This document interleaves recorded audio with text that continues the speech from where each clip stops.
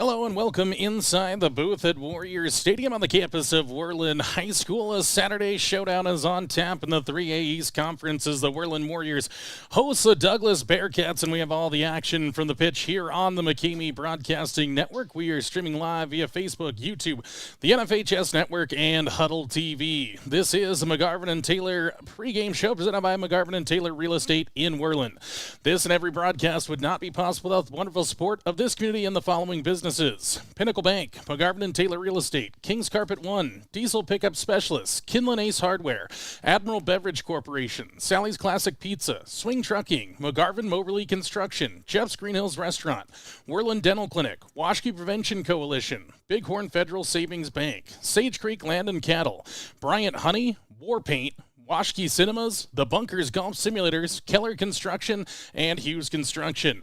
The McGarvin and Taylor pregame show is full of features, including a talk next with Worland Lady Warrior head coach Jesus Davila, a look inside the matchup, and the Lady Warrior keys the game. Then we'll get into a national anthem, our starting lineups, and opening kickoff presented by the Northern Wyoming News in Worland. Game 2 of the weekend is on the horizon and a conference victory is on the line. Will the Warriors find their home pitch form and dispatch Douglas, or will the Bearcats find road success and send Worland to an 0-2 weekend? Find out next on the Pregame Broadcasting Network.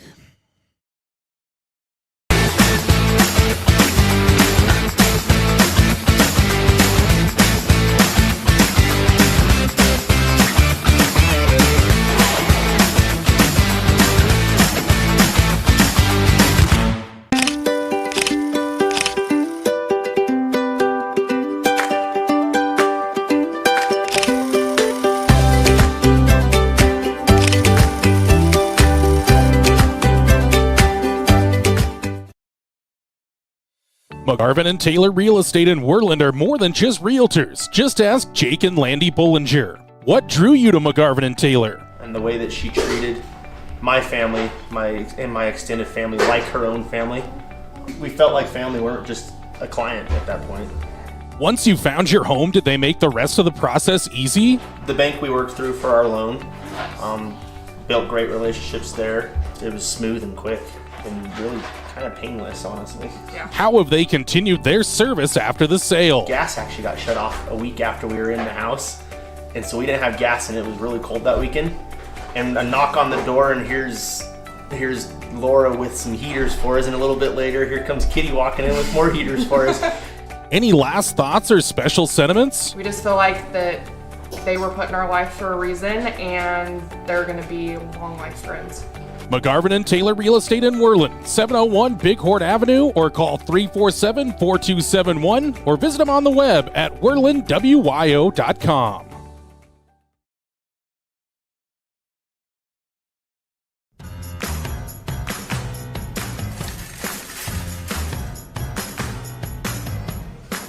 Yep, we even sell sunglasses now.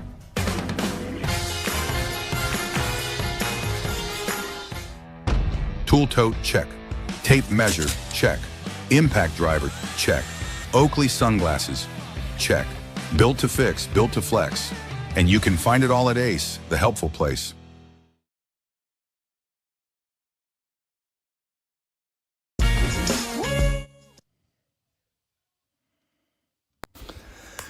Welcome back inside the McGarvin and Taylor Real Estate pregame show here on the Pregame Broadcasting Network. We're now joined by Worland Lady Warrior head soccer coach Jesus Davila. Coach, coming off of a tough loss against Buffalo, but some good things that happened out there. Now you get Douglas, another team that's struggling in the 3A East. How important is it to get off on the right foot today here in this conference match at home?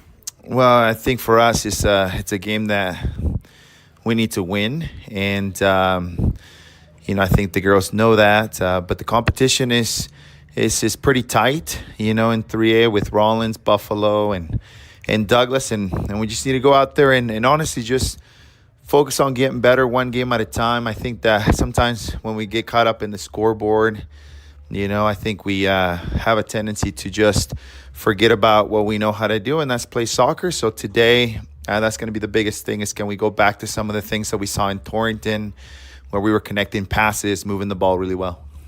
Well, Coach, you got a Douglas team that, of course, has been used to a lot of winning over the last number of years with some of the classes. They've graduated a lot of that talent, some new faces out there. What do you expect to see from this Douglas outfit? Douglas is just a very athletic town. I mean, all their girls, they compete at a high level, and so they have quite a bit of athleticism, and so I expect them to come out with a lot of energy. That's the style of game that they play, and we got to be ready for that. Well, I know this is a team that wants to start getting going on the offensive third of the field. How important is it to win those midfield battles, especially some of those 50-50 balls? Just give yourself some opportunities. It seems when you put teams on the run, sometimes they commit some fouls, led to a Maddie Robertson goal last time against Buffalo. Yeah. How important is it to maybe just get some of those balls to just get the team going forward? I mean, winning the midfield is always critical. So, and part of that has to do with how well can we keep possession of the ball and take care of the ball there and not turn the ball over too many times. So we've done it before, like I said, where we do control the midfield and it brings us good things. So that's what we're looking forward today, and try to get the balls out to the wings and getting back in on the ground where we can finish in front of goal. So that's the idea today. I know that people may look at the score 3-1 against Buffalo, but the defense has kind of been a shining part of this Lady Warrior squad. That back four has really been up to the challenge so far this year. They seem to be gaining in confidence. How important is that now that you're hitting kind of that midway point of the conference season? Yeah, no, it's important, and I would agree with you, in that game against Buffalo. Not just the back four, but also Tegan. Tegan, our goalkeeper, had a great game, kept us in the game, and that – I told her and the team, I was like, that's what Mackenzie from last year did that for us, just kept us in the game. And Tegan stepped up really big against Buffalo. And, we were very close to tying the game and potentially setting that to a penalty shootout. So, but yeah, overall, they're doing a great job, the back four and, with the keeper. And we just got to keep becoming more and more solid. Jordan McCamey joined by Lady Warrior head soccer coach Jesus Douglas. Lady Warriors and Lady Bearcats are set to square up in 3A East Conference soccer here from Warrior Stadium. Coach, any final thoughts on this one before we let you get going?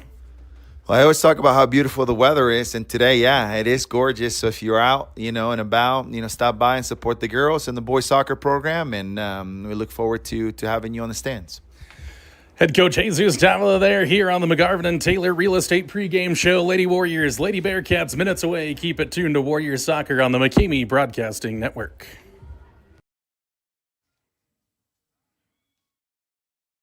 McGarvin Moberly Construction Company in Worland is a leader in road construction and service. They stand by their core values: integrity, commitment, quality, and execution. For over 60 years, when a project needs done right, on time, and on budget, the first choice is McGarvin Moberly Construction. This construction giant is a pillar of the Worland community and supports its local athletes. McGarvin Moberly Construction in Worland, 1001 U.S. Highway 20, 307-347-4268. Go Warriors!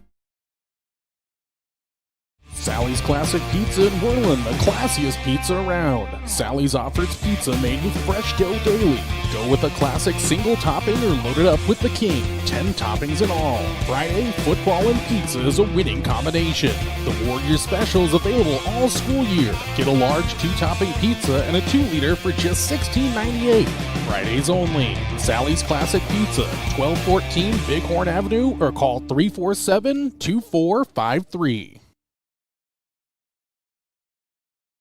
Are you searching for a Wyoming local general contractor for your next home improvement or new home construction? Cody Keller at Keller Construction in Worland should be your first call. From concrete to roofing and everything in between.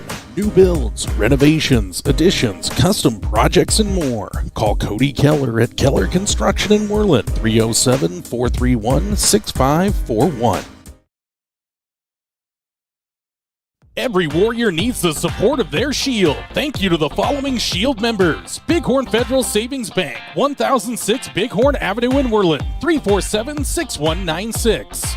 Bryant Honey Incorporated in Worland, Pure Wyoming Honey and Pollination Services. Sage Creek Land and Cattle Company, food from our family farm to your family table for over 100 years. War Paint, custom designed warrior gear. Find them on Facebook or online at warpaint.com. Add your strength to the shield today. Contact Jordan McCamey at McCameyBroadcasting@gmail.com or call or text 307-431-1468 today. And welcome back inside the broadcast booth here at Worland High School. Warriors Stadium, 3A East Conference Soccer, noon scheduled kickoff here between the Worland Lady Warriors and the Douglas Lady Bearcats. Teams onto the sidelines here getting ready for national anthem. Coming up then our starting lineups and opening kickoff brought to you by the Northern Wyoming News. But this is the McGovern and Taylor Real Estate pregame show as we look at these two teams. Both of them coming in at 2-4 overall in the conference. Douglas picking up a win against Rollins to go on to 6 points. The Lady Warriors in behind Douglas right now in that number 2 spot in the 3A East Conference standings, trying to leap over them here with a victory and get on to 8 points and try to keep pace with that Lady Bison team that is currently on top of the 3A East standings. So Lady Warriors, Lady Bearcats each looking for their third win of this early part of the season, although we're moving pretty quickly through the soccer season as we always do, just about a month away from the 3A state soccer tournament over in Gillette, the 21st to the 23rd of May. Of course, we are looking for live video sponsors for that one. So if you're interested in live video sponsorship, get your logo, a short ad, shout-outs throughout the tournament. Contact me, Jordan McCamey, at McCameyBroadcasting@gmail.com or by call or text 307-431-1468.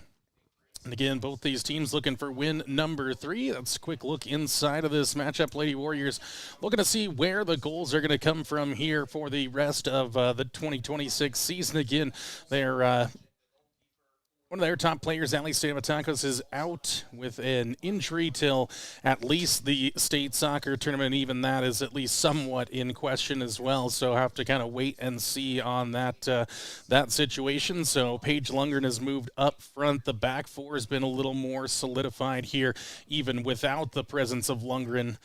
There on the defensive side, Tegan Molzon continues to grow in confidence, as you heard from head coach Jesus down a little bit earlier on. As he mentioned against Buffalo, really kept him in that game, and so see if she can do the same story today. Lady Warriors will look to get off on the front foot, though, as they went down 2-0 in that game against Buffalo, were able to split that lead in half 2-1 late before surrendering a third goal in that loss on Thursday, so trying to get back into the win column here in the 3A East Conference against Douglas. That's going to do it for our McGovern and Taylor Real Estate pregame show here on the McCamey Broadcasting Network. We're going to get you a quick break and then into our national anthem, and then it's the starting lineups and opening kickoff brought to you by the Northern Wyoming News. McGovern and Taylor Real Estate pregame show. We say goodbye for now, back on the other side of the national anthem and starting lineups here on the McCamey Broadcasting Network.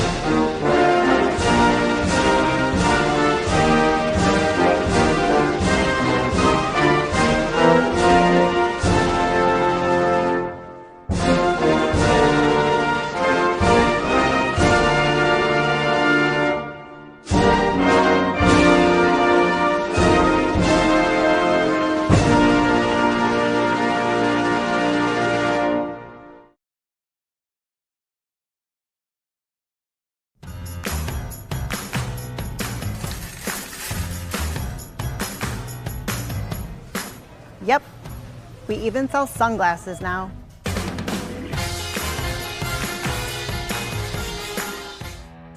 Tool tote, check. Tape measure, check. Impact driver, check. Oakley sunglasses, check. Built to fix, built to flex. And you can find it all at Ace, the helpful place. And welcome back inside the broadcast booth here from Warriors Stadium. Lady Warriors, Lady Bearcats being introduced here at the at the field by AD and typical PA man Aaron Abel as the Lady Warriors and Lady Bearcats are lined up. Let's get into these starting lineups brought to you by the Northern Wyoming News in Worland. Weekly print publications on Thursdays, local, regional, national news, classified section, dedicated sports section, and more than Northern Wyoming News in Worland. Find them online at wiodaily.com. That's WIO. Daily.com. Starters here for the Douglas Lady Bearcats in their away Wednesday blue numbers for the Lady Bearcats. It'll be number 8, Dottie Andrews. Number 10, Avon Yost. Number 11, Sophie Wilson. Number 17 is Brooklyn Mackey. Number 20, Addison Carr. Number 21, Sloan Grant.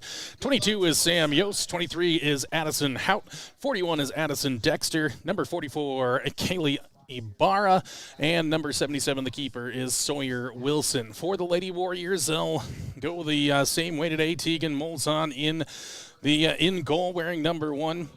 Number 6, Sailor Decker. Number 7 is Karis Bennett. 8, Brenlin Rollins. 10, Elena Studi.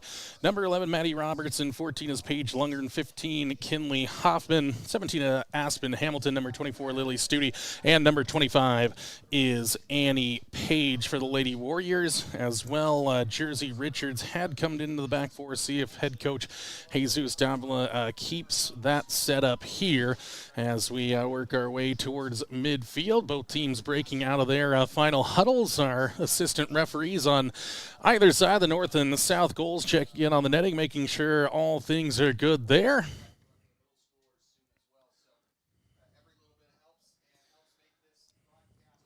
So the assistants now getting into position. So our Northern Wyoming News opening kickoff going to be controlled by the Worland Lady Warriors as we go into our live game feed. 40 minutes up on the Pinnacle Bank scoreboard here as we are underway from Worland High School as the Lady Warriors get it going now. Try to move to the outside for Hamilton. Robertson and Hamilton can't hook up on the first pass of the day, so the Lady Bearcats get a throw in. Up the line it goes. Annie Page just has to sweep that out of play here along the near touchline. Quickly thrown in here, trying for a centering pass, and Molzon just lets that one slide by for a goal kick. It looked like that was Avon Yost that trying to get that entry into the 18-yard box, but wide of the target as Hoffman will kick this one away. First time we don't have a breezy day here in Worland recently as the Lady Warriors fought on Thursday against Buffalo. Now a chance for Douglas working across the top of the 18. Lady Warriors trying to defend right at Molzon as she spilled it the first time, but able to collect there in front of the on-charging Lady Bearcat Yost. And Molzon will kick it away here. Right foot now as it sails towards midfield. Bounces over here. A chance for Lundgren to run, but some good defending back there by Addison Dexter. And now the Lady Bearcats will play it out, and the Lady Warriors have a throw in here. Long throw in for Lundgren. Close control there. Drops it back off now for Robertson. Trying to go across the field here. Good pass completed there, and a good touch by Hamer on the outside. Takes a shot on quickly and right into the waiting hands of Sawyer Wilson. But the Lady Warriors got that attack going quickly. Hamer decided to take on the shot as the Lady Warriors will get a throw in here after the clearance. Last touched out of play by Sam Yost. Hamilton comes forward here from the midfield position. Throws it in now for Rollins. Rollins turns it to the interior, blocked away by Douglas. Now Yost trying to dribble out of trouble and does. Works towards the midfield here as standing in front nicely that time for the Lady Warriors was Elena Studi. Just held up the attack at midfield. Now a double team coming on the outside. Lady Warriors got to work to the outside. Bennett trailing by a step here, but making it up on the outside. Here it is Bennett, and smartly plays that off of the Lady Bearcat there as that one goes out for a Lady Warrior goal kick. And I think that was Sophie Wilson on that far side wing. Bennett was a step behind, but made up the distance and played it off of Wilson for a goal kick as Hoffman lifts it forward. Brought down initially by Douglas. Now Studi battles for it. Two Lady Bearcats there, but Studi wins out. Now the Lady Warriors trying to spring a quick attack. Rollins lifts it ahead right into the far side wing. Bearcats onto it. Last touch by them as well. So good pressure out there by Ashlyn Hamer. So Hamer came into the starting lineup today for Decker. That was the one change that head coach Jesus Davila made. Robertson Tracking here now in the midfield as Douglas tries to turn up the field. Lady Warrior defense playing a very high line here. Hamilton now going to have to get on her horse here as dribbling towards the goal as Sam Yost takes a shot and into the back of the net it goes. 4th minute goal for the Lady Bearcats, and it's an early 1-0 lead on the Pinnacle Bank scoreboard here on the McCamey Broadcasting Network.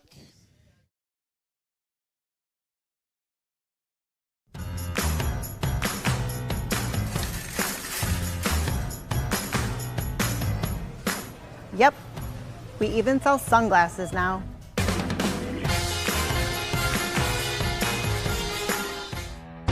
Tool tote, check.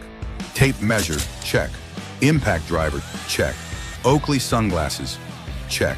Built to fix, built to flex. And you can find it all at Ace, the helpful place. And welcome back here to the live game feed. Lady Warriors down 1-0 early on the Sam Yost goal. Talked about the Lady Warriors having that high line. Paige Lundgren winning a ball here in the midfield. Now steps to the inside here, trying to set up on her right foot. Now slides it across here. Nice control there by Rollins. Turns, takes a shot, deflects off of a Lady Bearcat for a Lady Warrior corner kick from the far side. So good hustle by Lundgren to win that ball back in the midfield.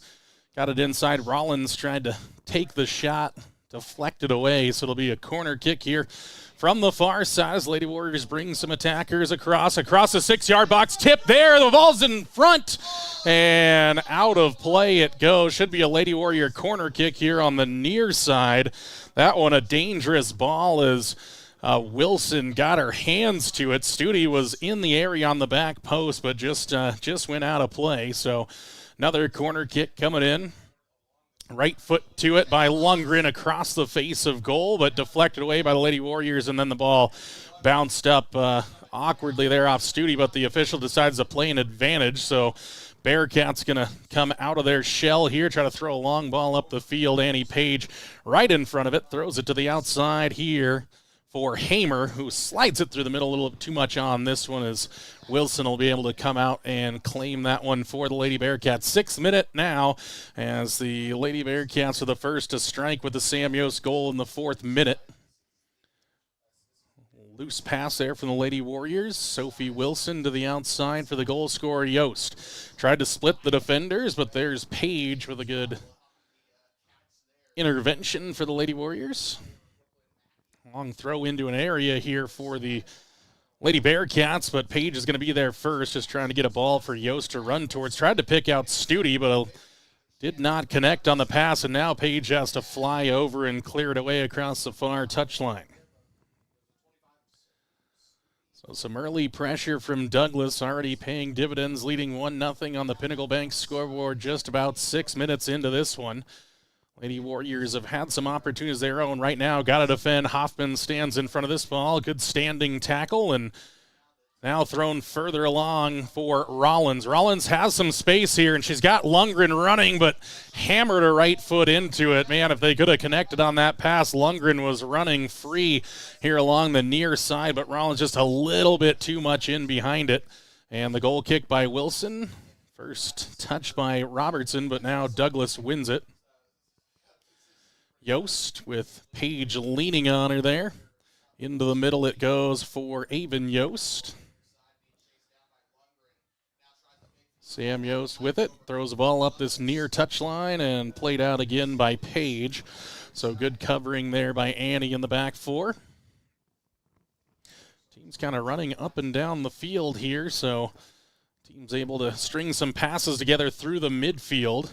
And the Bearcats now work to the outside. Yost works around one defender, around Hamilton. Now goes around Robertson, centers a pass. Molzon went low to take it away. It's still loose out in front. Lady Warriors have it now. It's still cleared out the line again. My goodness, the Lady Warriors nearly down 2-0 on the Pinnacle Bank scoreboard, but some last-ditch defending by the defenders of the Lady Warriors, and now Lundgren on a run out the other way.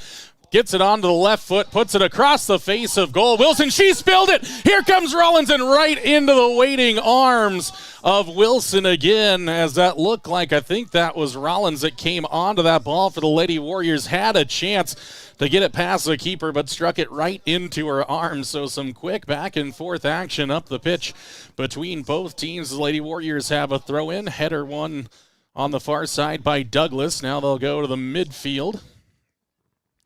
Chip it over the top, looking for Yost. Nice job by Hamilton to stand that up off the head. Now spreads it in the middle for Lily Studi. Pops up off the right foot, but able to turn there.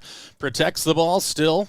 Shielding it. Now back for Elena Studi. Dribbles past one. Now for Robertson. Still keeping possession for the Lady Warriors. Turns away from the defender. And now going to lose out that time to Avon Yost, but the Lady Warriors quickly recollect right at midfield, and now a through ball coming through in a last-ditch defending effort there from Addison Hout. Kept that from getting all the way through to Paige Lundgren. So Hamilton throws it in for Lundgren. Turns to the inside. Good strength there from Paige with a second time lost out. Ball on the deck, or a couple of players on the deck there. Well, coming together with Brooklyn Mackey. But now Hoffman lifts it to the outside looking for Hamer. Studi got there but has it taken away by Douglas. Hoffman continues some good work in the midfield. Thrown to the outside, and Lundgren, man, she thought that the Lady Bearcats were going to intercept that pass, but actually skipped past the Douglas defender and out of play for a Douglas throw-in.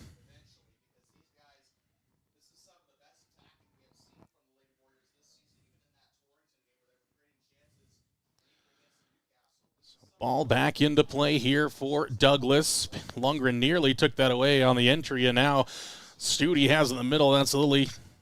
Couldn't find somebody across the middle. And now Lena Studi trying to direct traffic, telling Lundgren to make a long run up this near sideline. I think she'll get to it first and does. Across goal. She tried to send in across there too close to Wilson, and scooped up quickly by the Douglas keeper, who sends it out to the far side, but unable to bring it into her control. Out there was Sloan Grant. So the Lady Warriors, another throw-in. Got it from Bennett now. Bennett has it picked off her feet, but out of play. Quickly goes Mackey. Or excuse me, that was Sloan Grant again on that side. Another throw-in for the Lady Warriors. Touchdown by Lily Studi. Here goes Hamer on the outside, trying to get going for a run, but worked it out across the touchline for a Douglas throw-in. Trying to toe the line there, but out of play it goes. Now Lady Warriors take away the throw-in again. Lily Studi turns to the outside, has it poked off of her foot by Sophie Wilson. Now Elena Studi in the middle, able to work it back for Robertson. Rollins lets that run across the right foot, continues to challenge, nearly took it back away.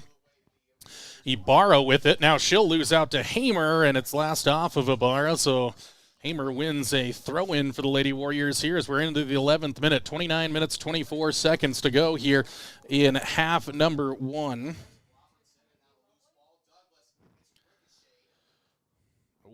A loose pass, but ends up getting all the way to Robertson, but then she has it taken off of her feet. Now a chance at a counterattack here for Douglas. Yost, the goal scorer in the midfield there. Paige ends up on the deck, but was able just to slow up the attack enough. And then Hamilton got a piece of this one to get it out of play. Lady Warriors, again, some last-second defending, but good enough. Still an advanced throw-in for Douglas. Yost onto it. Drops it back now for Avon Yost. Back heels it here, right along the sideline. And nice defending again. Another good challenge by Paige to send it out of play. Be Sam Yost to throw this one in.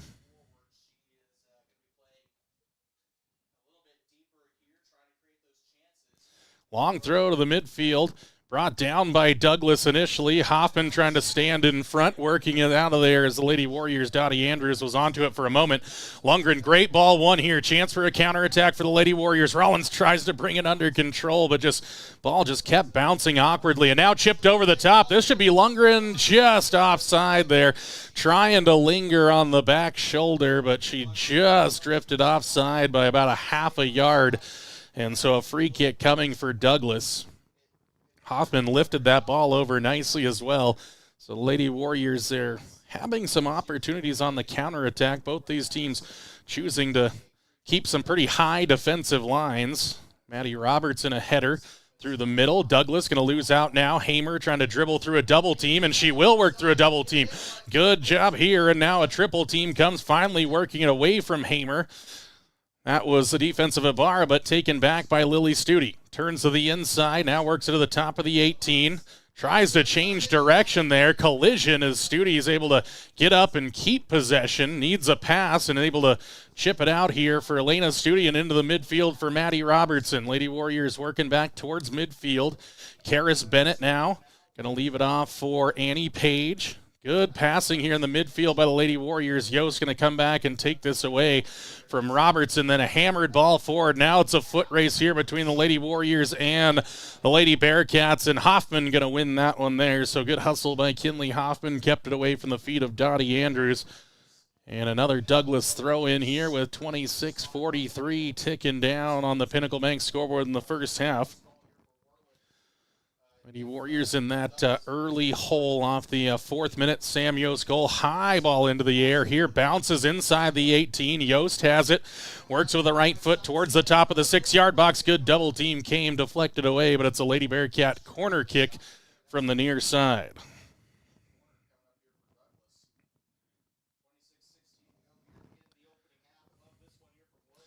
And Yost will bring this one into play.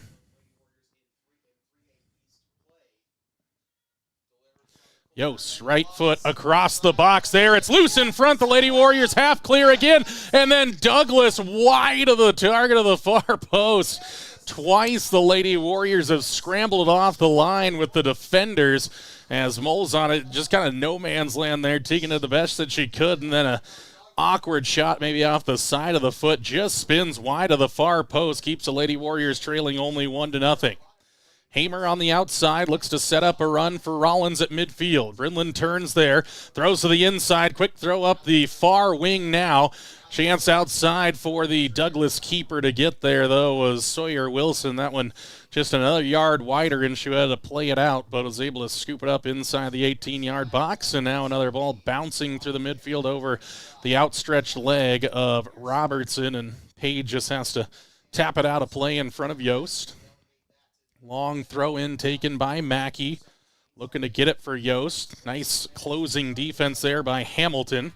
And now Lady Warriors try to get it quickly up the field. Lily Studi still battling there. They're coming together, a little 50-50 chance. Hoffman unable to clear that one off. Douglas out on a run here along the far sideline, but Karis Bennett covering that one up here as she tries to shield it out of play. And Douglas able to work it towards the top of the 18, but hammered away by Hoffman. Defense continues to play well for the Lady Warriors. They've been under some consistent pressure, and really the scrambling defense of those defenders there when Molzon made the initial saves. They've stayed in front to deny the Douglas Lady Bearcats. Now a chance towards the top of the 18. Good defending by Page. Now a shot comes in high, hits the crossbar, and an offside. Offsides for Avon Yost. They're going to wipe it off, so that goal is going to get wiped off of the off the clock as that one is offside. So the Lady Warriors going to remain down 1-0 on the offside call. That initial shot smacked off the crossbar, and Yost, that was Avon Yost that thought she had the goal but was offsides on that first shot. So the deflection will not count on the second chance attempt, and Lundgren came over to try to get to that one and able to win a free kick against Addison Hout.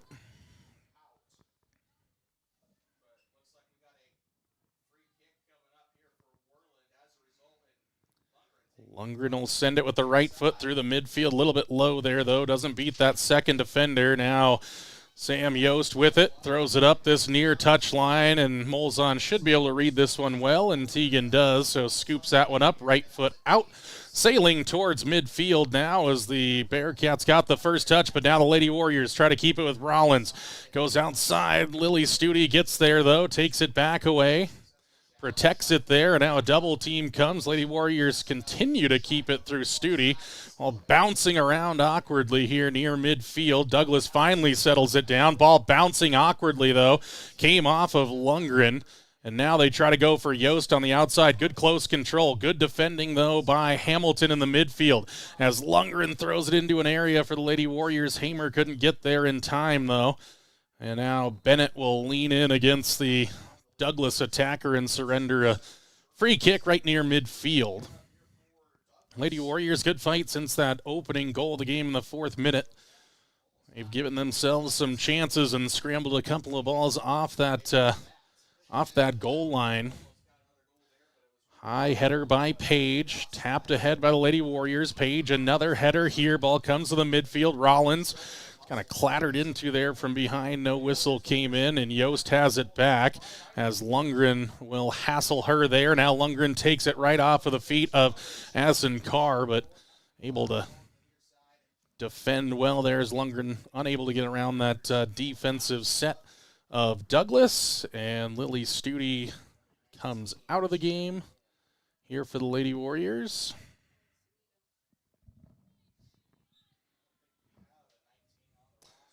And the Lady Warriors make that change. Kyla Samita into the game. So Samita onto the field in that kind of attacking role as this is Rollins in the midfield. Douglas loses out here. Now Robertson has it. Trying to pick a pass. Throws one for Hamer to chase after her. And Ibarra chasing forward. Ibarra turns to the inside there. So instead of clearing it out, tries to keep possession and does, but now loses out.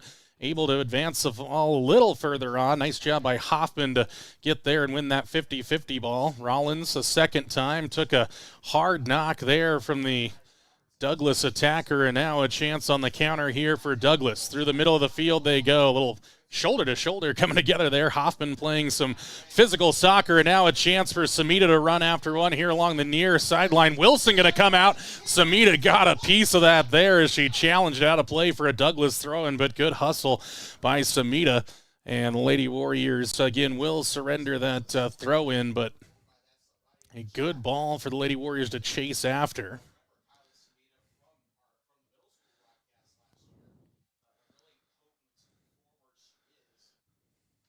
Throw in here, intercepted by Lundgren, but out of play.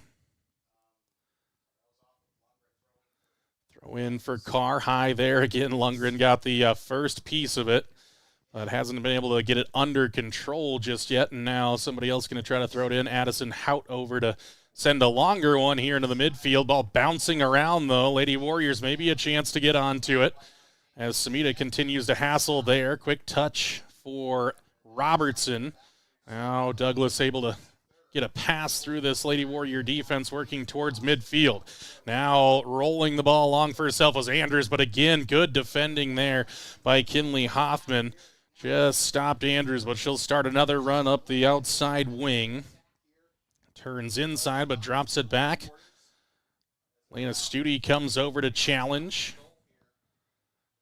Sophie Wilson now has it picked off of her feet. No whistle coming there. She was wanting it, but did not get it. Now Samita has a chance to get onto this one.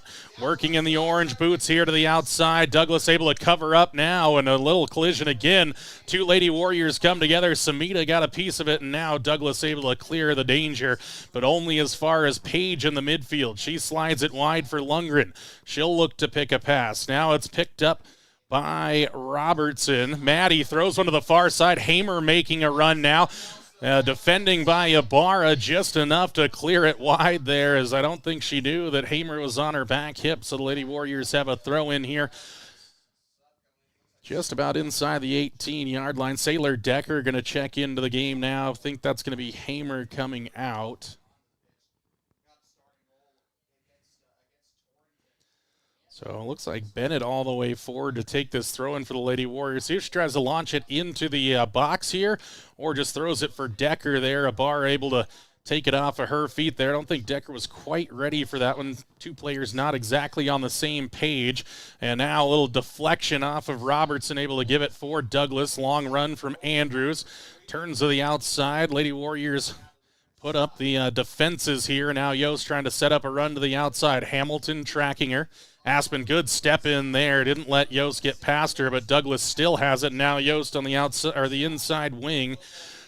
Turns it upfield past Robertson. Robertson a little bump in the back here. Now she ends up on the deck. Yost down the end line here. Out of play it goes for a Lady Warrior goal kick. So just enough defending from the Lady Warriors in the end. Douglas makes a change here. Holly Haskins into the game for Brooklyn Mackey. 23rd minute, 17:33, and ticking away. Pinnacle Bank scoreboard, Douglas 1, Worland 0. Page trying to take it away from the check-in Hoskins, and does. Outside it goes now for Decker. Picks a pass the middle for Elena Studi. She throws it further ahead for Hamer, but then it's hammered back into the attacking third for Douglas, and now Page just has to get rid of it with Andrews lurking in the area. So it's actually Rollins that came off earlier for the Lady Warriors. Hoffman, nice job to intercept that throw in. Now we'll continue to put the pressure on Andrews, but threw in a shoulder, and now a dangerous free kick area here for the Douglas Lady Bearcats, just about 30 yards from goal, just off about the far side post straight away. Now the shot's taken, going to sail over the top and through the football standard, through the uprights and over. So a goal kick coming for the Lady Warriors. So the free kick goes by without any incident for the Lady Warriors.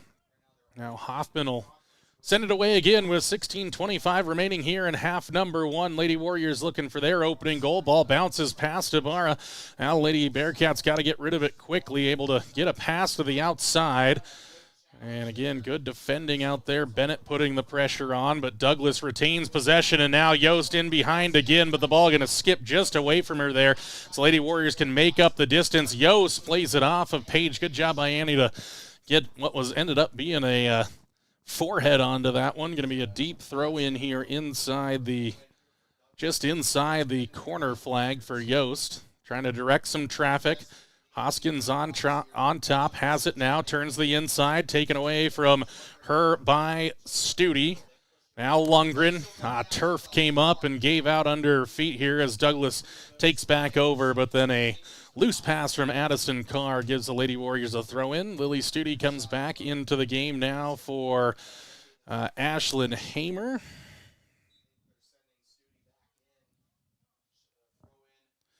Throw in for Lundgren. Now Robertson's got to stretch a leg to get to that one. Was able to stop what could have been a quick counter, but now Douglas to the middle. Page there again. Annie doing some good defending today as Lundgren spins away from trouble. Now drags it back with the right foot. Ball's loose in the midfield, and Page able to deal with the danger. So Lundgren trying to make something happen individually, and now getting a little coaching from the sidelines here from head coach Jesus Davila. Throwing right into the midfield here. Douglas tries to turn it further forward. Robertson just lifts the ball over the top here. One to chase after for Samita. And Decker's out there on the outside as well. Douglas has to play it out as Addison Dexter thinks better at trying to keep that one under control. Two Lady Warriors in the area. Throw in for Lily Studi. Brings it down now onto the right foot, drops it further back, but a little too wide for Elena Studi. And now Sam Yost has it here on the near sideline. She's looking to pick out a pass through the middle. Nice job by Hoffman to deal with it, but now Yost almost got back onto it. Good defending by Hamilton. Now a chance to get it to the outside. Lundgren's there, and now Robertson chips it over the top, and here comes Wilson to deal with it, and a very good clearance from the Douglas keeper there. Bouncing awkwardly, but still got her right foot to it. Now Douglas trying to get a ball quickly forward. And looked like a handball there. Nothing whistled. Both teams were kind of slowing down. Thought the whistle was going to come out. Robertson able to chip it through for Samita.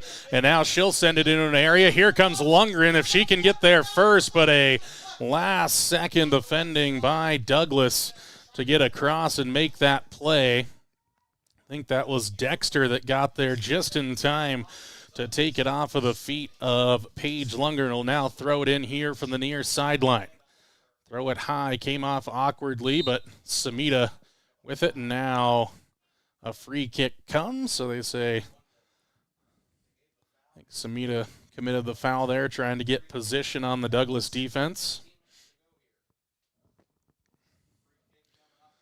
Wilkinson and Mackey will check in at the next stoppage for Douglas. Quickly out of trouble as Robertson just throws a leg at it, threw it into the midfield, and now the official couldn't get out of the way of that one, so they'll drop it here. Douglas will retain the possession.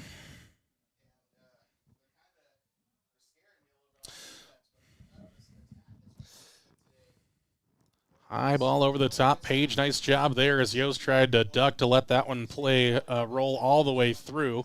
And Lundgren tried to see that one play quickly along. Hoffman got just a piece of that header, but Andrews inside it goes. Bennett, good defending by Karis Bennett in the end, able to get rid of the danger there. Andrews had a chance to put it on goal, but Bennett made up the distance. Another corner kick, so another set piece opportunity for Douglas, but still, after another promising attack from Douglas, Lady Warriors defense continues to keep this a 1-0 game. 28th minute. Sub's going to come in. Brindlin Rollins going to come back in for the Lady Warriors.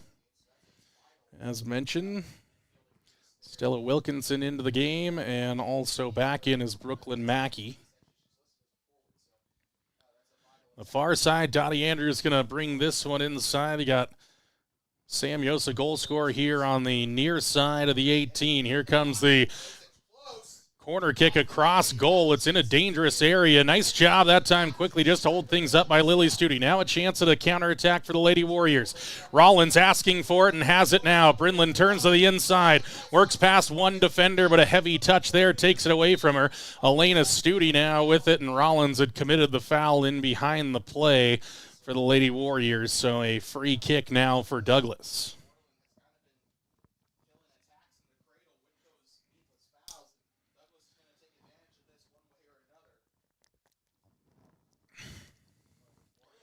Douglas free kick taken, lifted high over the top, and another good header won by Annie Page to send it out of play. So Yost back onto it for another throw-in for Douglas. Right in front of the Lady Warrior bench here. Yost trying to go over the top for Andrews, but Page is there again.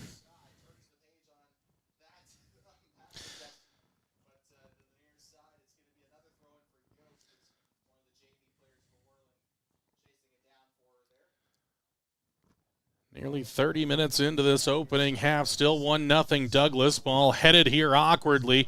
Page got the second header to it, and then Hoffman sends it further away as Yost will let that one run out here along the near touchline for another Douglas throw-in. Again, Lady Warriors doing a good job of providing coverage for one another on the defensive side of things. Throw-in coming from Addison Hout.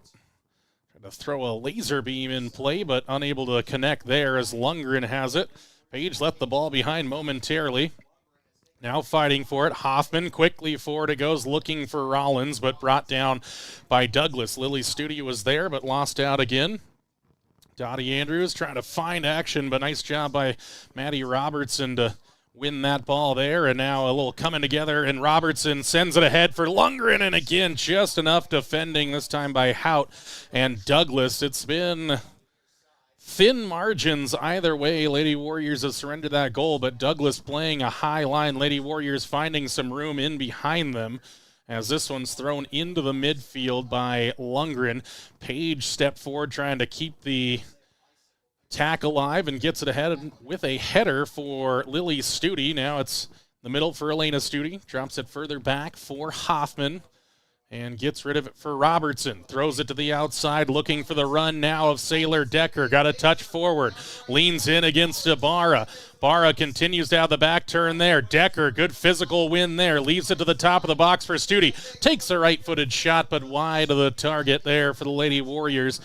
Good ball forward, good hustle, good physicality from Decker, and Studi able to get a shot off. Didn't challenge the goal of Wilson, but the Lady Warriors finding some room on those wings here inside the final 10 minutes of the opening half. 32nd minute. 1-0 Douglas Lady Bearcats on the 4th minute. Sam Yost goal, the only one in it so far in this one. Ball bouncing through the midfield. Bennett came forward, able to get it outside for Decker. Quick touch to the inside, going to get for Studi, but it's just tapped away by Douglas, but only as far now as Hamilton. She'll step up. Nice job, and she tried to take a right-footed shot, and again, the turf just gives way here, and out of play for a Douglas goal kick. One thing that I like to see there was when Hamilton decided to make that run forward, Robertson did the smart thing, kind of dropped back into her position just in case there was a counterattack with Sam Yost on this near side. So that was some good high soccer IQ there from Robertson. And the ball out of the goal and now lifted high into the Lady Warrior attacking half as Page heads it wide looking for Hamilton, but couldn't complete that headed pass, so Yost drops it off now for Mackey to take the throw in and has it for Yost in play. Soft pass back. Lady Warriors come to challenge, and last touch by Lundgren.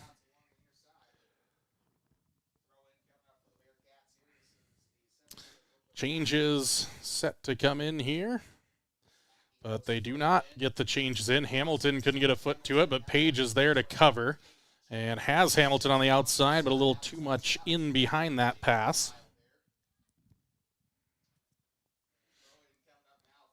Actually, they say that Yost must have got a piece of that one, so Hamilton will take the throw in. Can't beat the first midfielder there, so Douglas has it back. Hoskins right through the middle. Molzon should come out and grab this one and does. So good goalkeeping again by Molzon. Saw the danger and came out and claimed it. Now Hamilton takes it away from Yost. Tried to throw a ball up this near sideline for Lundgren to chase after, but a little wide of the target there. But Hamilton has their hands full with Yost on this near sideline, so really has done a good job. Really been only one moment that the Lady Warriors would want back. Changes came for Douglas. We'll see if we can confirm them when we have them. Sophie Wilson back into the game there. Now Lily Studi can't win the ball. Yost has it through the middle. Lena Studi takes it away. Chance at throwing a ball forward for Rollins. Drags it to the inside. Brinlin throws it wide for Sailor Decker. Decker just mishits that one, but maybe able to track it down before it goes out of play and does. Decker a chance to turn to the inside. Keeps it away from Ibarra. Able to keep it still here despite multiple challenges. Ball going to go back for Bennett. Quickly for Elena Studi, but standing in her way now is Avon Yost, but wins it back. Good job, little 10-on-10 battle. Robertson chips it forward. Ball still loose, bouncing around inside the 18. Lundgren's got the pace here on the Douglas defender. Lundgren turns to the inside on the defender. Now moves to the right and cleared off there by Avon Yost. And the Lady Warriors still have the throw in here in the attacking third. 5:15 to go first half.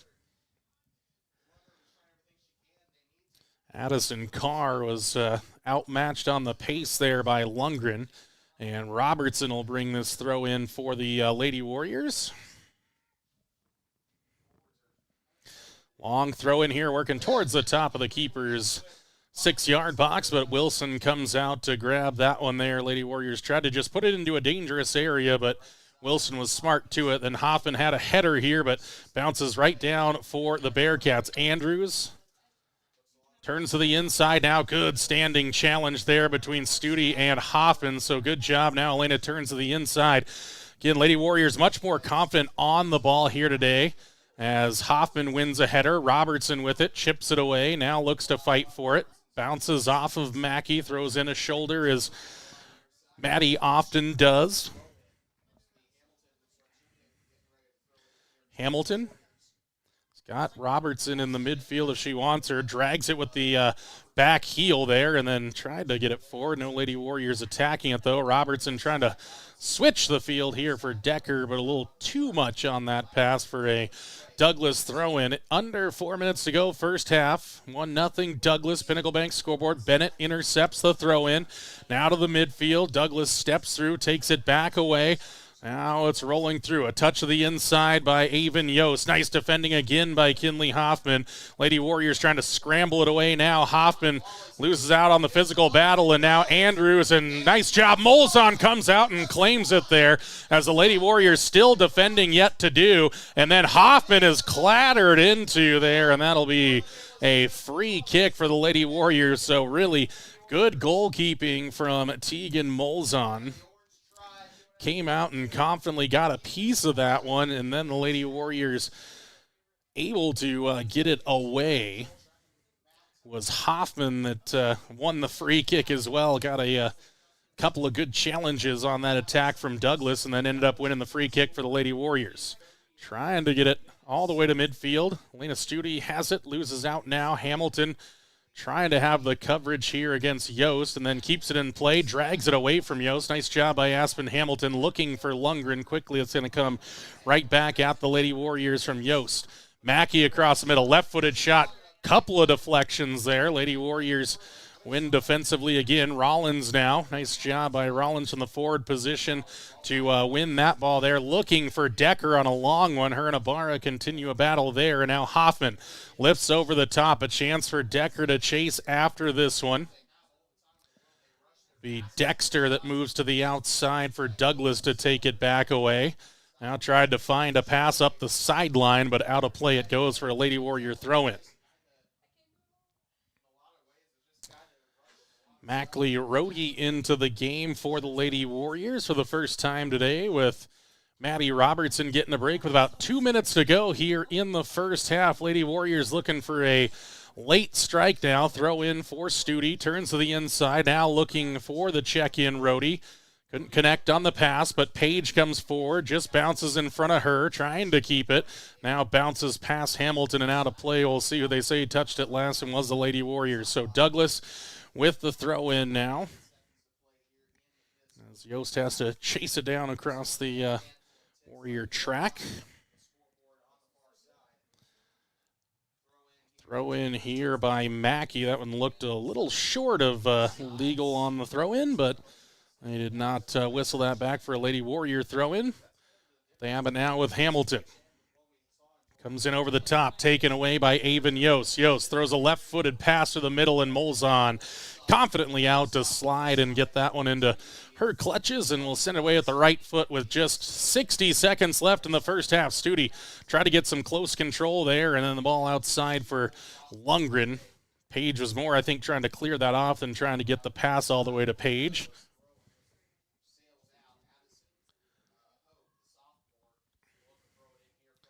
So Howd'll send it in here. Over the top it goes. Page able to get the header there. 38 seconds to go. Still some defending to do for the Lady Warriors. Got to be up to the task as Douglas tries to go through the middle for Yost. Forward by Page. Lundgren turns to the inside. 25 seconds to go.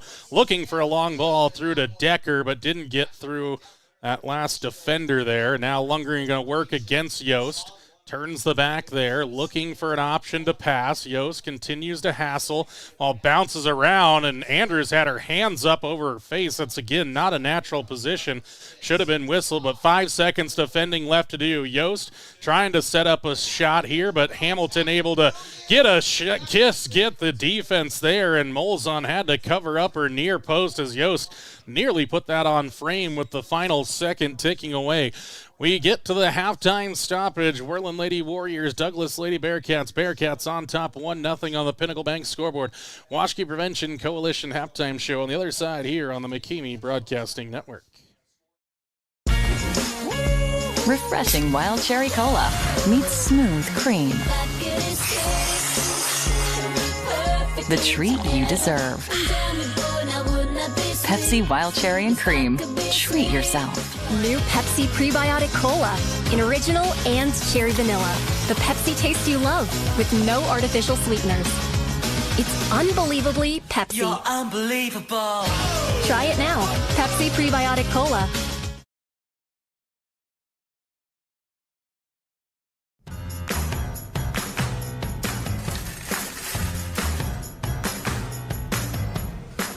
Yep, we even sell sunglasses now.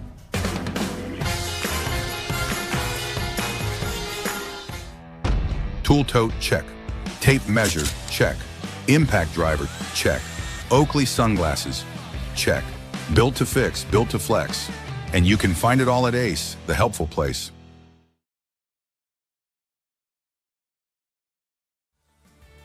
From the moment you walk in the door, the staff at King's Carpet One Floor and Home will make you feel right at home. They've been serving the entire Bighorn Basin for 30 years, and that means something. Shopping for flooring can be a daunting experience. Our certified floor and home consultants are here to guide you through the stress-free process. Now introducing Room by Room only at King's Carpet One. It's a trouble-free and informative way to shop for your perfect new floor. Easily shop by color, design, and price with just a simple touch. King's Carpet One has flooring to meet every budget. They are experts in flooring and installation, and they stand behind their work. King's Carpet One offers hardwood, luxury vinyl and laminate flooring, wall-to-wall carpet, and ceramic tile.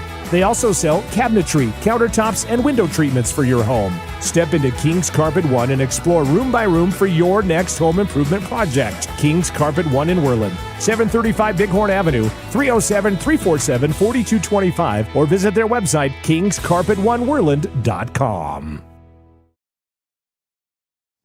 And welcome inside the Washkey Prevention Coalition halftime show. Just joining us, if you are just joining us, 1-0 Douglas Lady Bearcats on the Pinnacle Bank scoreboard. Just really one news of note to report on in that opening half, and that was the 4th-minute goal by Sam Yost. The difference so far in this one, Lady Warrior defense and keeper Tegan Molzon, the reason it may not be 2 or 3 for the Lady Bearcats. A couple of scrambles off the line by the defenders, couple of good saves by Tegan Molzon, then that dangerous last shot from Sam Yost with just about 5 seconds left. She got the shot off with about 1 second to go. Believe it more than likely would have counted should it have gone in. It was into a dangerous spot, but the Lady Warriors get to the halftime break only trailing 1-0. Lady Warriors have generated some chances themselves. Haven't necessarily put Wilson under too much pressure, but they are generating the chances, just trying to get some cleaner strikes on goal here in as they work towards half number 2. Lady Warriors again looking for their 3rd win of the season and their 3rd conference victory. Right now, these two teams sitting at 2-3 overall. So far on the season, and they're sitting at number 2 and number 3 in the conference standings. So the winner of this one moves up to the 2 spot in 3A East Conference standings. And of course, mostly just trying to avoid those 3-4 spots heading into that state soccer tournament. Again, just about a month away from that one over in Gillette, again at Energy Sports Park there. It may not be the greatest broadcasting venue, but it's a very cool sports venue if you have not been there. But of course, we'll find a way to get it on just like we did last year. So ever the interesting areas you broadcast from in the state of Wyoming when it comes to high school soccer in the spring. Right now, though, in the comfy confines of the press box at Warrior Stadium. This is the Washkey Prevention Coalition halftime show. We'll take a break on the other side. We'll continue to get ready for half number 2 here from Worland. Lady Bearcats 1, Lady Warriors 0 on the Pinnacle Bank scoreboard on the McCamey Broadcasting Network.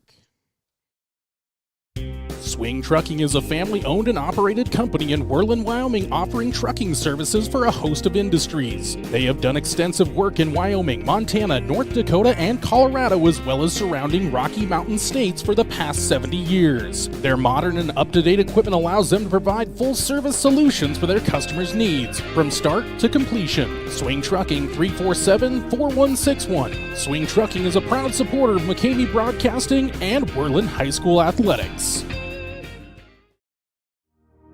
It's easier to handle life's twists and turns with the help of an experienced professional. Lisa Beamer has been serving the community as a farmer's agent for years. She is here to help you by discussing a range of insurance choices and available coverage options. Call 307-347-9822 or stop by 900 Bighorn Avenue in Worland to learn more. We are farmers. Bum, ba-dum, bum, bum, bum, bum. Underwritten by Farmers Truck Fire Insurance Exchanges and Affiliates. Products not available in every state.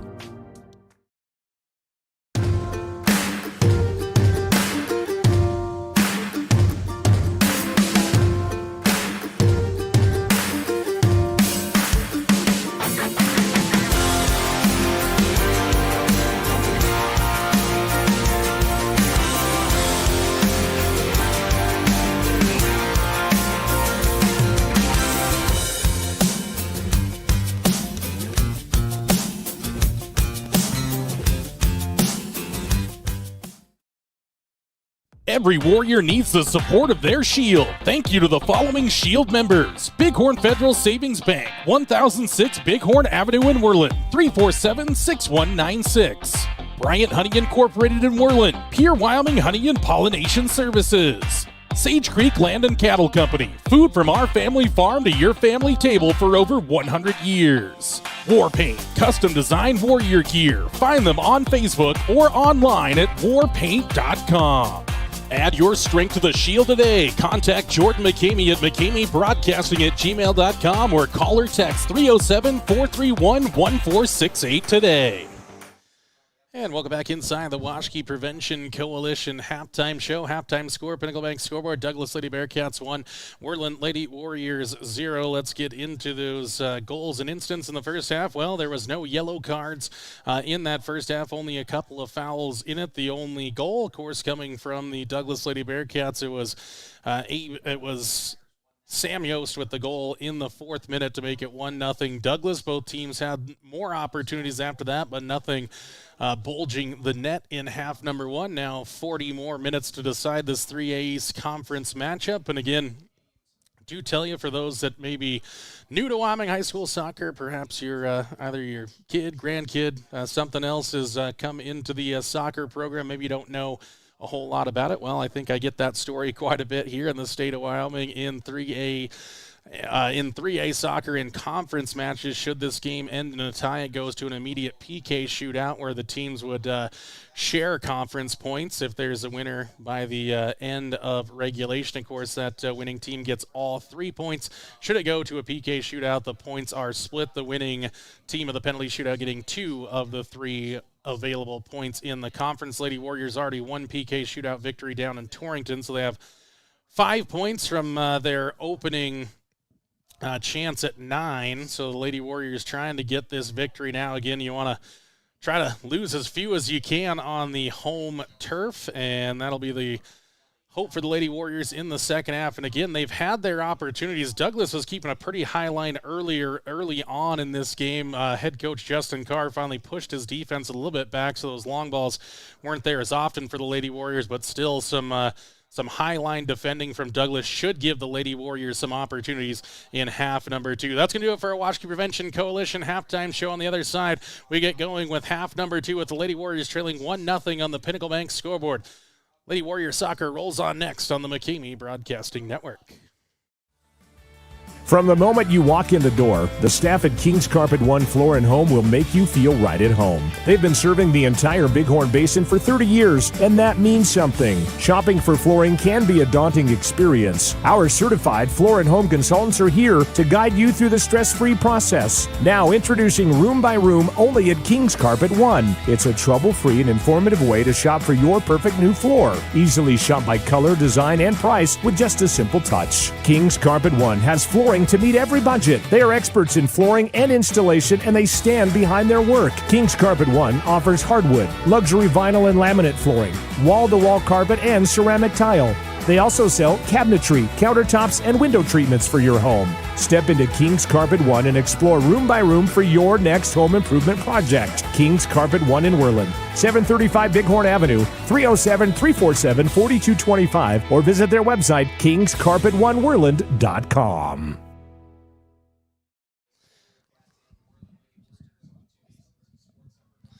And welcome back here to Worland High School Warriors Stadium. Second half set to go, and we are underway. 40 minutes up on that Pinnacle Bank scoreboard. Bearcats have the first touch of the second half. Now the Lady Warriors quickly latch onto it, though, with Lundgren. She'll look for a pass to the outside. Long run now for Rollins. I think she can get there and does. Puts it across goal, but into the waiting hands of Wilson again. Nice hustle by Rollins. Wasn't able to turn it back towards a penalty spot, a little too close to Wilson, but now Robertson wins the header in the midfield. Quick touch passing here from the Lady Warriors, and Studi loses out there. I think that was Lily Studi that lost out that time around. Good hustle, though. Lady Warriors scramble it back for it. Hamer trying to keep it in play, but kind of got herself turned around the wrong way initially and unable to track it down. So a throw in for Lady Warriors, but Hamer intercepts that one. Now Elena Studi chipped off of her foot. Page trying to deal with the danger. Came off of Hamilton last. No, it came off of a Douglas defender. Wasn't sure there was a second deflection, so Hamilton with the throw in. Again, gives for Studi, now back for Hamilton. She'll get it for Robertson. Maddie's got a defender right on her back, but gives it off for Hoffman. Hoffman trying to pick out a pass, and now the Lady Warriors on the back foot. Yost on the outside. Sam Yost with it. Turns back to the inside. Leaves it off for Avon Yost. A lot of traffic in the same area, but Yost able to split the defenders there. But Hoffman, in the end, finally gets rid of the danger. But now a loose kick from the outside. Lady Warriors have more defending to do. Bennett's able to lift it forward, and she'll get it right for Brynlyn Rollins. Rollins settles the ball down now, throws it up this near side. It's a foot race between Lundgren and Dexter. Dexter wins it, but has to play it out. So a good ball forward, and Lundgren able to keep the possession for the Lady Warriors.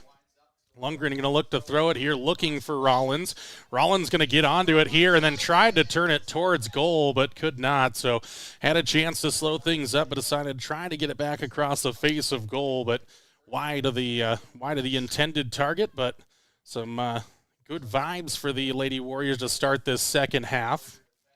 Ooh, and then Page, another loose pass here in the back four, but Bennett's able to get over and protect this one. Now give it back off for Hoffman. And Robertson a touch, but Avon Yost comes forward to take it down for Douglas. So both teams working the midfield, a little coming together there on the outside. Lady Warriors, here's a chance now. Lundgren, she's going to get onto it now. Wilson, she's out of position. Got a piece of that one to save it as it's working towards the goal. And now it's Lundgren trying to send it into the net and put it across goal.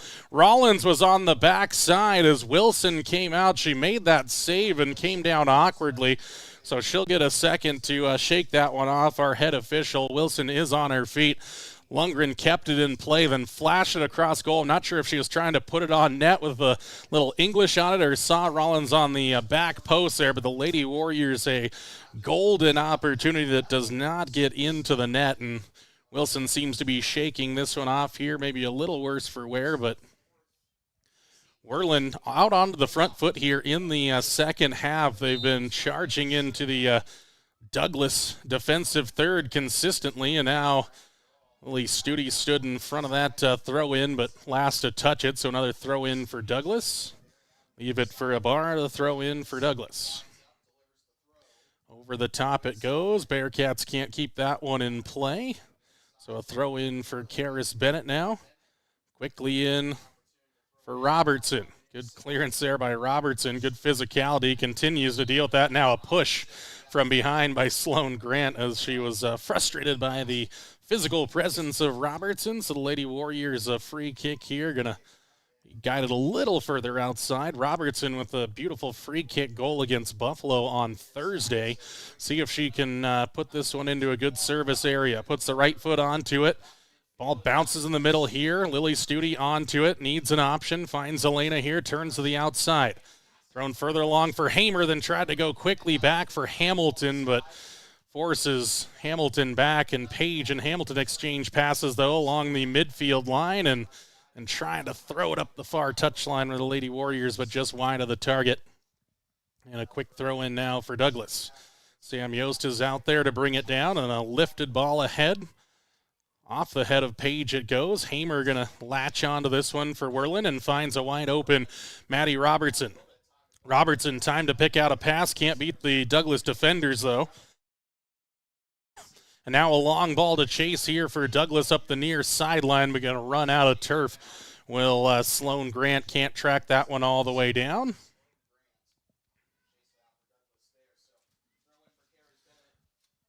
.45th minute now, 35 minutes, 30 seconds to go here in the second half. Lady Warriors out onto some good effort here early. Lily Studi trying to play that forward. Double deflection off of Douglas now to play for another Lady Warrior throw in. Bennett will try to put a little more air underneath this one. Lundgren tried to bring it down with the right foot.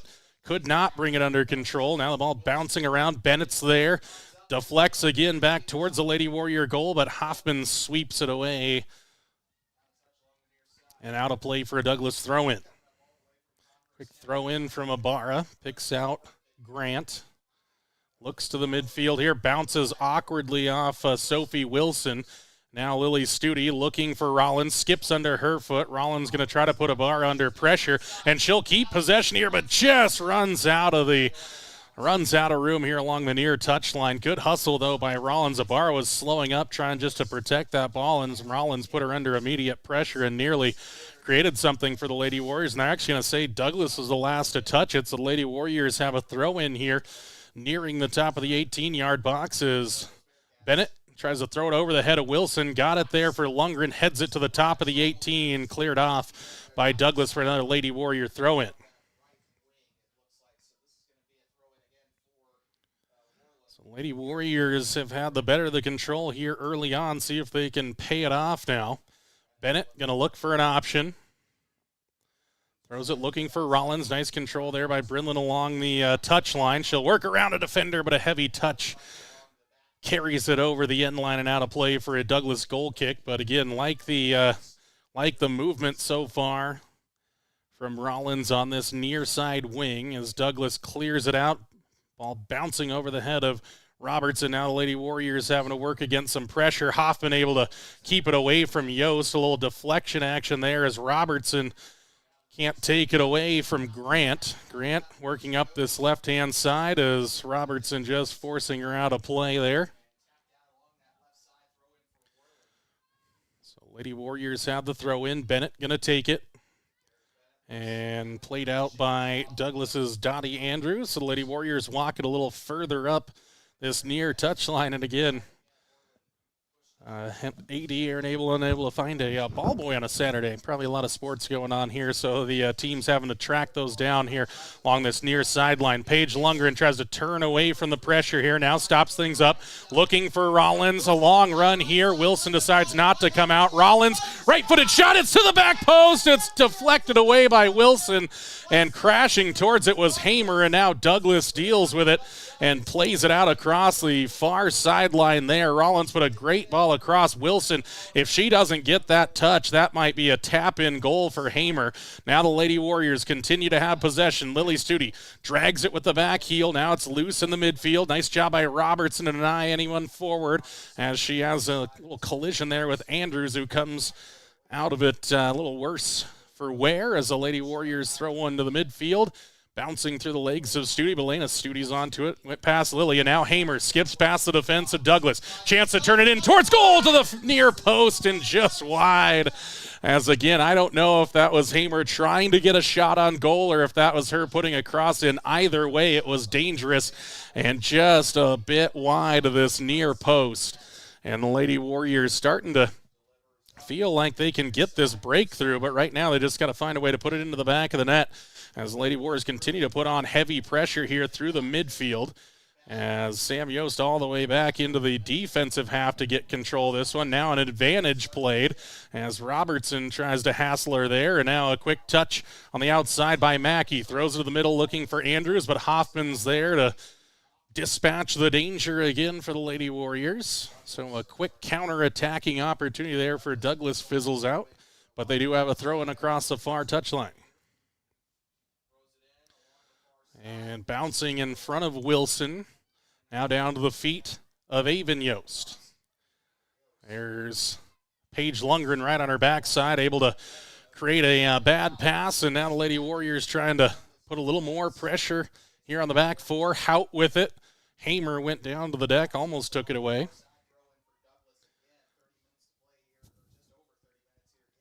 Into the 50th minute here, Lady Warriors trying to find a goal here inside this opening 10 minutes. Douglas with it now, though, here in the attacking half. That's Avon Yost forward. Here's Hoffman to sweep it away yet again.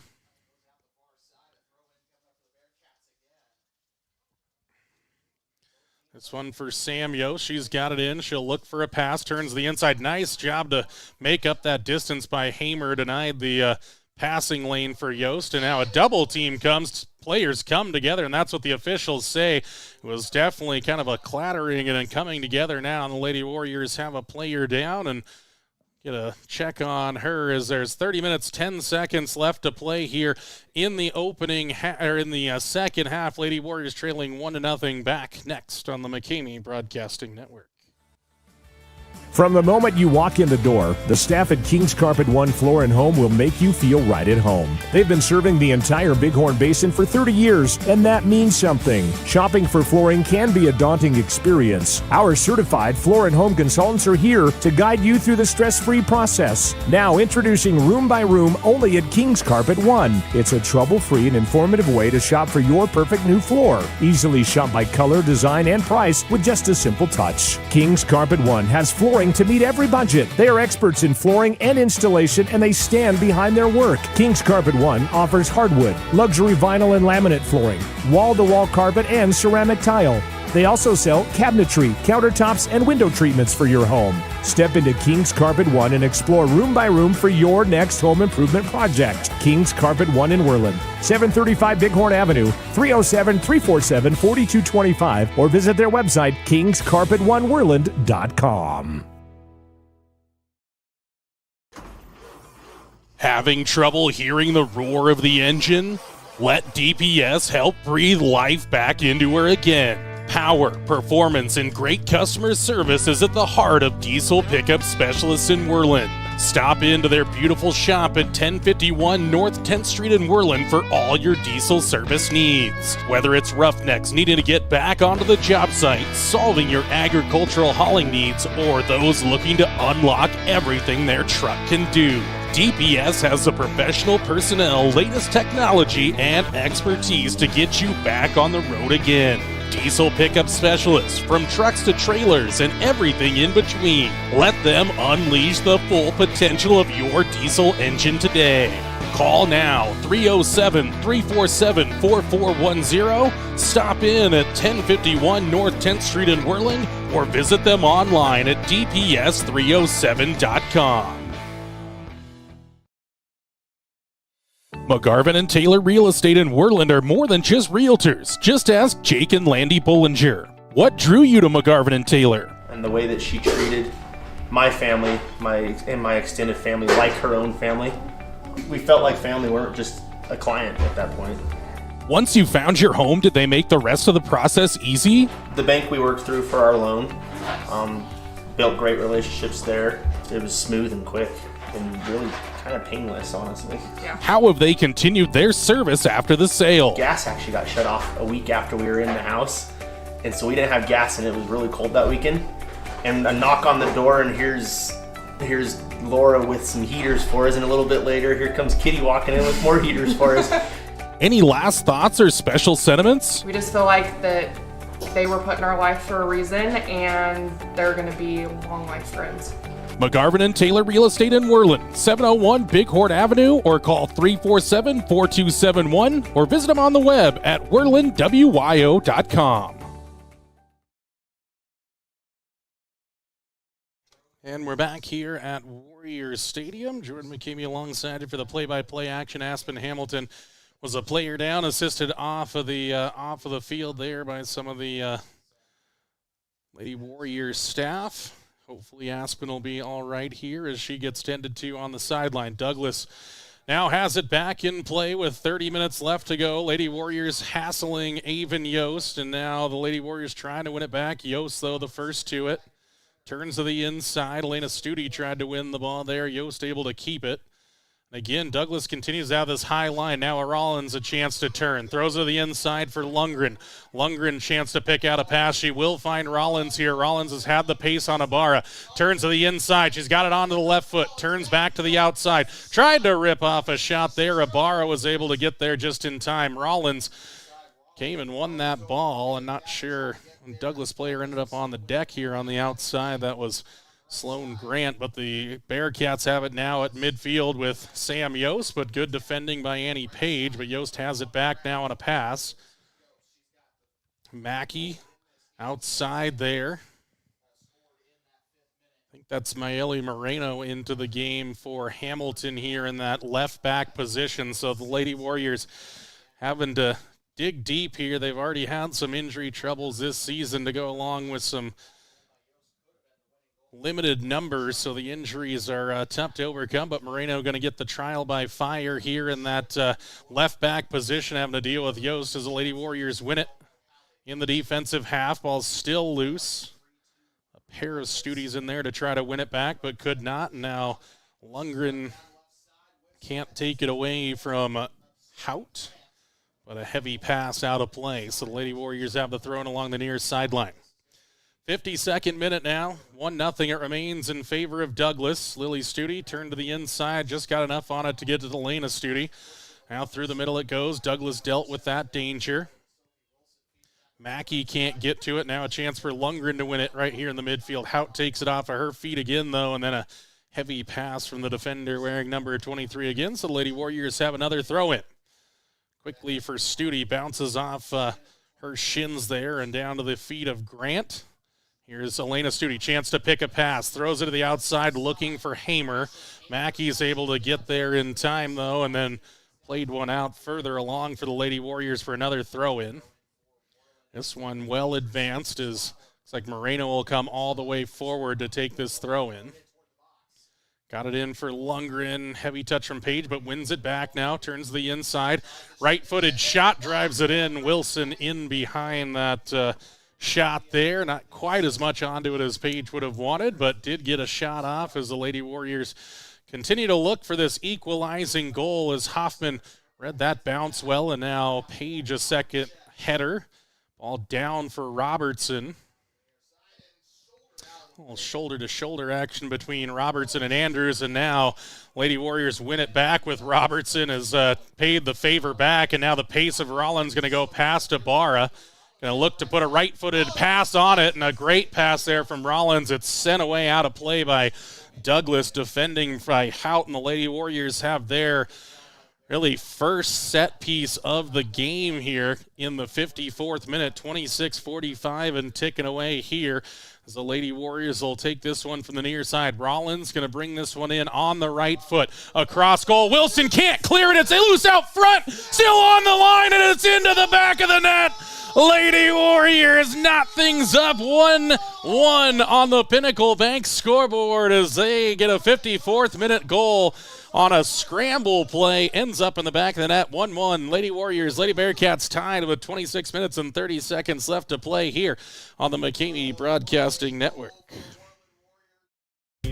Swing Trucking is a family-owned and operated company in Worland, Wyoming, offering trucking services for a host of industries. They have done extensive work in Wyoming, Montana, North Dakota, and Colorado, as well as surrounding Rocky Mountain states for the past 70 years. Their modern and up-to-date equipment allows them to provide full-service solutions for their customers' needs, from start to completion. Swing Trucking, 347-4161. Swing Trucking is a proud supporter of McCamey Broadcasting and Worland High School Athletics.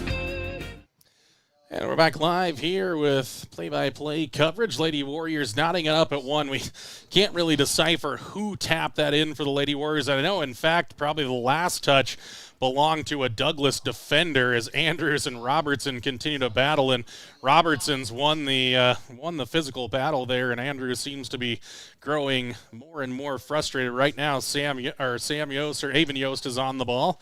Able to get it outside for the Bearcats. Sloan Grant, a quick pass for Andrews. Andrews trying to set up a shot to the inside, right-footed. Ends up being a pass in the end for Sam Yost. I don't think it was intended to be a pass, but it came off like that. Yost gets a glancing header that goes out of play outside of that far post. So the Lady Warriors finally tie things up 1-1 with that 54th minute goal. 25 minutes.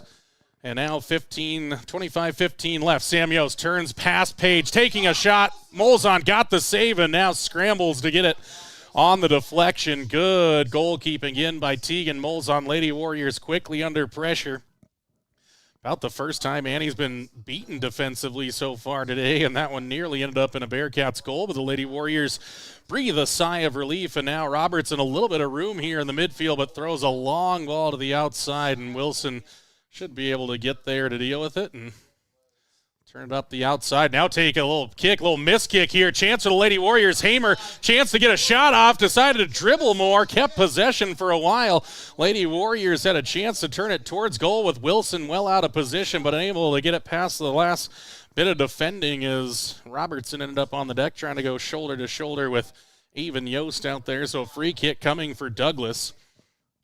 Again, Wilson decided to try to clear that, tried to clear it to the middle, and almost was dangerous, and now the ball skips past the Lady Bearcats here as they tried to pick out Sloan Grant as they took a quick free kick. Lady Warriors were pulled a little bit out of position, and now they're going to call a bad throw-in. Not sure as this ball comes forward. Molzon able to see that one almost all the way into the hands and now scoops it up.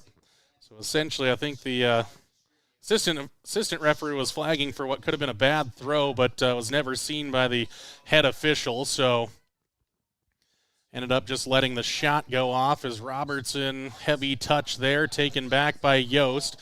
Now Bennett going to work to the outside, going to have to clear this one, and does. Smartly surrenders the throw-in for the Lady Bearcats.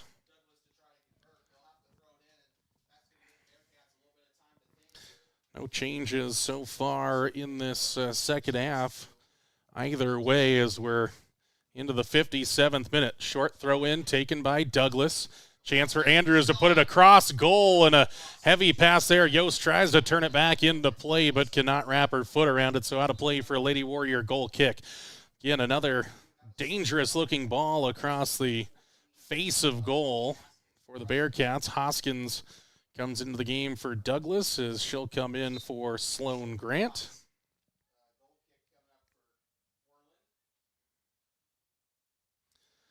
Hoffman sends it wide here, picks out Bennett, throws it towards the middle for Page, and high over the top. Now a chance for a ball for Rollins to run after. Ibarra got a touch to it, and Rollins able to ride her out of play here for a Lady Warrior throw-in. So nice job by Page just to release Rollins out on a run, and Ibarra had no choice but to play that one out. Throw in from Bennett looking for Lundgren. Page able to keep it in play, turns it to the inside, riding a couple of challenge from the Douglas defenders, and toppled over there at the end of that one. No whistle comes in, though, as Lundgren ended up on the deck, and I think they're going to say that's got to be a throw-in. Wouldn't be a free kick for the Lady Bearcats. So Ibarra with the throw-in. Andrews can't keep that one under control, and then Studi tried to toe the line here on the near side, but out of play it goes.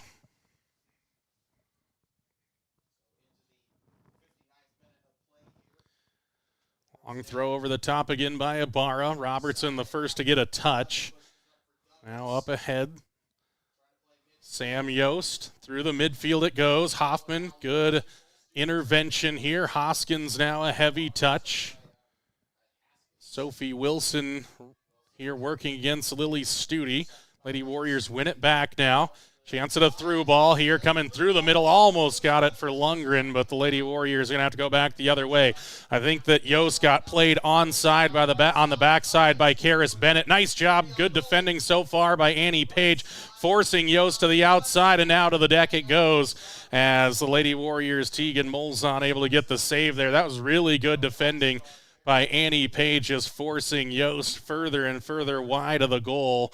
And the Lady Warriors now trying to get possession with Moreno here on the outside. Spins away from trouble, but last to touch it.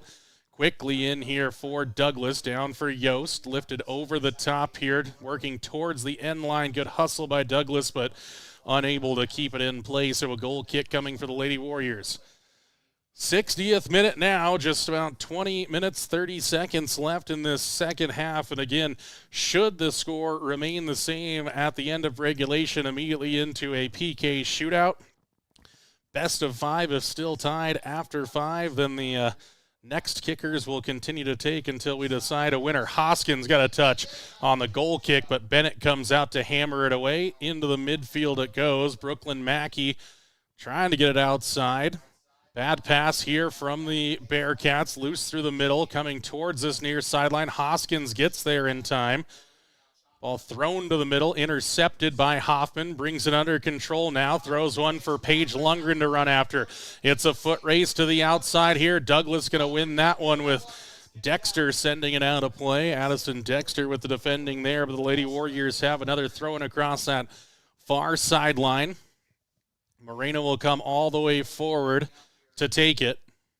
Throws it in, looking to get it for Lundgren, bouncing through the 18, back out of play for another Lady Warrior throw-in. This time, get it in for Lundgren, chipped away from behind yet again, another Lady Warrior throw-in.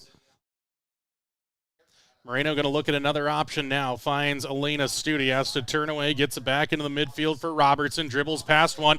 A second right-footed shot wide of the target, and Rollins unable to track that one down. And again, just not quite the contact that Maddie's looking for, but the Lady Warriors have definitely looked the more dangerous team here in the second half as they got that equalizing goal. Now looking to try to take a step into the lead. That one bounced off the hand of Yost, but not seen by the official as Robertson's got it. Throws it wide for Rollins. Now Rollins will look to set up a run potentially, but sends it forward looking for Lundgren, and there was Wilson out to grab it as Lundgren slid right in front of the keeper, but Wilson had control of it as Yost brings this one down on a soft touch, but Robertson leans in to take it away. Good defending in the midfield there by Maddie. Page trying to pick out a pass along the far sideline, but it's intercepted by Douglas, and now Mackey stepping through a couple of challenges. Page is there to cover it up, and now bounces to the outside, looking for the run of Hamer. All just bouncing back and forth across that far touchline. Now Page, another chance at a pass, tried to go low, taken away by Douglas. This one's going to flash through into the 18, but should be Molzon's easily, and is.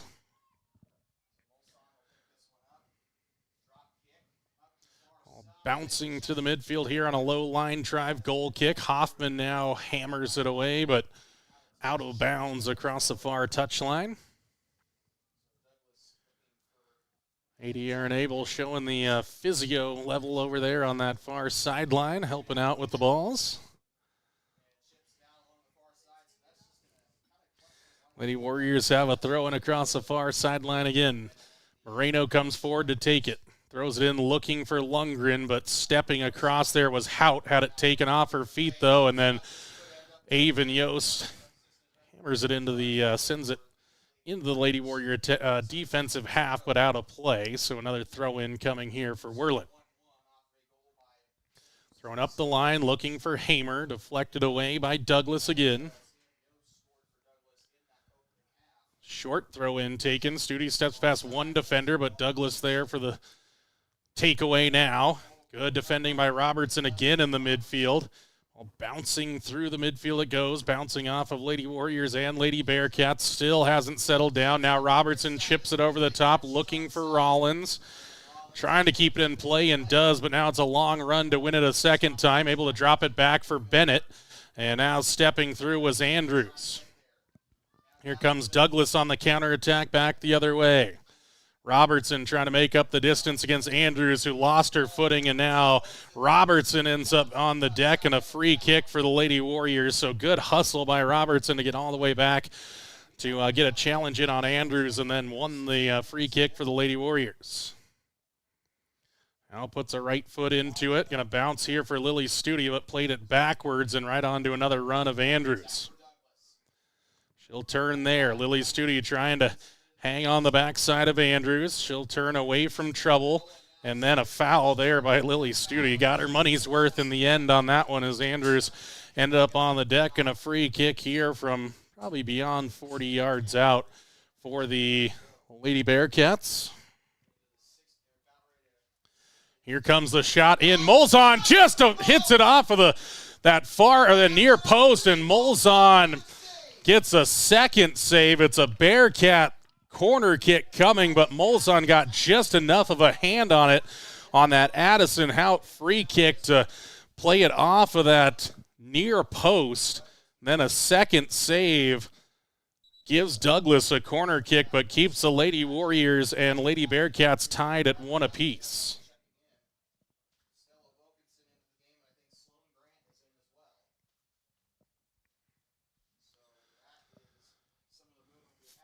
Inside the final quarter of an hour now, 14:45 ticking away on the Pinnacle Bank scoreboard, 1-1 between Douglas and Worland. Here comes a free kick now for the Lady Bearcats from the near side. Across the top of the six. Nice defending by Hoffman. Chance to sweep it away only as far as Yost. Chance for another centering shot. That one hits the far post. That one's loose, top of the 18. Hout tries to hammer it, and it's blocked away by the Lady Warriors. And now Lundgren tries to win the ball. Moreno's got it, has some time. Chips it to the middle here, intercepted again by Douglas. This one for Hoskins. Molzon going to come out and grab this one. Lady Warriors, my goodness, Yost, a shot from a tight angle, ended up hitting the far post. So Douglas has now hit both sides of the goal. Rollins chips it away from Ibarra, but out of play.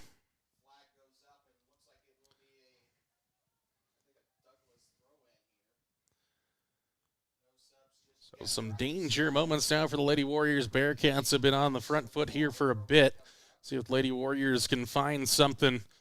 The latter stages of half number 2. Wilson stands this up off the head, trying to go forward for Lundgren, who tried to lash a ball forward.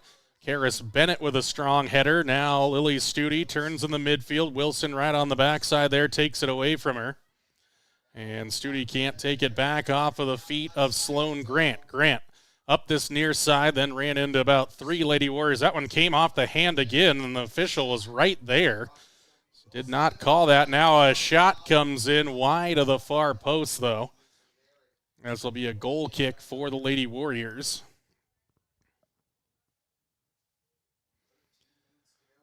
Samita will check in for the Lady Warriors at the next allowed substitution here.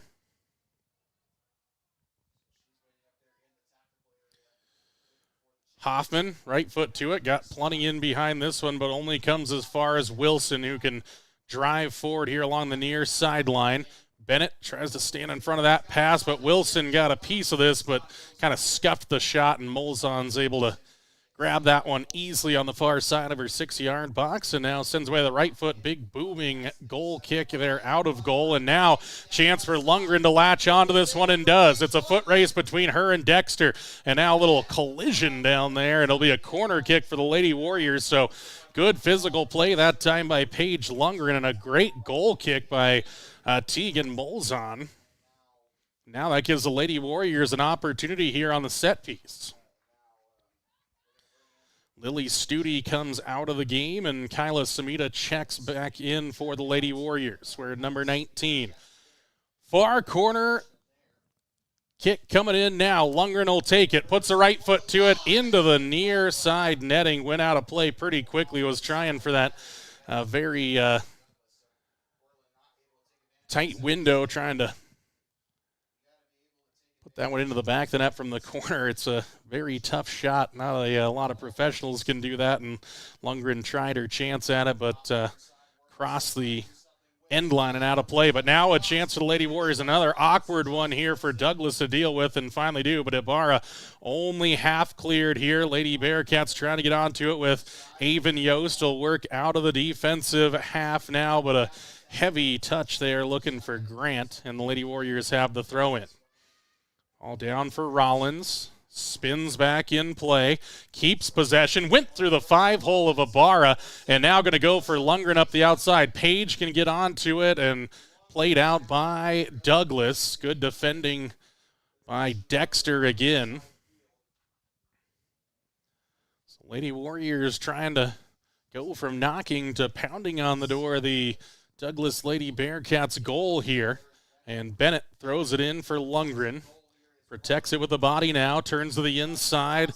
Short pass there. Hoskins was able to intercede, but only as far as Robertson it goes. Steps past a defender, now wraps one in, but wide of the post, and Wilson had that one covered up anyways, but a good effort from Robertson.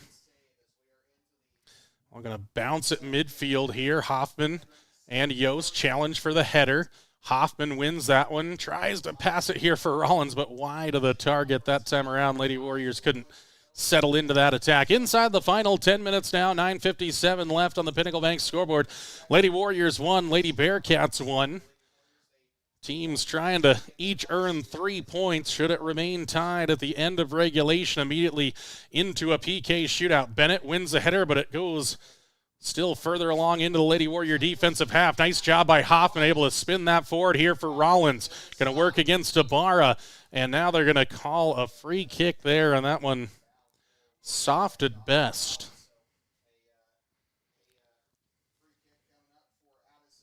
So Hout sends it forward. Page, nice read there, won the header. And he sends it wide of the field there to the outside, and Lady Warriors play it out for a Douglas throw-in now.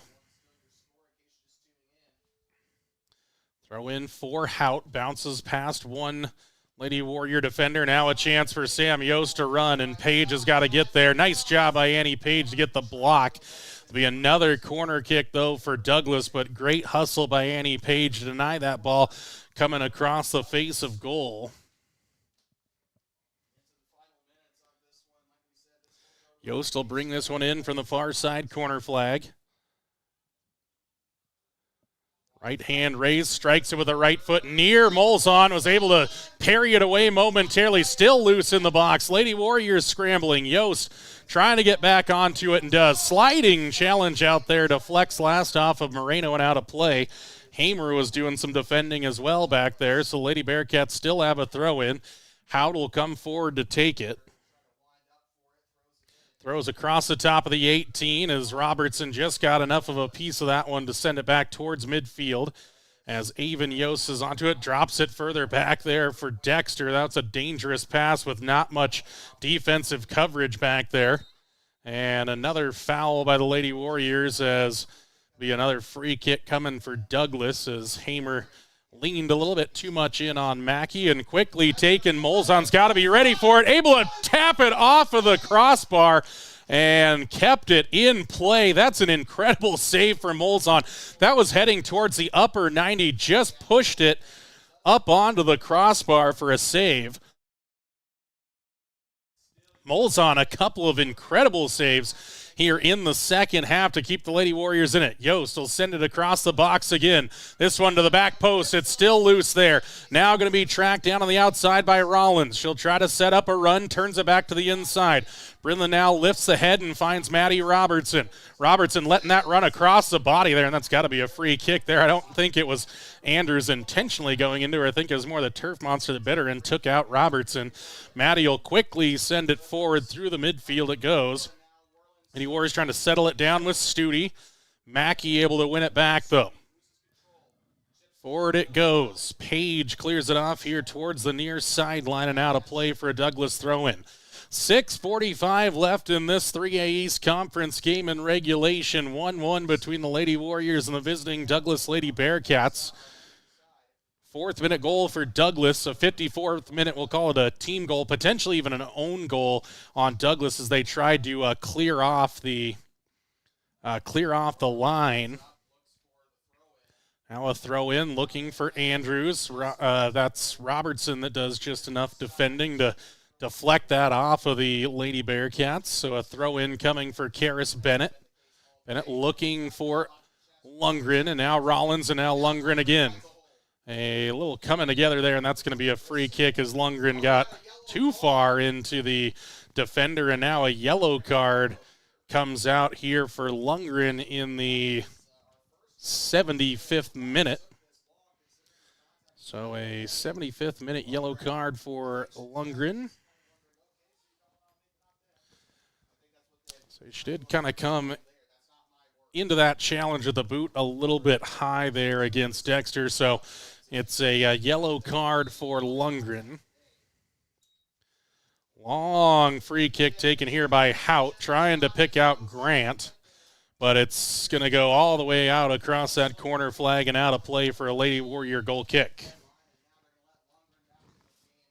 So Lundgren comes right back into the game, and somebody got to come off the field. No? Oh, they had 10 players there momentarily. And now Hoffman tried to clear it only as far as Grant, and then Hoffman a second time. This one able to lift further forward towards midfield. Now Samita leans in here, so the Lady Warriors starting to rack up the fouls here late on in the second half with 5 minutes, 15 seconds to go. The Bearcats try to take another shot. Hout wide of the near post, though. Tried to just put Molzon under some pressure. But wide of the target, so the Lady Warriors have yet another goal kick here. See if they can pick somebody out on a pass. So Hoffman set to send it away with the right foot. Kinley strikes it, lifts it over the top. A little better goal kick there, but a Heavy touch out there by Hamer. Now Robertson turns away from trouble, and now the ball is loose. Across the middle is a shot, and Moles on another great save there, as that shot was ripped by Avon Yost, and almost a second goal there for the Lady Bearcats. Now Lundgren's going to head it down to herself. Try to chip it over the top here for Lundgren, but the Lady Bearcats win that challenge. Then Hoffman further forward. Ball bouncing, and Rollins going to battle against a bar and played it off for there for a Lady Warrior throw-in. Long throw-in here for Lundgren. First to it initially, and then plays it off of Dexter and out of play. Great hustle from Paige Lundgren to win a corner kick for the Lady Warriors, so a bonus set piece here inside the final 4 minutes, 77th minute of a scheduled 80 now. Lady Warriors looking for a little late magic here as Rollins will bring in the corner kick from the near side flag. Right foot to it. Across goal it goes to the backside. Nobody was home for the Lady Warriors, sailing a little high there. That was actually a great corner kick taken. Just nobody home for the Lady Warriors there as it came right across the goal of Wilson, unable to rise up to save it. And fortunate, nobody home at the backside there. May have just been a little too high for anybody attacking anyways for the Lady Warriors. But man, what a great corner kick taken by Rollins, as Robertson will intercept the goal kick, but now picked up by Wilson. And Robertson just trying to deny. Wilson keeps it, covers it up with the backside there, and now pushed in the back by Wilson. So Robertson's defense continues to frustrate, and finally a yellow card here for Wilson in the 78th minute. So a 78th minute yellow card for Wilson.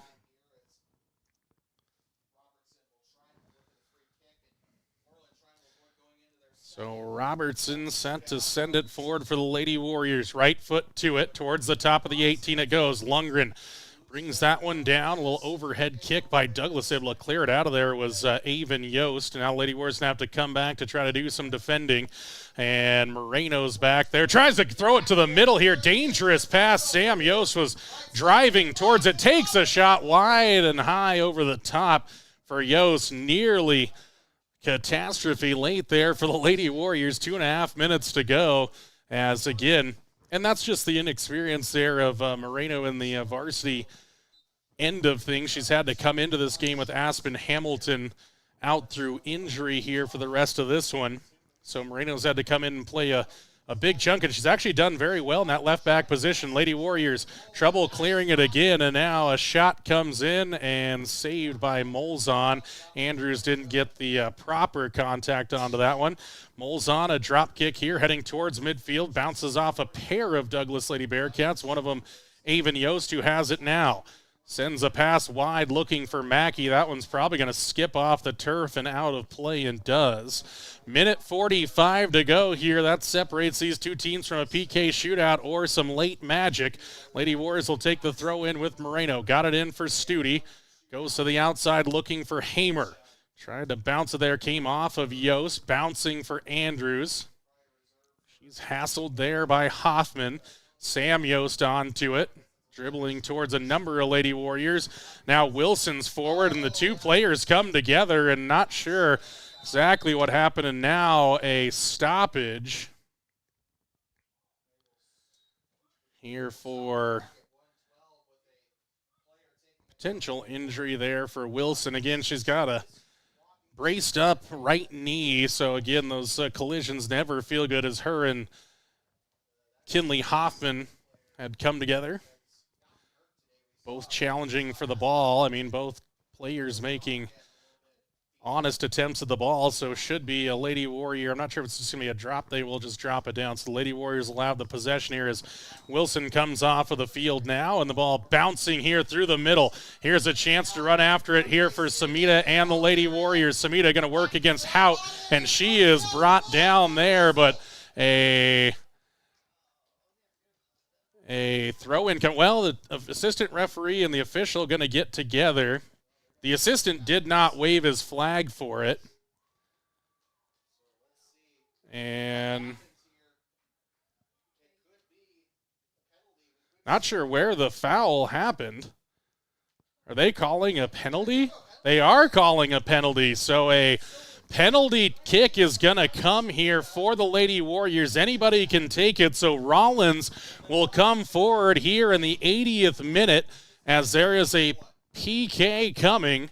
Lady Warriors, Samita's good hustle ended up earning it as she was shouldered over by Hout. Rollins is set to kick. Final instructions from our official to Wilson in goal.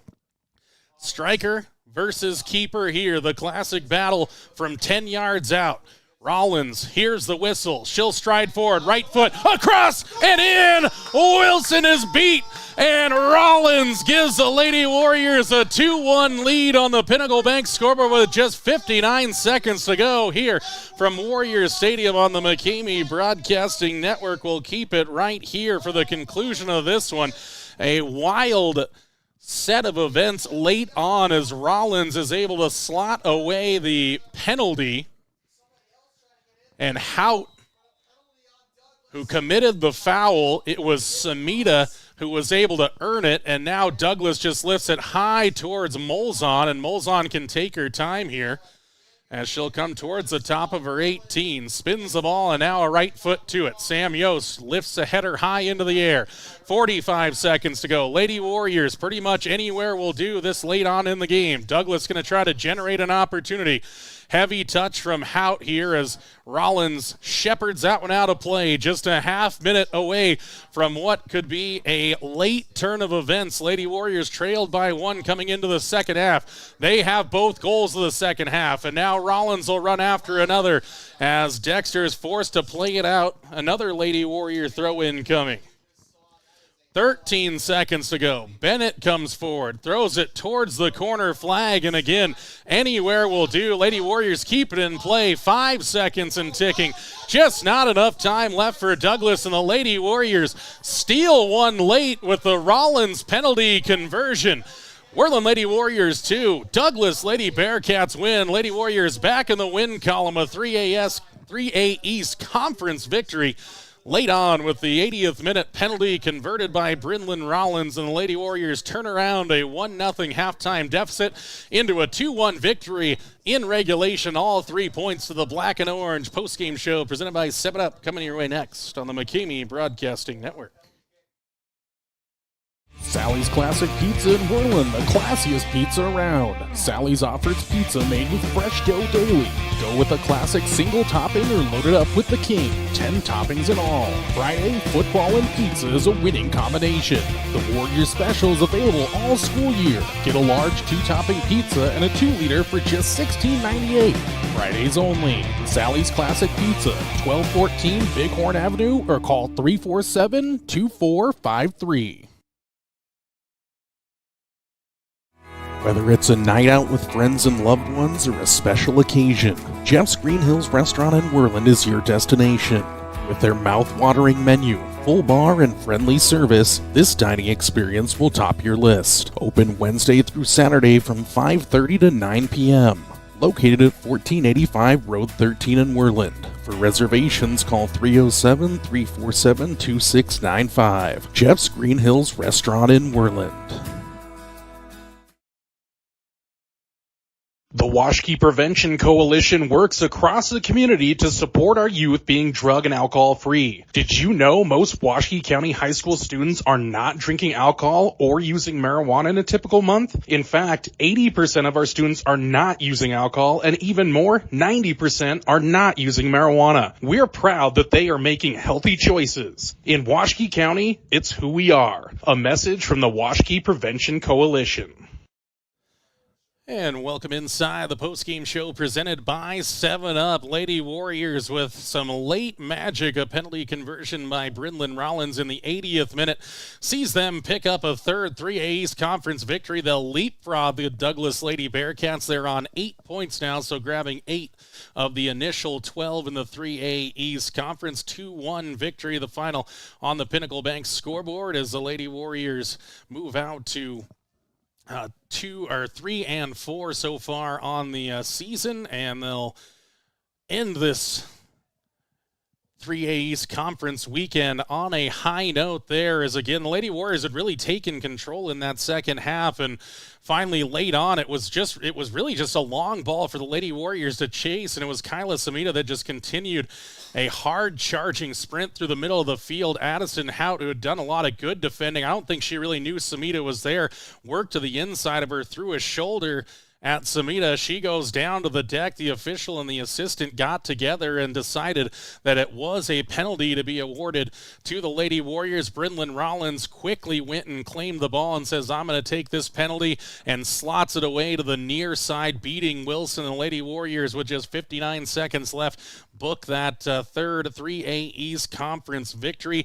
Let's go into now our Warriors game review presented by Washke Cinemas in Worland. This game started off with the Sam Yost goal in the 4th minute to make it 1-0 Douglas, and that was the way it stood all the way until the halftime mark. Then into the second half, the Lady Warriors, about 14 minutes into the second half, 54th minute, they get a goal to make it 1-1. Again, we kind of call it a Worland team goal. Potentially could be scored as an own goal. The last touch was by a Douglas Lady Bearcat, but I'm not sure the Lady Bearcat defender could have done much more with it. So the Lady Warriors scramble for that goal.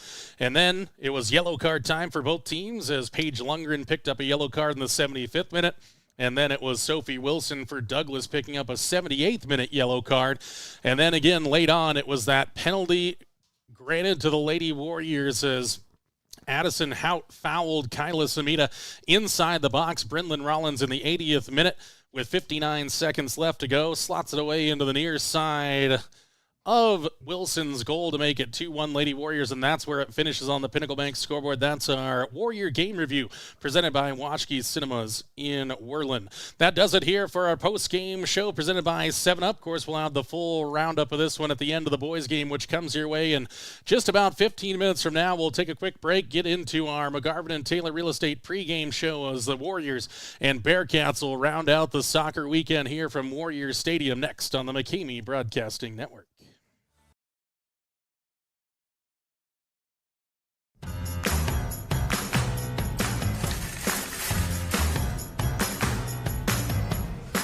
Yep, we even sell sunglasses now.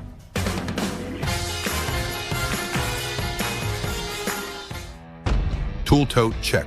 Tape measure, check. Impact driver, check. Oakley sunglasses, check. Built to fix, built to flex. And you can find it all at Ace, the helpful place.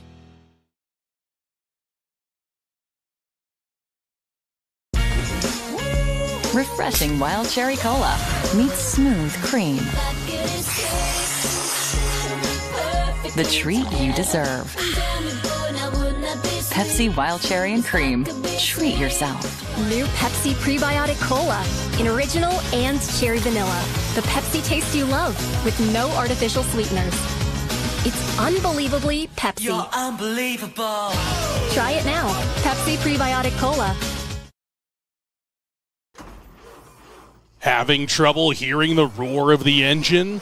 Let DPS help breathe life back into her again. Power, performance, and great customer service is at the heart of diesel pickup specialists in Worland. Stop into their beautiful shop at 1051 North 10th Street in Worland for all your diesel service needs. Whether it's roughnecks needing to get back onto the job site, solving your agricultural hauling needs, or those looking to unlock everything their truck can do, DPS has the professional personnel, latest technology, and expertise to get you back on the road again. Diesel pickup specialists, from trucks to trailers and everything in between. Let them unleash the full potential of your diesel engine today. Call now, 307-347-4410. Stop in at 1051 North 10th Street in Worland, or visit them online at dps307.com. And welcome back inside the McGarvin and Taylor Real Estate pregame show, presented by McGarvin and Taylor Real Estate in Worland. Jordan McCamey with you. More soccer to come. Worland Warriors, Douglas Bearcats, a little more than 10 minutes away from getting this one going. Warriors will feel a little ignited, motivated as the Lady Warriors snatch a late victory against the Douglas Lady Bearcats, an 80th minute penalty put away by Brinlin Rollins. The difference in that one, 2-1. Lady Warriors claim all 3 points. We were all but getting ready for that PK shootout, but in the end, the Lady Warriors find the victory with that penalty that was won by Kyla Samita. Again, she came in and into that forward position right alongside Paige Lundgren, and just that sprinting effort was the difference and was fouled by Hout inside the box, granted the penalty, and the Lady Warriors convert for the 2-1 victory. They had trailed for a big chunk of the game until the 54th minute, but in the end, 2 goals for Lady Warriors in the second half is the difference in that one. The Warriors will look to also get back in the win column. They fell to the Buffalo Bison 3-1 on Thursday. Again, it was kind of some late action, that one. The Warriors had actually took the lead in that game. It was 3 second-half goals from the Buffalo Bison to give the Bison the win in that conference game. So the Warriors also going to try to get back into the win column, follow up these Lady Warriors here. We're going to take a quick 30-second break here on the McGarvin and Taylor Real Estate pregame show. On the other side, we talk with Lady Warrior head coach Jesus Davila about the win here on the McKamey Broadcasting Network. The Washkey Prevention Coalition works across the community to support our youth being drug and alcohol free. Did you know most Washkey County high school students are not drinking alcohol or using marijuana in a typical month? In fact, 80% of our students are not using alcohol, and even more, 90% are not using marijuana. We're proud that they are making healthy choices. In Washkey County, it's who we are. A message from the Washkey Prevention Coalition.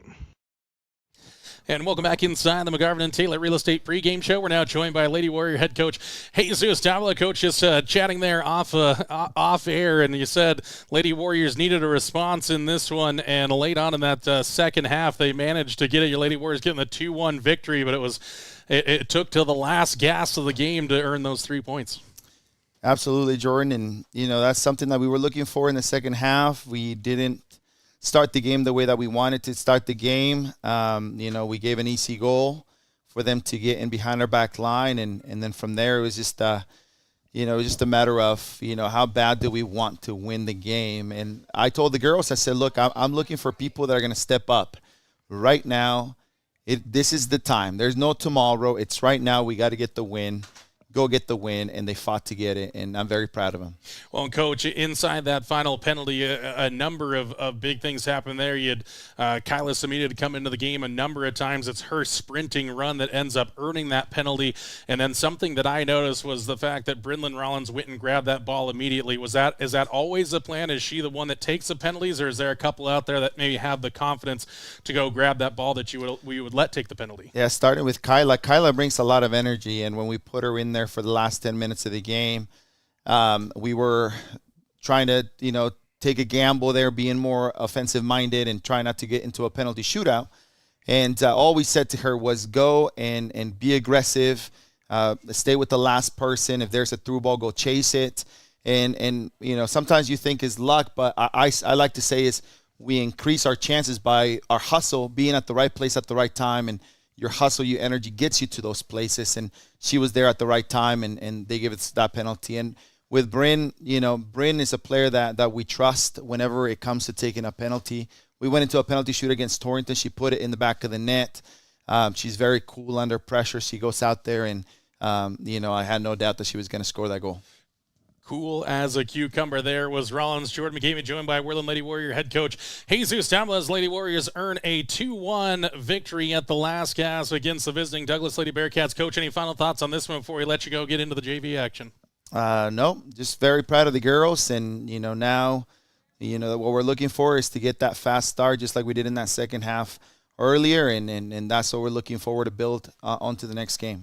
Coach, as always, appreciate the thoughts and the time. Enjoy the JV game. Congrats on the win, and we'll talk to you next time. All right, thank you, Jordan. Head coach Jesus Davila here on the McKamey Broadcasting Network and the McGarvin and Taylor Real Estate pregame show. 30-second break, and then you'll hear from Warrior head coach Ron Overcast on the other side on the McKamey Broadcasting Network. McGarvin and Taylor Real Estate in Worland are more than just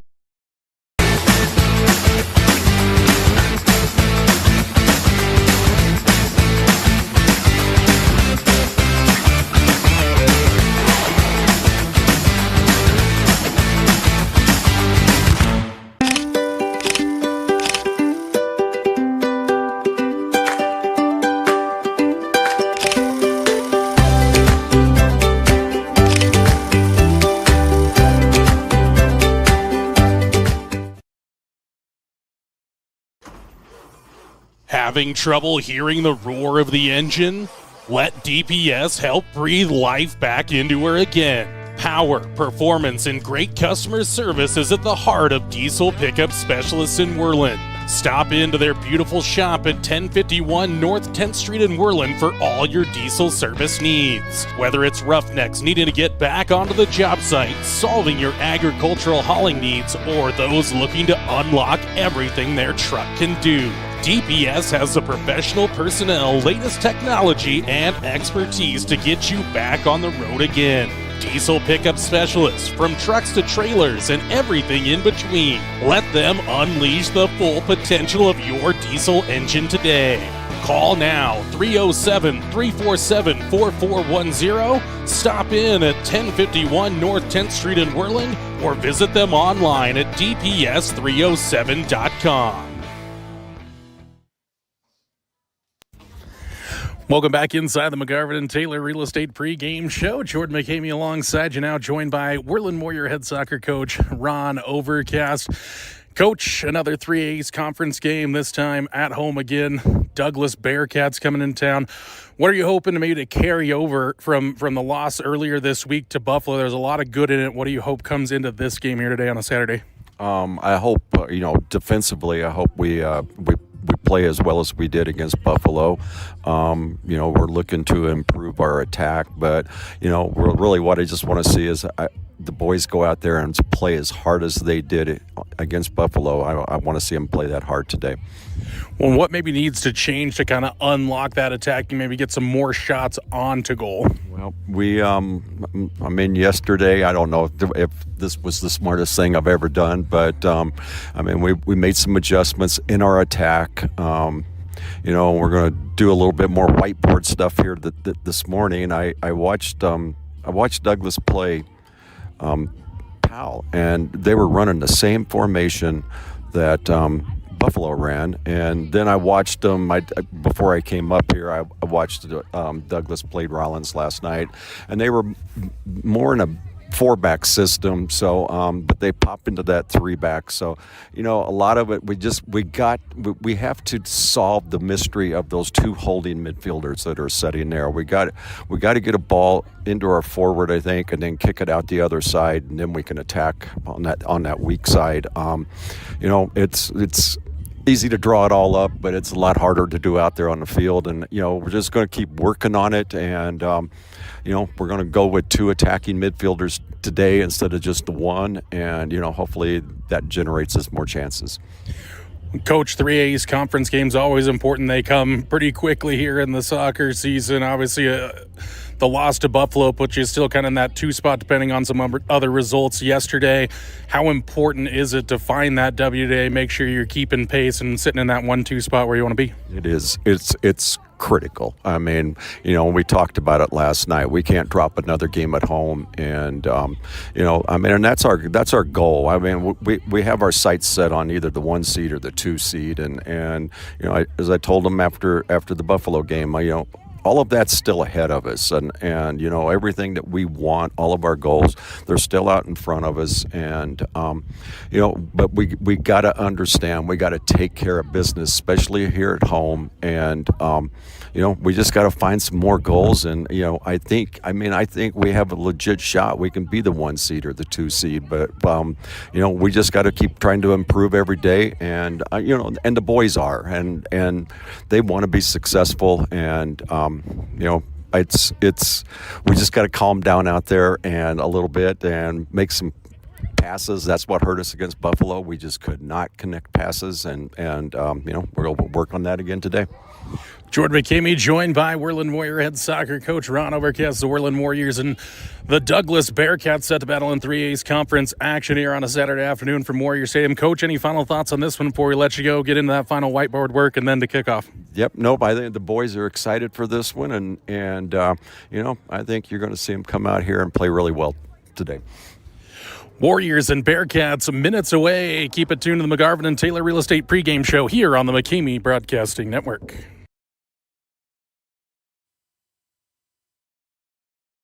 Sally's Classic Pizza in Worland, the classiest pizza around. Sally's offers pizza made with fresh dough daily. Go with a classic single topping or load it up with the king. 10 toppings in all. Friday, football and pizza is a winning combination. The Warriors special is available all school year. Get a large 2-topping pizza and a 2-liter for just $16.98. Fridays only. Sally's Classic Pizza, 1214 Bighorn Avenue, or call 347-2453.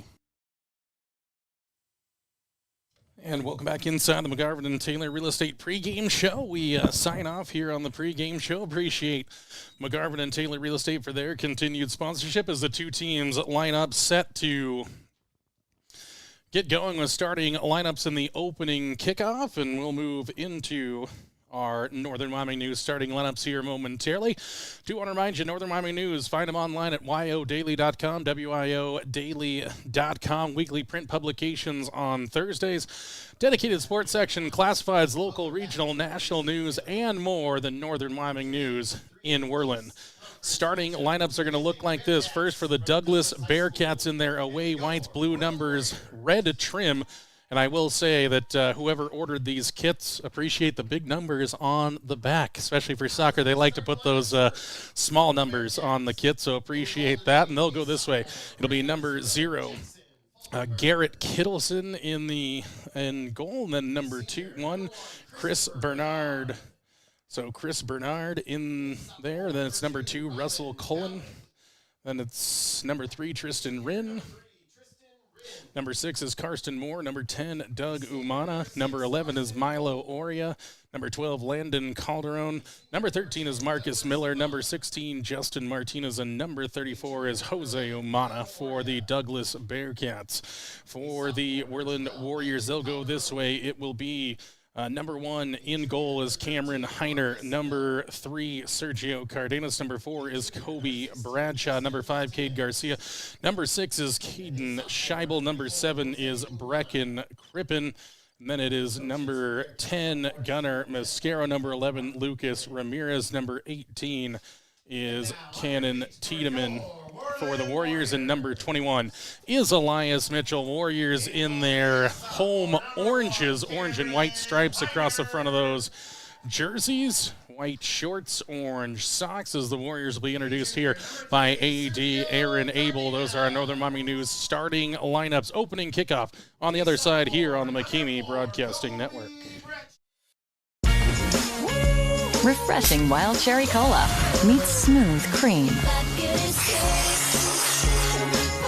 The treat you deserve. Pepsi Wild Cherry and Cream. Treat yourself. New Pepsi Prebiotic Cola in original and cherry vanilla. The Pepsi taste you love with no artificial sweeteners. It's unbelievably Pepsi. You're unbelievable. Try it now. Pepsi Prebiotic Cola. From the moment you walk in the door, the staff at King's Carpet One Floor and Home will make you feel right at home. They've been serving the entire Bighorn Basin for 30 years, and that means something. Shopping for flooring can be a daunting experience. Our certified floor and home consultants are here to guide you through the stress-free process. Now introducing Room by Room only at King's Carpet One. It's a trouble-free and informative way to shop for your perfect new floor. Easily shop by color, design, and price with just a simple touch. King's Carpet One has flooring to meet every budget. They are experts in flooring and installation, and they stand behind their work. King's Carpet One offers hardwood, luxury vinyl and laminate flooring, wall-to-wall carpet, and ceramic tile. They also sell cabinetry, countertops, and window treatments for your home. Step into King's Carpet One and explore room by room for your next home improvement project. King's Carpet One in Worland, 735 Bighorn Avenue, 307-347-4225, or visit their website, kingscarpetoneworland.com. And we're back live here at Warriors Stadium, just getting set for the kickoff. Teams breaking out of their final pregame huddles. Assistant referees checking in on the goals, netting, making sure everything is right there. Head official standing at midfield here as the Warriors will have the Northern Wyoming News opening kickoff of this one for this 3A's conference match between the Worland Warriors and the visiting Douglas Bearcats as we move now into our main game feed. 40 minutes up on the Pinnacle Bank scoreboard, and we are ready for Worland Warriors soccer as Cooper Cannon stands here near the center circle. Officials check in with their assistants, check in with the keepers, and we are ready for 3A's boys soccer as Cannon sends it into the back here for Caden Scheibel, and he ended up tripping there. Turf went out underneath him, and fortunately Cardenas was there to pick up the pieces, and that's ahead for Bradshaw. Now Crippen. Move it to the far side for Gunnar Mascaro. Mascaro moves up the right side, looking for an option, setting up a run here. Moves it to the inside, takes a shot, and it's just saved there by Kittleson as the Bearcats keeper able to get an early save on the stinging shot by Gunnar Mascaro. Now Bradshaw trying to latch onto this one. Douglas hoisting a ball high into the air as they were trying to pick out Martinez. Douglas throw in now. Going to be Umana to take it. No, coming up to take it this time will be Bernard. Throws it ahead looking for Martinez, but couldn't find him on the pass. Now Doug Umana wants to take the throw in here for Douglas. Throws it towards the top of the 18. Crippen almost stood in front there, and it is going to be a handball called against Douglas, so it'll be a free kick for the Warriors. As Scheibel will take this one, and we saw that a couple of times in the girls' game. The turf just a little bit loose under the players' feet and happened to Scheibel early on. So he plays a low ball trying to go all the way through as Cade Garcia's onto the ball now. Into the middle it goes for Crippen. Tried to get it outside for Mascaro, but couldn't complete the pass. Now the Warriors fighting for it in the midfield, lifted high in the air by the Bearcats. Mascaro spins away from one challenge and now takes the ball back. Crippen standing things up at midfield. Mascaro setting up a run to the inside. Set it up, pick it off the feet by Bradshaw. He'll look outside for Cade Garcia. Garcia's got a chance to run to the inside. Now the Bearcats going to surrender a corner here. Yes, they will. So an early set piece for the Warriors 2 minutes into this one as we enter minute number 3 on the Pinnacle Bank scoreboard. So the Warriors will have the corner kick. Scheibel will come forward to take it for Worland. Bring everybody forward. 3 defenders are back. Warriors going to stack up here along the goal of Garrett Kittleson. And here's Scheibel sending it across the box to the backside. Warriors trying to latch onto. I think that was Cannon on the backside. Can't get there. Now the ball headed forward by Ramirez. Into the box it goes. Hooked away by Cullen.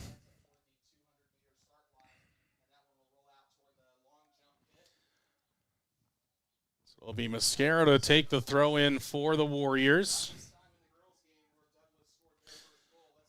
Long throw over the top. Here's Bradshaw into the middle. Garcia off the post, and it's back into play. Garcia trying to spin back into the 18. What a great pass by Bradshaw. A good hit by the Warriors' number 5, Cade Garcia, but it hits the woodwork. And now out for the Warriors. Mascaro drops it further back for Mitchell. Now Elias tries to throw one up this sideline and does. Mascaro on a long run here, and the Bearcats have to play it out. Good speed by Gunnar on the outside. My goodness, that close to an opening goal for the Warriors inside the opening 5 minutes. Mascaro going to throw it again here towards the middle of the box and headed up by Bradshaw, and Kittleson's able to claim it here. Puts the right foot to it, bouncing right at midfield. Sergio Cardenas over to deal with that and plays it out as Ian Garcia kind of got in the phone booth there right around midfield. And now with the ball here is Milo Oria with the throw in for Douglas. Long throw in here, but nice job by Cardenas to read that. Martinez, or that's Umana that tried to bring it down. Bearcats looking for a long ball forward, and it's going to go towards that sideline. Mitchell keeps it in play and now trying to bounce past Umana, but gives away possession, and then Umana tried to chip it into the box there, trying to wrap a heavy right foot around it, but did not get the contact. Reitenheiner has the ball now, ready to send it away here for the Warriors on the top of his 18-yard box, high into the attacking half. And Cannon was going to try to let that one bounce down, but it was Cullen that got the clearing touch on it. Long throw in here by Cardenas, looking for Garcia. Well, bouncing along the near touchline, came off of Bradshaw last, so it'll be a Douglas throw-in. Another long one taken here by Oria, but there's Cardenas again. So Sergio Cardenas, a couple of heading clearances. Now Bradshaw going to pick up the loose ball and go wide for Mitchell. Mitchell trying to put a long ball up ahead for Mascaro, kind of scuffed his foot onto it, and Mascaro's able to track it down, though. And Ramirez, a heavy touch there in the midfield. Oria, a chance to run. Throws it through the middle for Martinez, and Heiner comes to the top of the box to claim it. Dangerous ball there for the Bearcats in the 6th minute, but the Warriors' keeper is ready and up to task. Now a long ball, trying to get it for Garcia. This one's going to come up this sideline, and Douglas able to just shield Garcia off. 34 minutes, 25 seconds left here in half number 1.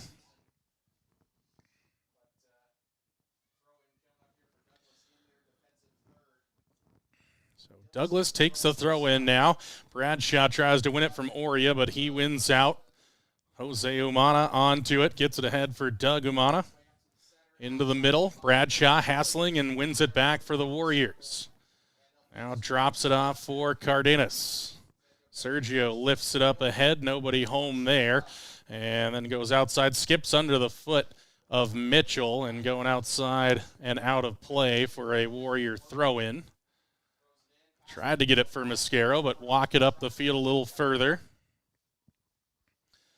As Mitchell take the long throw in, Mascaro tried to chest that one down, but bounces off of him awkwardly and out of play for a Douglas throw-in.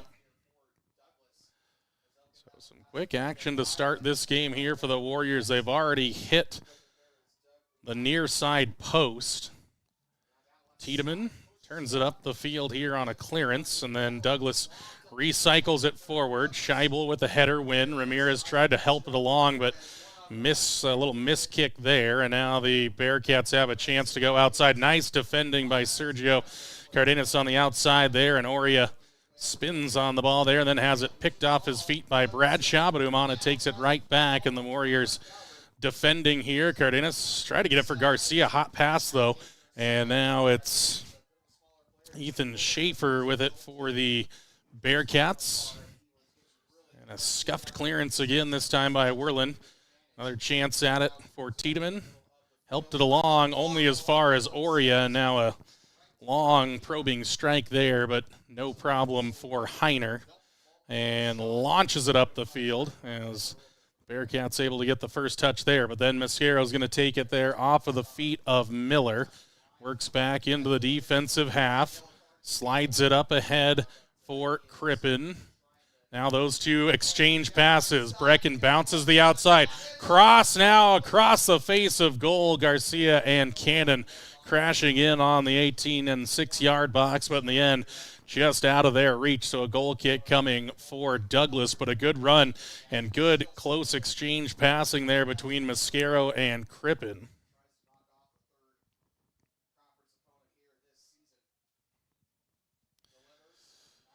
Finds Oria in the middle of the field here. Does the Douglas Bearcats. Came out the foot of Cullen, who took the goal kick.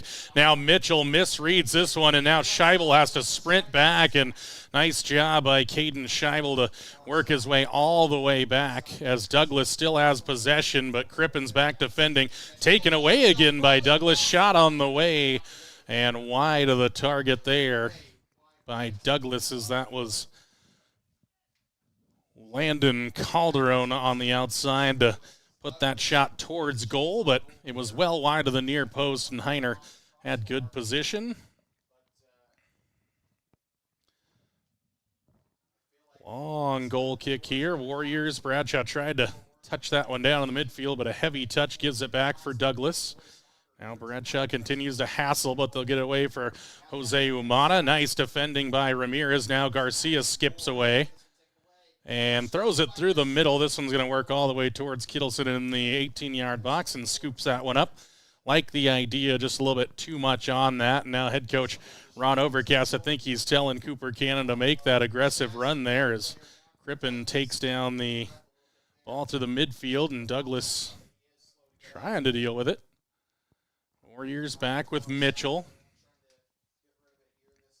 And Mitchell's hit, it's going to be, I don't know why they wouldn't play advantage there for the Warriors, but it'll be a free kick now for the Warriors just inside the defensive half. They'll be able to push some players forward.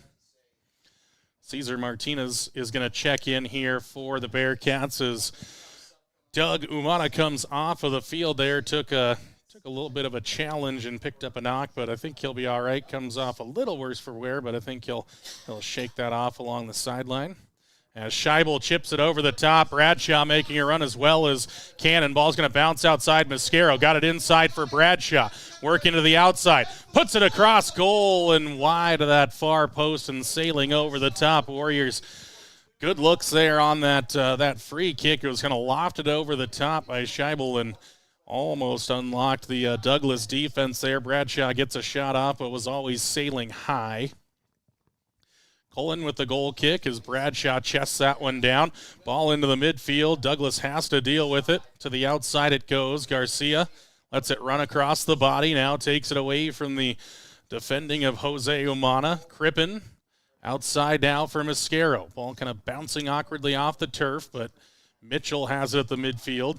Now goes over the top looking for Mascaro, but wide to the target. Now to play for a Douglas throw-in. Long throw in here. Tiedemann almost misread that one and is able to head it out, though. 12th minute here, 28 minutes, 45 seconds to go. Still 0-0 on the Pinnacle Bank scoreboard. Long throw in by Douglas. Tiedemann better read this time as ball bounced off of Ramirez's arm, but they don't whistle it, and then all of a sudden it's loose here. And a scuffed shot again. This one missed wide by Calderon again. So Landon Calderon's had a couple of cracks at it, but hasn't got the contact he was looking for. So the Warriors have another goal kick, and Scheibel will send it away with the right foot momentarily, and now does. Sailing towards midfield, bouncing there. Cannon tried to flick on a header there, but just bounced past him, and now Calderon another chance to latch onto one. Continues his sprint, takes a shot over the crossbar, and just over the top there as Calderon got the good strike that time around as Heiner couldn't rise to get a piece of that one, and it works its way right in between the soccer goalpost and the football goalpost underneath. So in between both crossbars. And Scheibel, another hammered goal kick, but this one, see if it checks up in play, and does.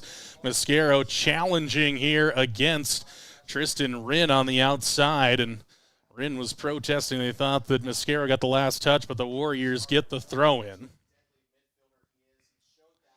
So they can keep coming forward if they want, and Benjamin Mendenhall ready to take the throw-in. Looking for Bradshaw, couldn't beat that defender. Crippen stands it up on the head. Bearcats win the second header. I'll drop back for Mendenhall. Spins on a back heel, looking to go to the midfield. Bearcats got the touch there, but then sprinting on to it. Here's the Warriors.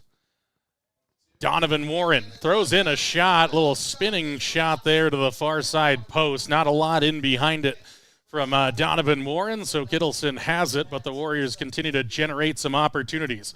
That's Bradshaw that gets onto this one.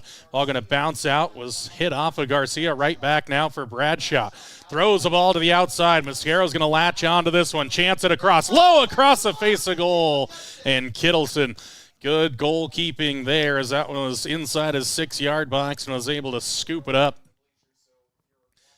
Cardenas, good touch there, able to get it right into the midfield for Crippen. Further back for Tiedemann. Now Crippen stands it up on the head. Warren lost out there, but just a probing ball forward. Should be easy for Sergio Cardenas to track down and can keep it in play on the back heel and lifts it up ahead and out of play for a Douglas throw in. Cesar Martinez comes out, and again, Doug Umana back into the game. So, again, the player that left with that little bit of a knock earlier comes back into the game. So good to see that. Cardenas misjudged that one and spins back into the top of the 18, and Tiedemann has to flash that one out of play here to the near side. So a throw in coming again for Milo Oria.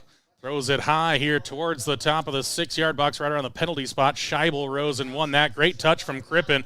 Able to get it here for Bradshaw.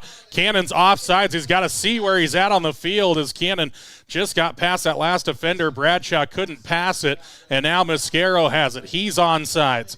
Cannon got to just see where he's on the field. Now holding up the run. Here comes Mascaro. Across goal to the backside. Garcia couldn't get the contact as it's still loose inside of the 18. Bradshaw will pick up the pieces on top of the 18. Sets up for a right-footed shot. Blocked away there by Chris Bernard. Now to play for a Warrior corner kick. So the Warriors will have the corner kick. Scheibel will take it. Garcia the ball just got caught right underneath his foot there as he's had a couple of chances. Scheibel strikes it to the back post here. Crippen was there, but a little bit too much on it. Now to play it goes. Ball sailed a little bit on Scheibel there and out of play. So a throw in coming for Bernard. Long throw in. Bradshaw won it away. Now Cannon tried to drag it down low for Bradshaw, but again didn't get the pass weight correctly. And a good ball ahead by Jose Umana, and the Bearcats try to spring a counterattack opportunity, but Crippen able to pick it off of the Bearcats in the midfield, took it away from Marcus Miller. Now Mascaro going to look to drive to the inside here. Ball just ran away from him, and the Bearcats are able to get a piece of that one out of play. So another throw in here. Mendenhall throw it up looking for Mascaro. Mascaro and Rinn. Mascaro works around Rinn across the face of goal again, popped up into the air, and now Crippen again as he's hit there, and now that might be a penalty this time around for the Warriors, and I think they are going to award the penalty.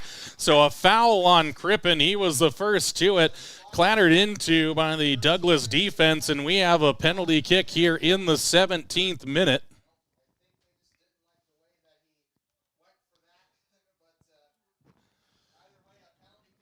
So Bradshaw will take the PK for the Warriors.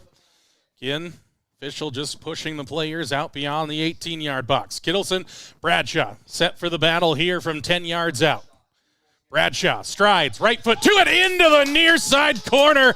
Warriors 1, Bearcats 0. PK is put away by Kobe Bradshaw. Warriors go up in the 17th minute.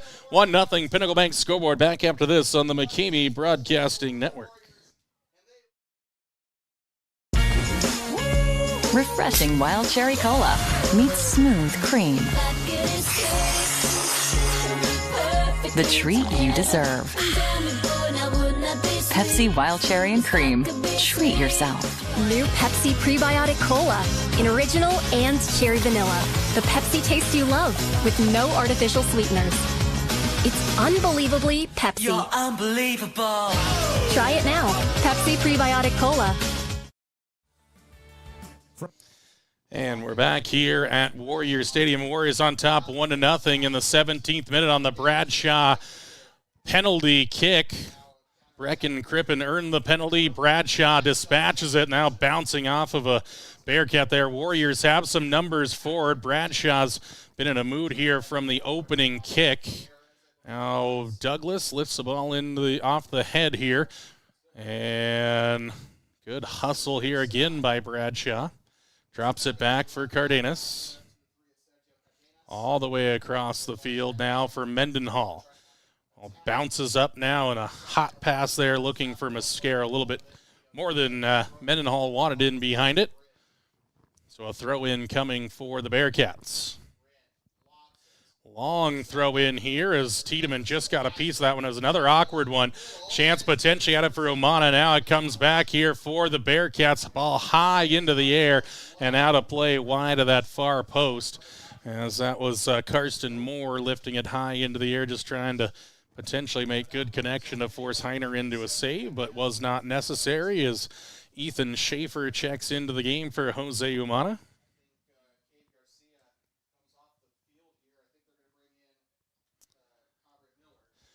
So Cabre Miller into the game for the Warriors. We're in number 8. Long goal kick here, bouncing into Douglas territory, and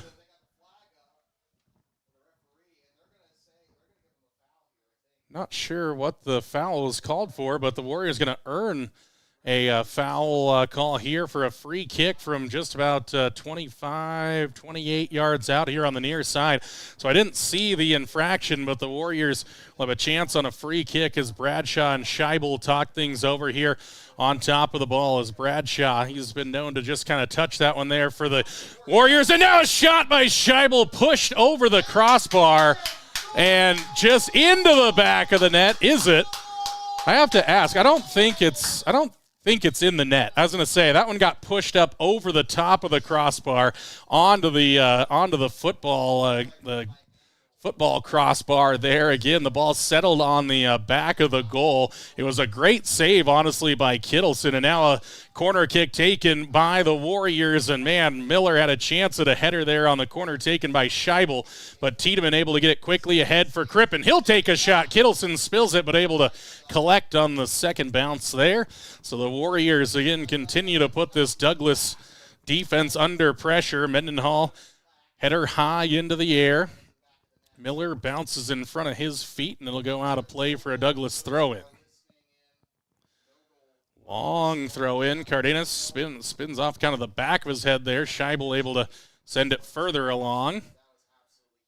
Now Warren trying to deal with this, and a shot by the Bearcats wide of the far post there. And I think that was Umana that got the shot off there. Doug Umana, again, just not a lot in behind it, well wide of the target. Think Heiner would have been in behind it had it been on goal. Scheibel will send one away. 21st minute now, 19:40 and ticking away. 1-0 Warrior lead as Scheibel tried to pick out Mascaro, but just a little bit too wide there, out of play along the far sideline.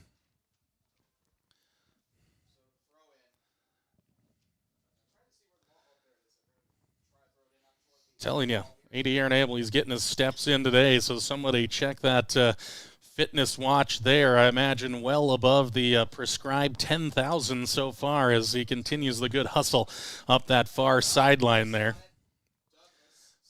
Ball high into the air here from the Bearcats. Scheibel's got to read it well. It bounces off of him and down, nearly down for Justin Martinez, but the Warriors get the second ball away, and a free kick coming as Mascaro is wanting the Douglas player to be cautioned for that one, but it'll just be a free kick for the Warriors. Say Gunnar Mascaro, he's always one to make his opinion known. Picked up a yellow card for dissension on Thursday against Buffalo. So here comes Scheibel's free kick towards the top of the 18. Another dangerous ball, going to bounce through and out of play. As that one, again, just said a little bit too far for any Warriors to attack. So Garcia's going to come back into the game and see who comes out. Mascaro going to come out. Another freshman come onto the field at the next stoppage, so Logan Moore got over there a little bit late, so he'll come in next. Goal kick taken by Douglas, bouncing up this near sideline, and quickly onto it is Karsten Moore. Moore drives up this near side, thrown across the box, and Heiner comes out to grab it, and Heiner ended up losing it in the end. And the Warriors just trying to shield it off as Scheibel shepherds it across the sideline there. Now a throw in for Bradshaw. Turns to the inside, puts on the Jets, and just a heavy touch there. So Douglas a chance to settle underneath it again. Lifted along by Schaefer, looking to get it for Umana, but Scheibel steps through with a good challenge, and he's got it for Cannon. Drops it back for Bradshaw. Kobe holding things up. Good hustle there by Milo Oria as this ball comes up ahead. Skips past a couple of Bearcats and out of play. I think it's going to be a Bearcat throw in there as they didn't get any contact on that ball as it bounced through. Long throw in taken by Bernard. Header down by Scheibel. Bernard a chance again to lift it high into the air. Scheibel settling underneath it. Heads it back along. Stepping into the middle was Schaefer. That was more than Umana almost won it back, but here's Cannon. He'll go to the inside, was looking for Crippen, but left it in behind him. And now the ball bouncing off of Bearcats in the midfield, and touchdown by Warren. Lifted to the outside, looking for Mascaro, who gets onto it. Now looking to make a run up the outside. He and Wren are battling, and Tristan Wren able to get a piece of that one, so a throw-in coming for the Warriors. 16-25. Ticking away here in half number one. Another change for the Bearcats. Alex Ibarra into the game. Also, Warriors bring in more. Cannon comes out. So Bearcats kind of headed that throw in by Mendenhall. But here's the Warriors now with it. Moore touches the middle here. Bradshaw onto it. Looking to move it off to his right foot. Wraps a foot around it. Underneath it is Kittleson for the save. And again, Kobe was trying to set himself up to get that good contact. Just not quite what he's looking for. Not as much power in behind it as he had wanted. As now the check-in, Ibarra is onto it for Douglas. Drop it into the back four for Cullen. Now Tiedemann trying to work through his man there. And Crippen able to complete the takeaway. And now Mascaro looking for a run now as Moore will get on his horse. Kittleson to the top of his box can claim it, though, there. As it's a good thought by Mascaro, but the Warriors can't latch onto it in the end. 25th minute here. Warriors leading 1-0. They've been asking most of the questions here, but still just a 1-0 lead. As Scheibel hammers one here to the near side. Cade Garcia would need rocket boots there. Need more than the PF Flyers to catch up to that one, so the Warriors will get set defensively as the long throw-in is taken by the Bearcats. Intercepted, though, by Garcia. Nice touch to the inside for Bradshaw. Tried to touch it further along for Crippen, but unable to connect, and then a hot ball for the Bearcats through the middle of two players. And it went right in between Ibarra and Umana. As Cardenas will throw this one in. High throw in here. Bearcats win the header as Moore was the man at the highest peak. Bradshaw hassling here and almost created something for the Warriors. But now a counter-attacking chance for the Bearcats. Marcus Miller with it. Throws it long to the outside, and Heiner comes all the way out there to claim it on top of the box. Good goalkeeping in the end by Cameron Heiner. And drops it to the right foot. Sailing through the air here, settling underneath it was Bradshaw. That was Moore. Settles it down for Bradshaw. Heavy touch from Kobe, leads it into the foot of Bernard, but out of play it goes, so a Warrior throw-in. And Kobe's got that first gear, and then that second gear keeps going quickly, and now they're going to, not sure if it was an offsides call or if there was a little collision that I missed, so it'll be a free kick for the Bearcats. I believe it was an offside call. Bearcats take it up here, up the near sideline. Garcia chested it down. Now the Warriors turn there with Bradshaw quickly for Moore. Bounced off his backside there and then tried to tap it out for Mascaro. Crippen's going to sprint over there to take it and try to pick out Gunner, but came off the side of the foot a bit and spun out of play. Long throw in. Mendenhall wins it. Back out of play it goes.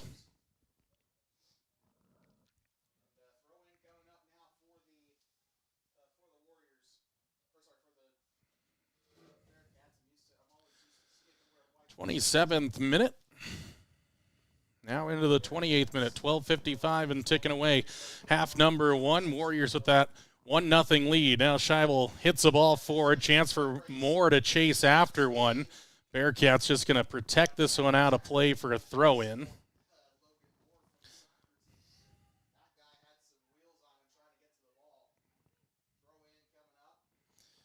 Bernard will take the throw-in again for Douglas. Tries to get it up the field and bouncing out of play. He's trying to hook up with Karsten Moore there, but Cardenas is now going to take the throw in, looking for Logan Moore.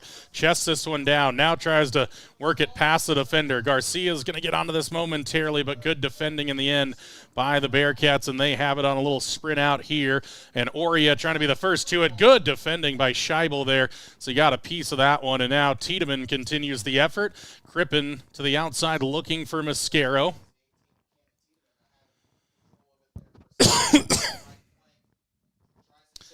The Warriors lose out there in the midfield, but a good challenge by Mendenhall. And now Moore just skies one into the air there. Had a little more time than he thought.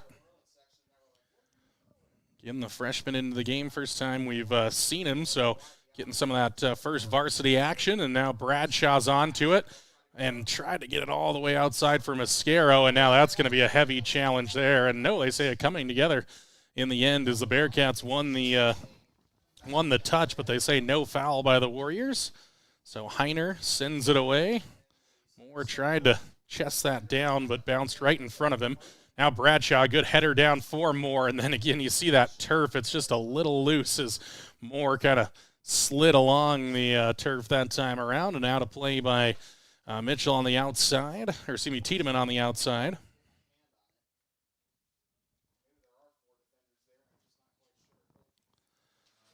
Long throw in. That was a header for by Justin Martinez, and now a battle to deal with the danger, and Mendenhall has to get that one out of play. Kept it off of the feet of Landon Calderon, but it'll be a corner kick for Douglas. Again, Douglas hasn't spent a whole lot of time here in the attacking third, but you get a set-piece opportunity. Warriors have to be ready for it here with 10:25 to go. First half, 1-0. Warriors 30th minute of a scheduled 40 here in the opening half. There's the corner kick towards the top of the box now, and a chance at it. Getting a piece of it was Marcus Miller. I think it came off his knee there and spins wide of the target, but in the end it was kind of a free touch for the Bearcats inside of the 18.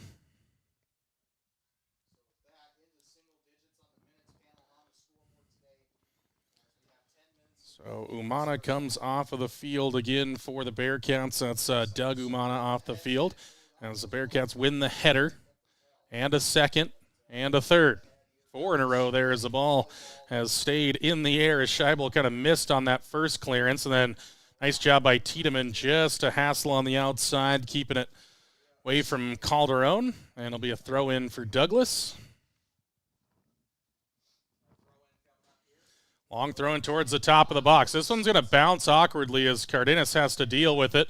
Does so calmly as the Bearcats try to keep it away from Moore. Moore's able to take it now. Garcia. Here's a foot race on the outside, and a little coming together that time around. Should be a Warrior throw-in. And it is. So Cardenas forward to do the throw-in and throws it for Bradshaw. Sprints onto it, but a ball lashed away that time by Bernard. And now Justin Martinez up ahead trying to stand it up for himself. And now the ball is loose again near the top, but Scheibel will take it away. And Scheibel dribbles a bit out of trouble, but then a foot out, taken down by Ibarra. Couple of feints there in the middle of the field. Now a missed kick from the Bearcats. Crippen's got it. Wide to the outside here for the Warriors. A long run by Miller, and Rin's able to cover that one up and has to surrender the throw-in, but some good defending there on that far sideline.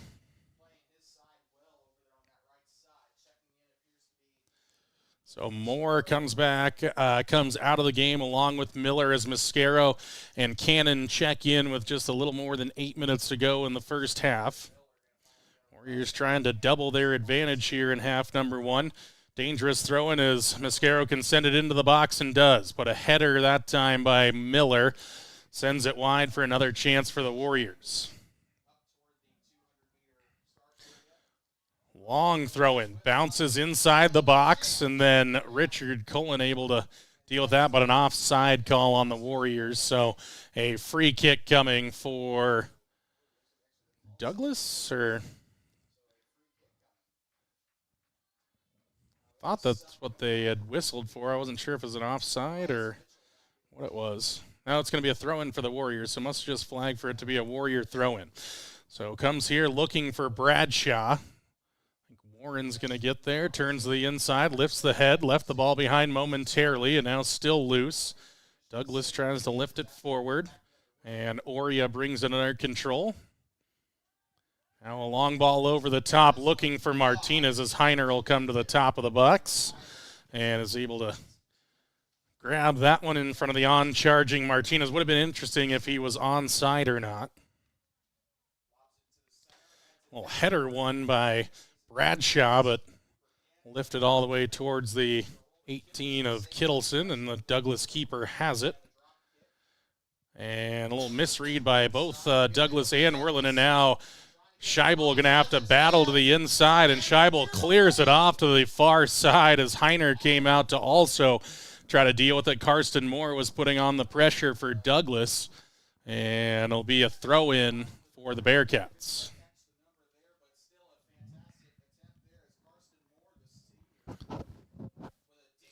Throw in from the far sideline now. Oria going to send it in. High towards the penalty spot. It goes header across the middle. That time by Marcus Miller again.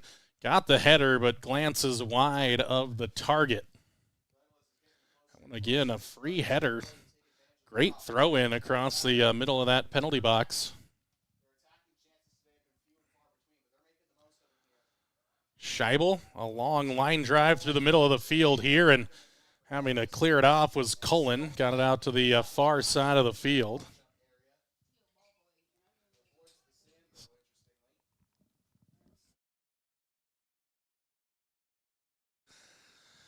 Five and a half to go now in the 35th minute. Warriors on top 1-0 through the Bradshaw penalty kick.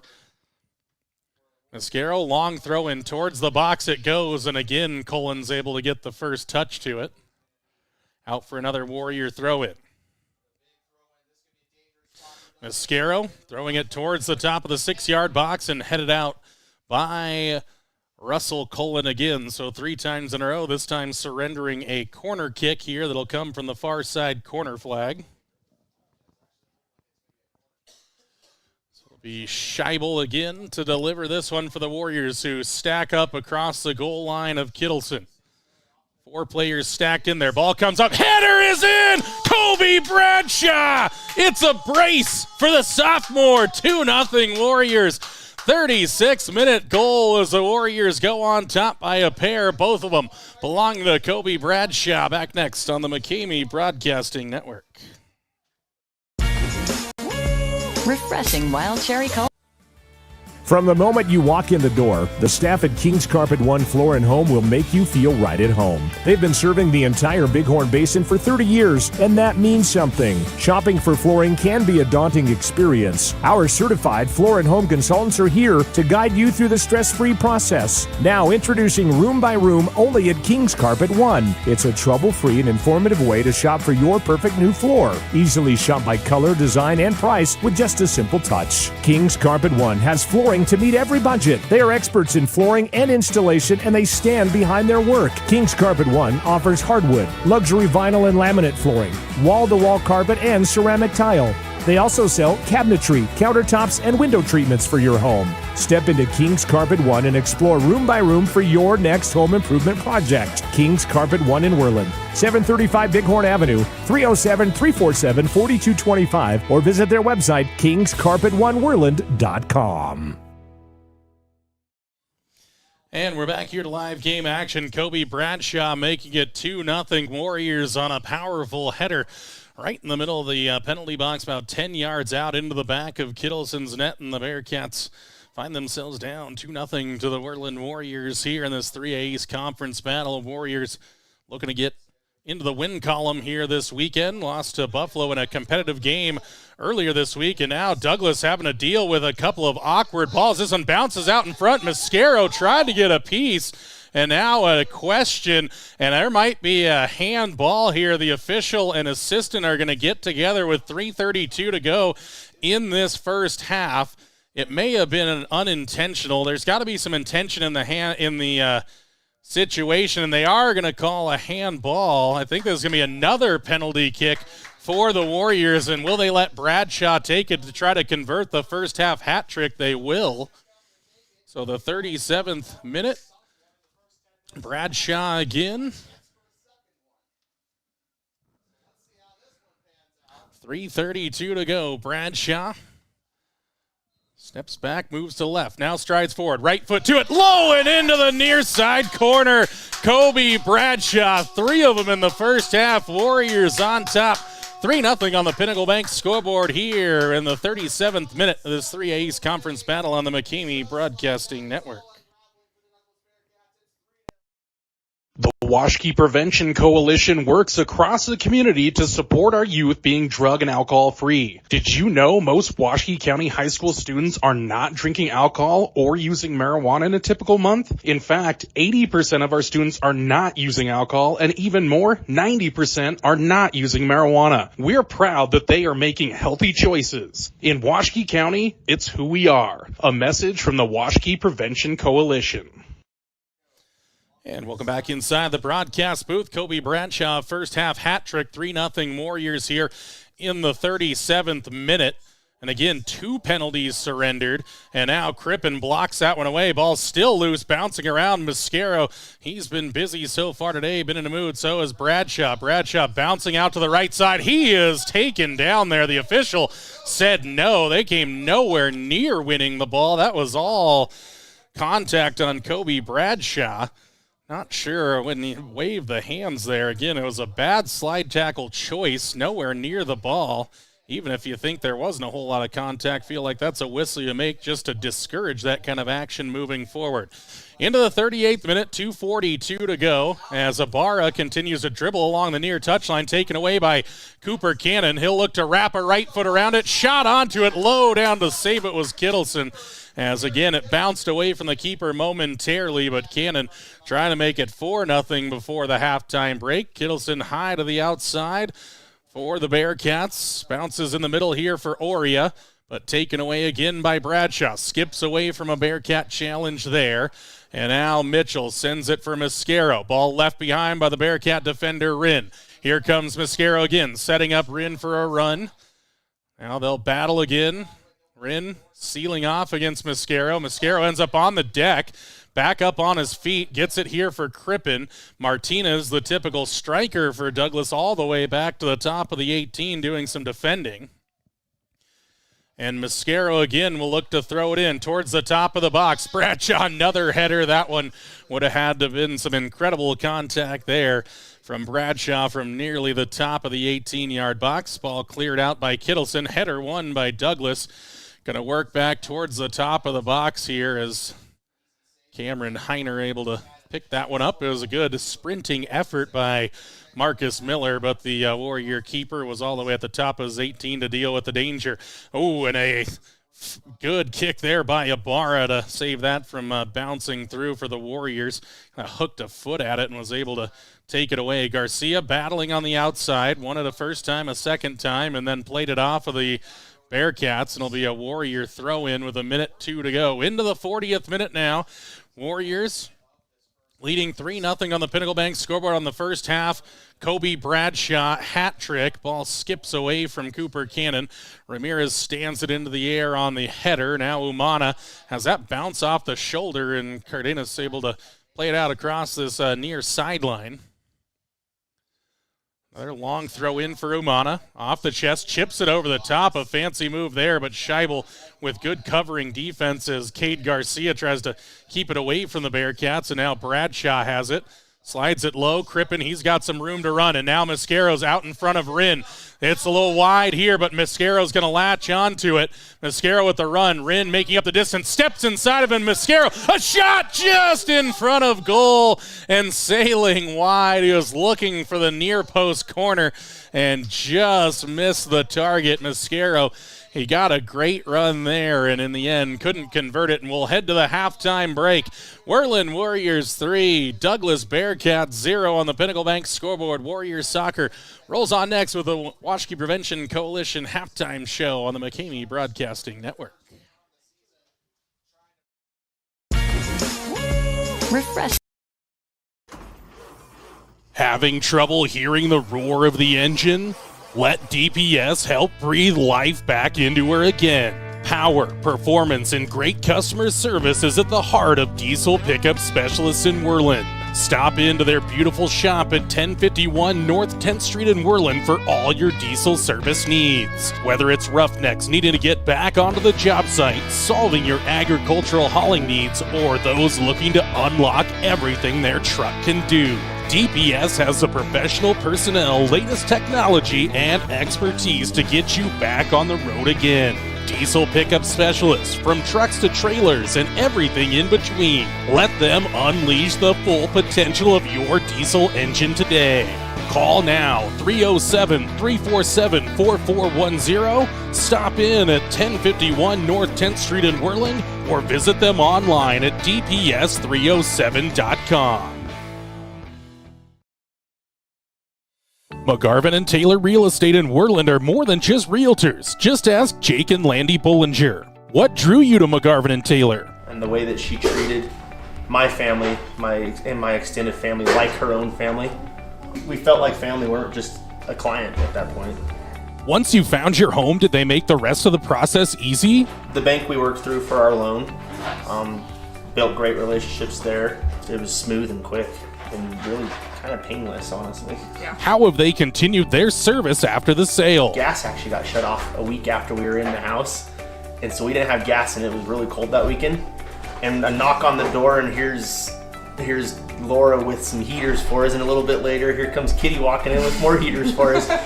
Any last thoughts or special sentiments? We just feel like that they were put in our life for a reason, and they're going to be long life friends. McGarvin and Taylor Real Estate in Worland, 701 Bighorn Avenue, or call 347-4271, or visit them on the web at worlandwyo.com.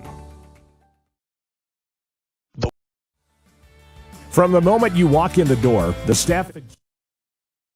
And welcome inside the Washkey Prevention Coalition halftime show.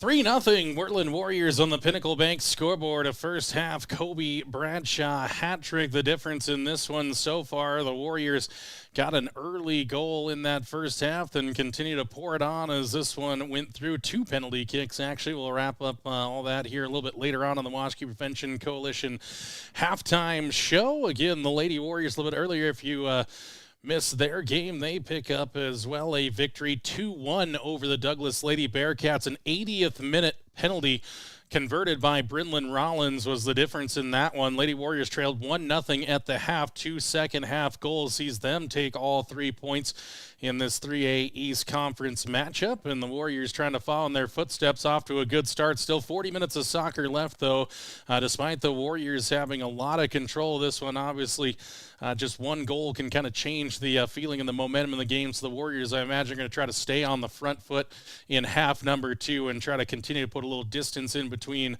themselves and the Douglas Bearcats. Again, as we kind of look across the state here, as the Warriors and Bearcats came into this one, the Warriors again lost to Buffalo on Thursday, so that saw the Warriors drop to 2-3-1, but looking to go back to 3-3-1. They've got 6 points from their first 2 conference games. And then 2 points from their first 3 conference games, trying to make it 3 of 4 here with a victory against the Douglas Bearcats as they try to keep pace with Buffalo on top. Right now, the Torrington Trailblazers, Douglas Bearcats both sitting on 3 points. Rollins sitting on no points. And again, Newcastle's not fielding a varsity boys team in the 2026 season, so really only one team is going to miss out. But as you heard from head coach Ron Overcast, the real important part is try to avoid that 3 or 4 seed, because you'd like to try to potentially avoid, especially the likes of Cody, but also Lander is another team that you'd really like to avoid in that first round as well. So both those teams you'd like to see potentially in the semifinals instead of a quarterfinal game when that state tournament rolls around at the latter parts of May. This is the Washkey Prevention Coalition halftime show. We'll take another break. On the other side, we'll get you into the first half goals and instants, and then get you ready for half number 2 here from Warriors Stadium. 3-0 Warriors, Pinnacle Bank scoreboard on the McCamey Broadcasting Network.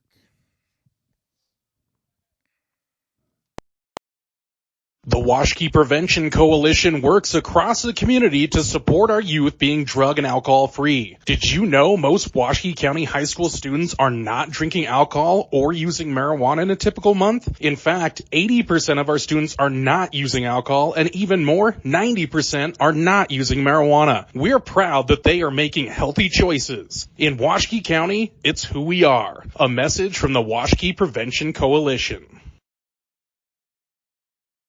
Sally's Classic Pizza in Worland, the classiest pizza around. Sally's offers pizza made with fresh dough daily. Go with a classic single topping or load it up with the king. 10 toppings in all. Friday, football and pizza is a winning combination. The Warriors special is available all school year. Get a large 2-topping pizza and a 2-liter for just $16.98. Fridays only. Sally's Classic Pizza, 1214 Bighorn Avenue, or call 347-2453. Whether it's a night out with friends and loved ones or a special occasion, Jeff's Green Hills Restaurant in Worland is your destination. With their mouth-watering menu, full bar, and friendly service, this dining experience will top your list. Open Wednesday through Saturday from 5:30 to 9 p.m. Located at 1485 Road 13 in Worland. For reservations, call 307-347-2695. Jeff's Green Hills Restaurant in Worland. Swing Trucking is a family-owned and operated company in Worland, Wyoming, offering trucking services for a host of industries. They have done extensive work in Wyoming, Montana, North Dakota, and Colorado, as well as surrounding Rocky Mountain states for the past 70 years. Their modern and up-to-date equipment allows them to provide full-service solutions for their customers' needs, from start to completion. Swing Trucking, 347-4161. Swing Trucking is a proud supporter of Pregame Broadcasting and Worland High School Athletics. And welcome back inside the Washkey Prevention Coalition halftime show. Halftime score, Worland Warriors 3, Douglas Bearcats 0. Let's talk about how we got there. The first half goals and incidents here on the Washkey Prevention Coalition halftime show. Well, they came all goals. No yellow cards in that opening half, and certainly no red cards. The goal wrap-up in the 17th minute. A penalty kick spot by Kobe Bradshaw converted to make it 1-0 in favor of Worland. And then it's Kobe again with a second goal in the 36th minute, a powerful header. And then in the 37th minute, a handball inside the 18-yard box surrenders another penalty to the Worland Warriors. And, of course, they had to let Kobe Bradshaw take that one, and he converts it for his first half hat trick to make it 3-0 in favor of the Worland Warriors. And, again, as we look a little further ahead to some Warrior soccer, again, I know it's frustrating, but definitely going to have a few work conflicts along the way, but we're looking at next week's schedule. As we look into the soccer schedule, we will be able to make our trip up to Powell on the 23rd. So again, that'll be a Thursday game, Thursday the 23rd. We will be able to make that game, but unfortunately the game in Rollins the following day on Friday will not be able to make that trip down there to Rollins High School. So we'll have one varsity game in a East versus West battle as the Worland Warriors will take on the Powell Panthers, and we'll have that here on the Pregame Broadcasting Network. That does it for our Washkey Prevention Coalition halftime show. Back in 60 seconds with a second half here on the Pregame Broadcasting Network. Refreshing wild cherry cola meets smooth cream. The treat you deserve. Pepsi Wild Cherry and Cream. Treat yourself. New Pepsi Prebiotic Cola in original and cherry vanilla. The Pepsi taste you love with no artificial sweeteners. It's unbelievably Pepsi. You're unbelievable. Try it now. Pepsi Prebiotic Cola.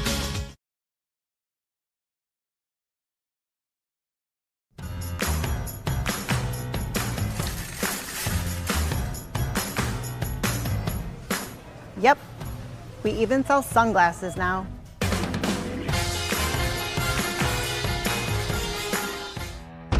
Tool tote, check. Tape measure, check. Impact driver, check. Oakley sunglasses, check. Built to fix, built to flex. And you can find it all at Ace, the helpful place. And we come back to live game action here as the second half is just underway, 10 seconds into it as the Bearcats played a long ball all the way through across the end line for a Warrior goal kick. Again, Warriors with that 3-0 lead on the Pinnacle Bank scoreboard. We're into the 41st minute now.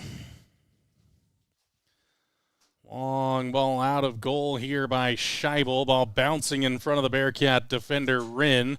And Cooper Cannon puts him under pressure here. Mascaro gives it right back for Cooper Cannon. He steps inside, moves, tries to get to his right foot, goes through the legs of Mascaro, turns it on goal, and a great save. Falkenberg there with a save for the Bearcats. Again, that time a great save by the Bearcat keeper under immediate pressure in the opening minute of the second half, and he was up to the task. A great strike by Gunnar Mascaro there as the Warriors were looking quickly for number 4. Nice job. Good defending by Sergio Cardenas. Now throws it outside looking for Cade Garcia. Found him there. Now Cannon rolls it along to the outside. Just enough defending out there. Good defending in the end by Chris Bernard to deny the Warriors any further forward. And now a probing run on the outside by Moore. All chipped to the middle of the field and then hammered ahead by Scheibel and bouncing towards the goal of Jackson Falkenberg. Hits it with the right foot to the outside. Garcia settles underneath it, able to head it back now for Cardenas. Sergio has to play that out there for a far side throw in for the Douglas Bearcats, and a change coming for Douglas as Landon Calderon comes into the game for Jose Umana.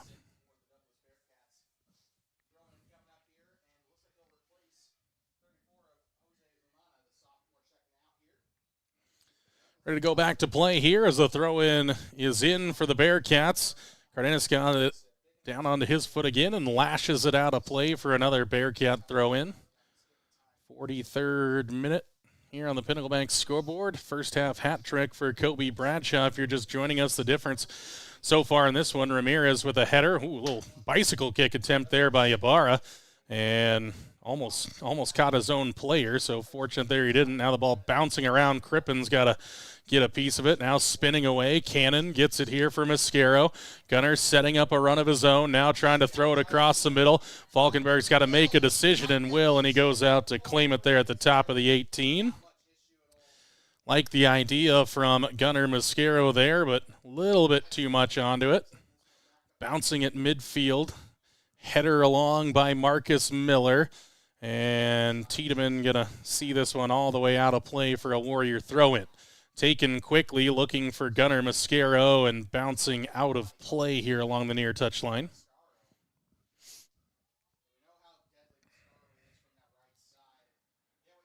Throw in for Oria, trying to get it to the top of the 18.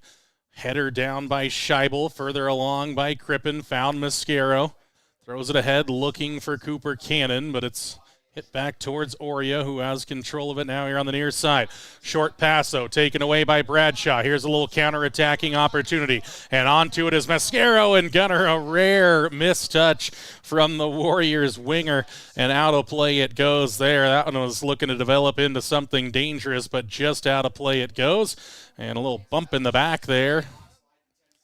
And, yeah, the fourth official ends up making the call there for the head official out there. It was just a little push in the back on Elias Mitchell.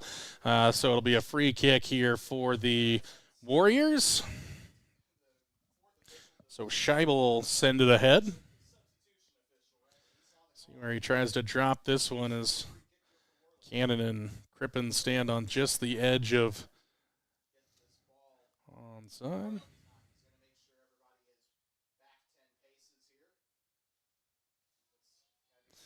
And so the 10 yards officially measured off now.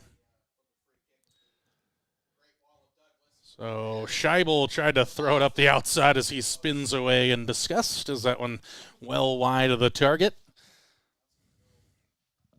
Can put those dangerous ones in from a ways back, and we saw early on the season. I mean, it was definitely wind assisted, but had a free kick goal from about 60 yards out in a game that saw him score 2 free kick goals.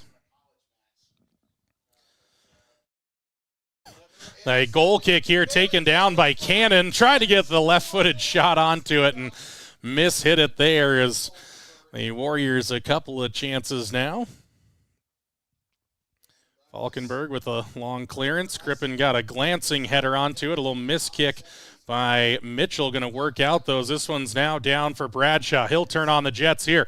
He'll continue to carve his way through the defense, and a last-second tackle by Russell Cullen. Great defending there by the Douglas defender. Again, kind of just threw a leg out and was hope it was measured correctly, and it was, as Mitchell loses out on the second ball here to Calderon.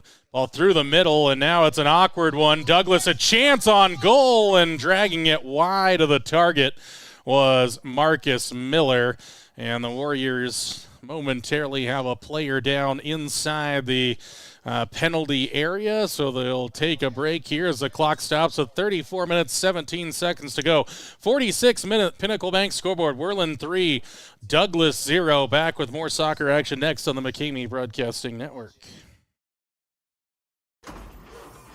Having trouble hearing the roar of the engine? Let DPS help breathe life back into her again. Power, performance, and great customer service is at the heart of diesel pickup specialists in Worland. Stop into their beautiful shop at 1051 North 10th Street in Worland for all your diesel service needs. Whether it's roughnecks needing to get back onto the job site, solving your agricultural hauling needs, or those looking to unlock everything their truck can do, DPS has the professional personnel, latest technology, and expertise to get you back on the road again. Diesel pickup specialists, from trucks to trailers and everything in between. Let them unleash the full potential of your diesel engine today. Call now, 307-347-4410. Stop in at 1051 North. And the Warriors are forward here, and Cooper Cannon with a strike. Sailing over the top of the goal there. Again, we appreciate our sponsor, Diesel Pickup Specialists, as we came back from break as the Warriors started that quick breakaway off the goal kick taken by Schabel, brought in nicely by Brecken Crippen, and then Cannon was loose, but got his foot a little underneath it, struck it well, but always rising over the crossbar, so the Warriors continue to generate chances. All chested down there by Cade Garcia. And the Bearcats trying to work out of trouble. Martinez got a miss kick onto it, but found a teammate now to play by the Warriors. So 47th minute, again, Cannon Tiedemann left the field a little bit earlier. He was the one that was down injured. He's under his own power now, trying to kind of shake off what happened there. And Cooper Cannon's going to get onto this ball here. Chance for Mascaro to run, and another loose pass here in behind Mascaro, as frustration there for Cooper Cannon. Short throw in, taken down by Oria. Now the Warriors have some room in the middle of the field here. Chance to pick a pass, and here comes Cannon again. He's got another chance at it. Takes the shot, it's loose. Falkenberg gets the save as Cannon got the proper contact but couldn't work it towards the far post corner. So another save for the Douglas keeper, but the Warriors starting to create some space in the middle of the field. And, of course, the Bearcats trying to get back into a game trailing 3-0, leaving some space for the Warriors to exploit. As Bradshaw turns here on Omana to the outside, tried to drag it forward, but Omana wins the ball that time. Now a chip over the top. It's a foot race on the outside as Cardenas just makes the smart play, out of play across the far touchline for a Bearcat throw-in. Douglas hasn't been without their chances here in the second half. Throw over the top here, and that's Cardenas with the header win. Now both teams fight for possession here in the midfield. Ball chipped over the top. It's another long sprint here for Cannon. He's onto it, tries to work it around the defense of the Bearcats, seals off there and keeps possession. Drop back for Cade Garcia, lets the defender fly by, and now picks out Crippen in the middle of the field. Tapped it down, kept possession here momentarily as he works against Martinez, taken off his feet now, and spinning to the outside comes Landon Calderon. A loose pass there, taken away by the Warriors, but won back by Douglas.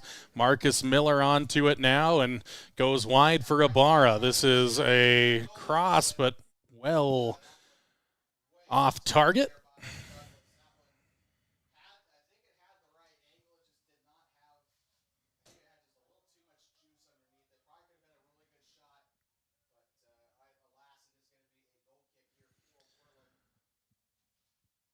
49th minute here as we work towards the 30-minute mark of half number 2. And a long goal kick here, going to roll all the way back into the goal of Jackson Falkenberg. So he'll line up with his own right foot and send it into the Warrior attacking half. And header there by Cardenas. Ramirez trying to win it now. Spinning away from trouble was Martinez, but then loses out, and Mitchell lifts a probing ball forward, and now cleared out by Russell Cullen. So Mascara will have the throw in now as Bradshaw's asking for it. Thrown over the top here. It's going to bounce. Bradshaw chests this one down, turns away from the defensive pressure. Gives for Cannon, skipped off the turf. There's Garcia, got it with the outside of the foot and put it on target. Another good save for Douglas as Falkenberg has it in his clutches as we head into the 51st minute now with the Warriors still leading 3-0. Ramirez won that goal kick out, and now Mascaro settles it down. Coming forward here. Skips past the defender, can't get past the second, but it's going to come outside for Elias Mitchell, trying to work around his defender, and cannot in the end, but still gets a throw-in for the Warriors as got past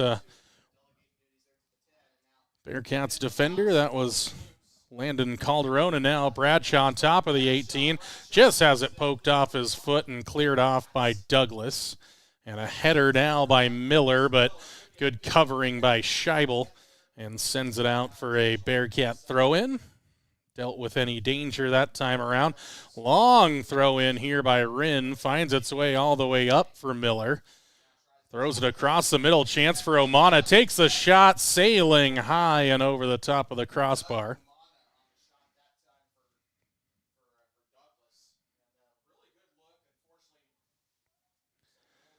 Now another goal kick coming for the Warriors. See a conversation between head coach Toronto Overcast and Gunnar Mascaro here along the near sideline. Goal kick was a low line drive, and now a hit here by Douglas floating into the hands of Cameron Heiner.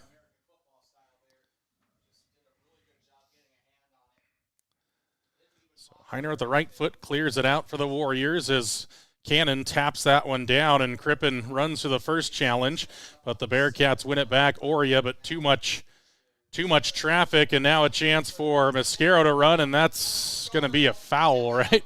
It is, as he and Rinn came together and might have caught a shoulder there, and Rinn will stay down momentarily. Hopefully he'll be all right, and we'll take a quick break here with 27:58 to go here in the second half. It's the Warriors 3 and Bearcats 0 on the McCamey Broadcasting Network.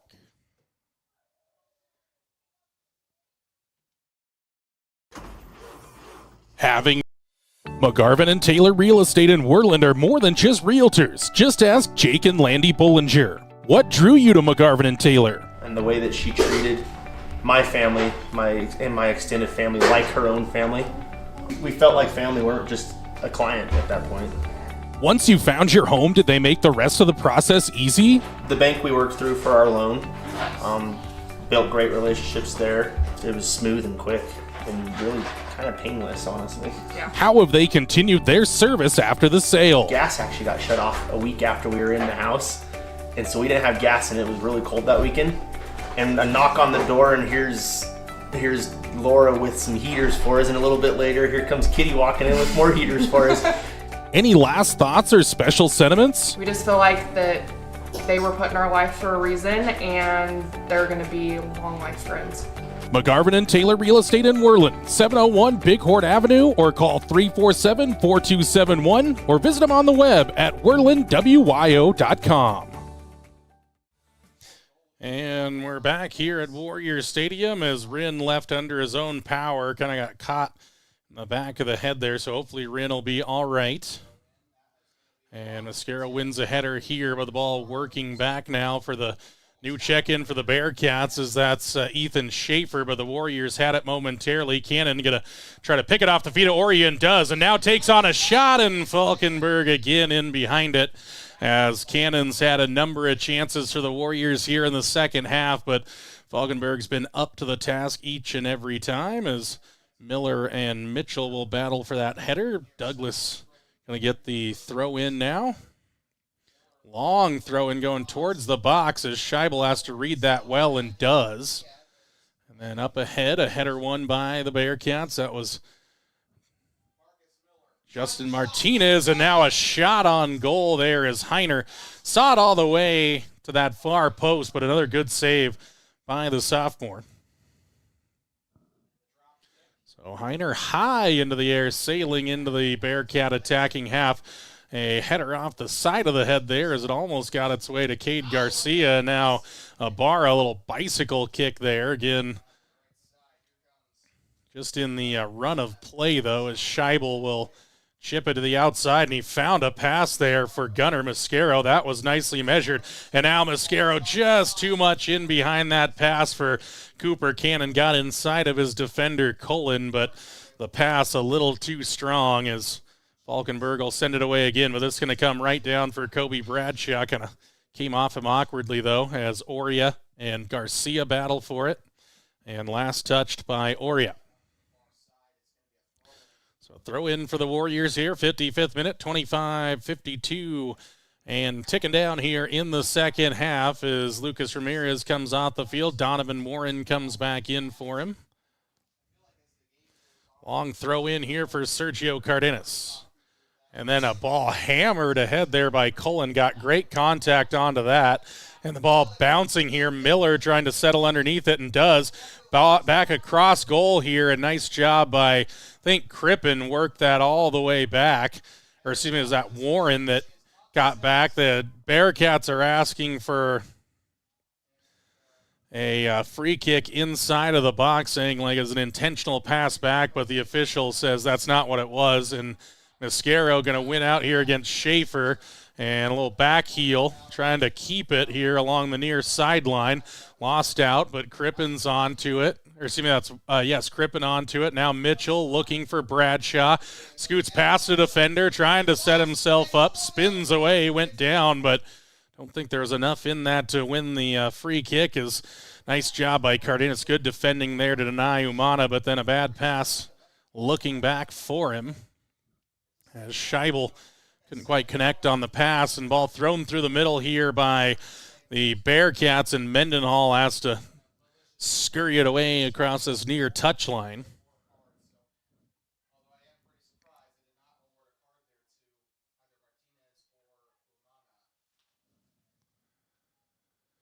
So a long throw-in coming here from Oria. Into the box it goes, towards the top of the six, almost a free header there for the Bearcats. Now a fight for it on the outside as Karsten Moore trying to get onto it. Warriors do some good defending again with Cade Garcia. Substitution coming if allowed, but not yet. So we're going to see Cabre Miller check into the game, and also Zach Davis will come in at the next stoppage for the Warriors. Ball to the, just glancing off of a Bearcat or a Warrior, and Heiner had to be aware and goes for a throw out here for Gunnar Mascaro. A great throw out now as Mascaro looking to set up a run to the inside, and now gets it for Cooper Cannon. Has some time on it, finds Bradshaw here. As Mascaro asks for it on the chip over, Falkenberg comes out. Mascaro's got a chance, leaves it off, an unselfish play. Cooper Cannon into the back of the net. Gunnar Mascaro, that's unselfish soccer. 4-0 Warriors as Cannon slots it away. But the play made by Mascaro, could have tried to take it himself, but he decided he wanted the Warriors to be up by 4 and offers it up for his teammate Cooper Cannon, who slots it away here in the 57th minute, and the Warriors go on top by a score of 4-0. We'll be back here momentarily on the McKamey Broadcasting Network. Having trouble hearing the rules? McGarvin and From the moment you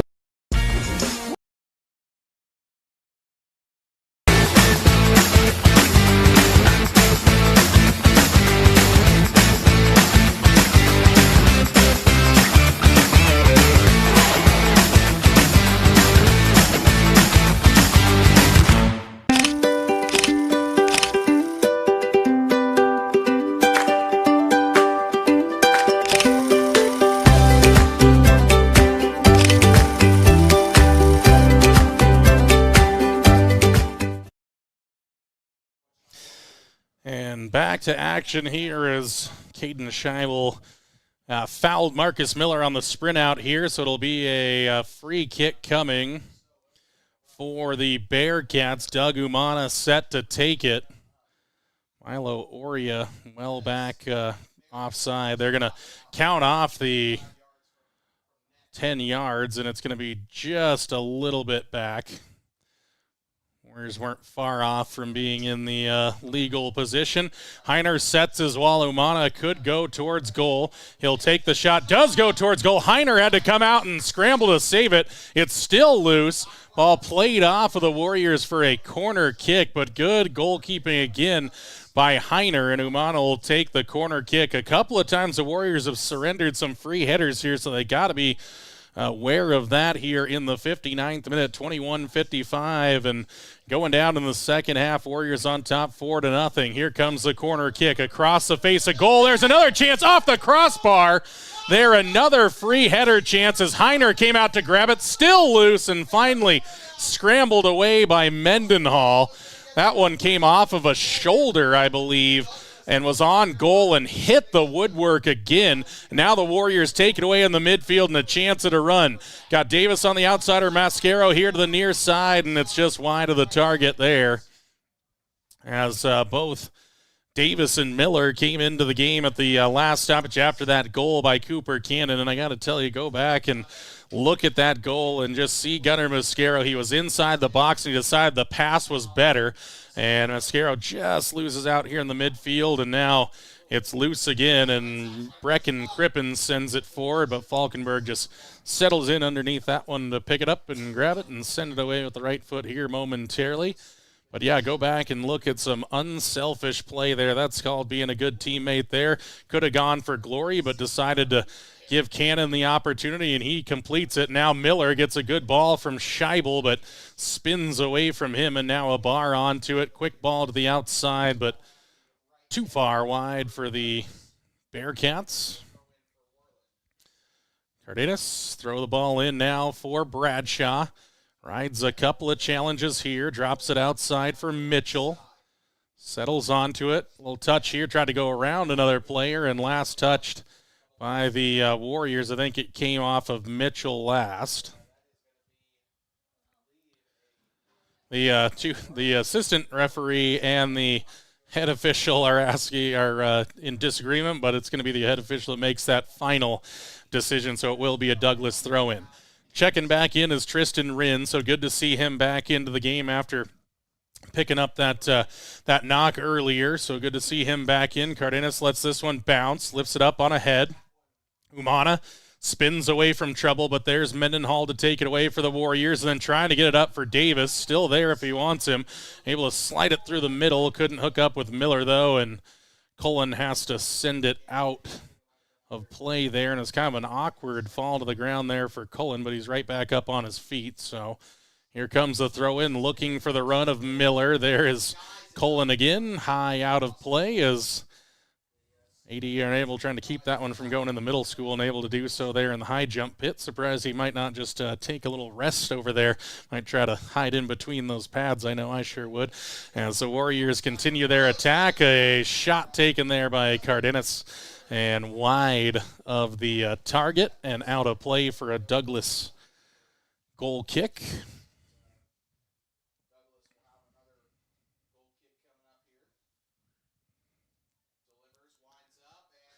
Goal kick there, short one. Fortunate there for Douglas, and no Warriors were there to take that one down as Miller stands it up high into the air. Calderon in the area along with Oria. Oria bounces that off of Mitchell and out of play. Long throw in taken here.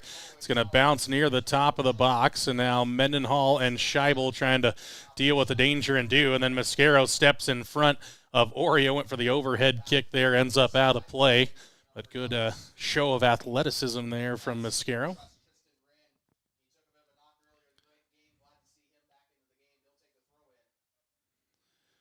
Rinn sends it forward, looking for Miller or Martinez, but it bounces all the way through for Scheibel, and now settling under it was Cullen. Miller has a chance to settle it down now, and a 50-50 ball there, won by Cullen. Mitchell high into the air, but going to be wide of the intended target and out for a Bearcat throw-in. 63rd minute now, 17:50 left in the contest. Warriors with that strong 4-0 lead.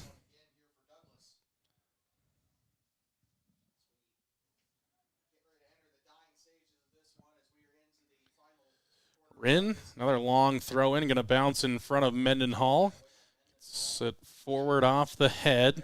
Now finds Bradshaw, spins away from a challenge. Miller onto it, going to wait for Davis to make a run, but finds a man in the middle, but just unable to keep it under control is Warren.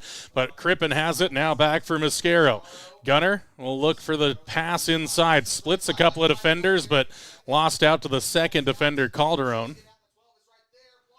And it's going to be a Warrior throw-in, so Mascaro continues to work hard, throws it right towards the penalty spot. Header by Miller, I believe, in the middle. Or it might have been Bradshaw, and it's saved by Falkenberg as it was kind of straight up into the air as the ball bounces here in front of Miller. And Mitchell just tries to keep it protected and then is able to scoot it out of play.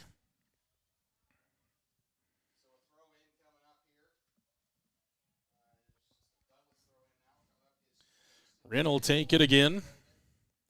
Throw towards the top of the 18, and a nice header there by Mendenhall, and a coming together of heads there, and the official not bringing it to a stoppage just yet. Both players end up going down there. Had a collision between Mendenhall and Miller, I believe, as we will take a break here with 16 minutes, 17 seconds left to play here. In the second half, the Warriors with a commanding 4-0 lead on the Pinnacle Bank scoreboard here on the McKamey Broadcasting Network. The Bunkers Golf Simulators at 1701 Bighorn Avenue in Worland invites you to experience the next level of indoor golf right here in the Bighorn Basin. At the Bunkers, we believe that golf is a year-round passion, and our state-of-the-art indoor golf simulator brings that vision to life. Featuring advanced technology from TrackMan, our large 2-bay facility allows you to experience the joy of golf no matter the season. Dive deep into your performance as you receive immediate analysis of your swing with club data and shot feedback.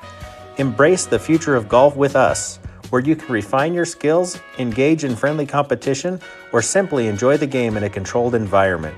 Join us at the Bunkers today, 1701 Bighorn Avenue, next to Blair's Market here in Worland. Book a bay today at www.thebunkersworland.com. Every Warrior needs the support of their Shield. Thank you to the following Shield members: Bighorn Federal Savings Bank, 1006 Bighorn Avenue in Worland, 347-6196. Bryant Honey Incorporated in Worland, Pure Wyoming Honey and Pollination Services. Sage Creek Land and Cattle Company, food from our family farm to your family table for over 100 years. War Paint, custom designed warrior gear. Find them on Facebook or online at warpaint.com. Add your strength to the Shield today. Contact Jordan McKamey at McKameyBroadcasting@gmail.com or call or text 307-431-1468 today. And we're back here at Warriors Stadium. It was Marcus Miller that was down for the Bearcats. Ben Mendenhall to the sideline for the Warriors. Again, kind of had a coming together of heads there. Both players, I think, are going to be all right as Miller left under his own power. Mind you, he was hopping off the field, but now seemed to be able to put pressure on both sides there, so hopefully it'll be all right. And now ball will be dropped here because Douglas was in the middle of what could have been a potential attack, so ball will be dropped, and the Warriors will be able to get to it quickly as the Bearcats try to drop it back. Ibarra challenge there by Sergio Cardenas. Great challenge. Ibarra ends up on the deck, and that'll be another injury timeout as again, the Warriors, Cardenas, there's nothing intentional about it. It was honestly a really good challenge. It was a 50-50 coming together type of situation. So we'll take another break here at 16:04 to go. So in the 64th minute, we'll take a break on the McKamey Broadcasting Network.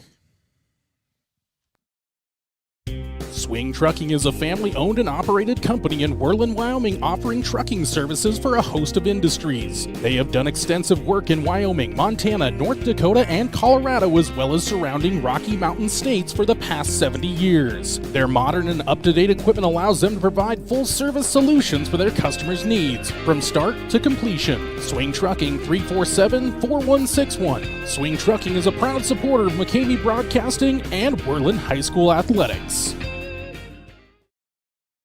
McGarvin Moberly Construction Company in Worland is a leader in road construction and service. They stand by their core values: integrity, commitment, quality, and execution. For over 60 years, when a project needs done right, on time, and on budget, the first choice is McGarvin Moberly Construction. This construction giant is a pillar of the Worland community and supports its local athletes. McGarvin Moberly Construction in Worland, 1001 U.S. Highway 20, 307-347-4268. Go Warriors!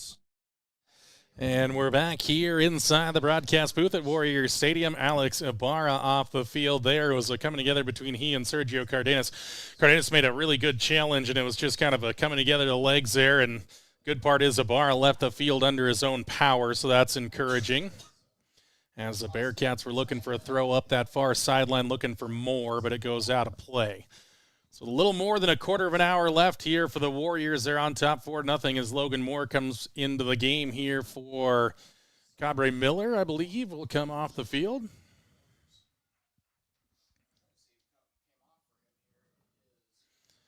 And a throw in. Cardenas looking for the head of Mascaro, but the Bearcats win the header.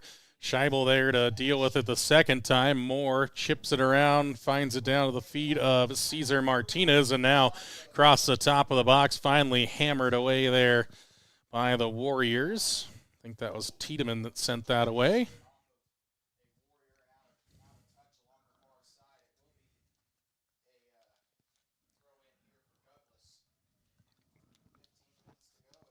So here comes the Bearcat throw in. On the sideline as Cardenas lifts that out of play. 65th minute now. Warriors on top 4-0. Cooper Cannon the only goal here in half number 2. Kobe Bradshaw with the first half hat trick as the Bearcats have it now here in the midfield. Go outside Umana, turns on the Warrior defense, but good secondary effort out there by Warren, and Davis couldn't keep it in play out there.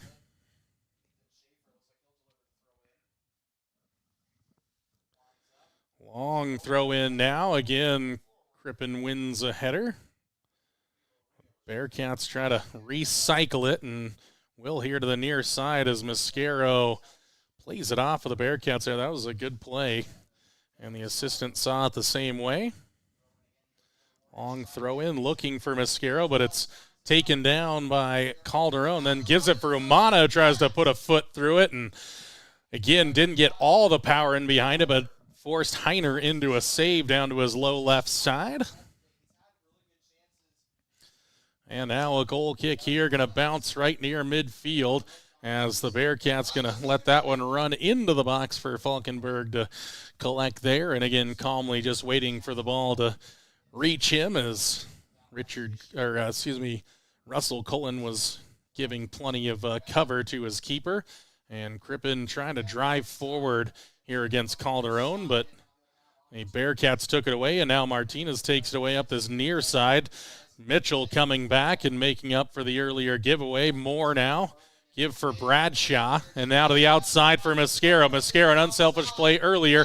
Now a chance, put it on goal, and does. Falkenberg with the save, though. Bounced off the midsection, but collected on the second opportunity as Mascaro puts it on target. And ball chested down here by Warren. Now Davis gives it inside for Moore. Back for Bradshaw, little back heel here. Now finds its way into the middle for the Warriors. And I think that was Warren up ahead. Now the ball lifted well ahead here as Scheibel lets that settle in front of him and now turns around and clears it away. Backed off Mitchell, and then a miss kick there as he got it back from Crippen. He's trying to send a long ball forward for Mascaro to chase after, but not the contact he was looking for. But then a good header one in there by Tiedemann, and I call a bad throw here. Believe that's a call here along the near sideline. So throw in here from Mitchell, finds Mascaro. Gunner sets up a run to the inside. Now drops it off for Bradshaw, who strides forward, now gives a through ball here for Davis. Zach Davis runs onto it, puts a ball across the middle of the goal there, almost ended up floating in. I know Zach was trying to look for the cross to the back post, but the way he hit it stood up in the wind and almost spun into that near post corner. That would have been quite a goal, but in the end, I think they called an offside, so they say that Davis was offsides on the pass. So regardless of what would have happened, it would have gotten wiped off there, as our near side assistant said, just beyond that last defender.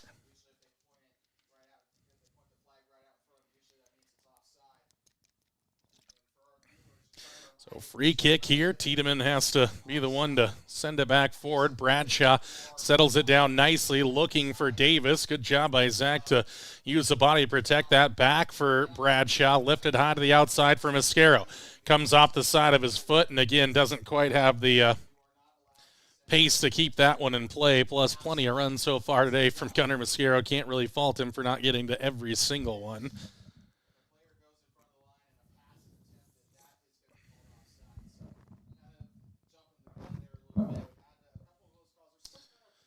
So thought they'd let Miller come into the game, but they do not, as Mitchell is able to send that ahead for more, but hammered away again by Cullen, and now it's a 50-50 situation here as Miller was charging hard, but Heiner saw that bounce into his hands. As the Warriors trying to win it here in the midfield, and the powerful header by Scheibel and Bradshaw. Good close control here, and now we'll drop it back for Scheibel. Scheibel lets it run across the body. To the outside it goes and out of play. Again, good pressure put on by Oria and the Bearcats. Rinn to take the throw in now. Inside the final 10 minutes of this contest, Warriors with a strong 4-0 lead. Trying to see this one out to the final whistle as the ball's thrown forward for Moore. He'll settle it down here. Warriors, it's an uneven break now as it's chipped to the outs right through the middle of the field. And covering nicely is Tristan Rinn that time. It's a throw in for the Warriors along the near touchline.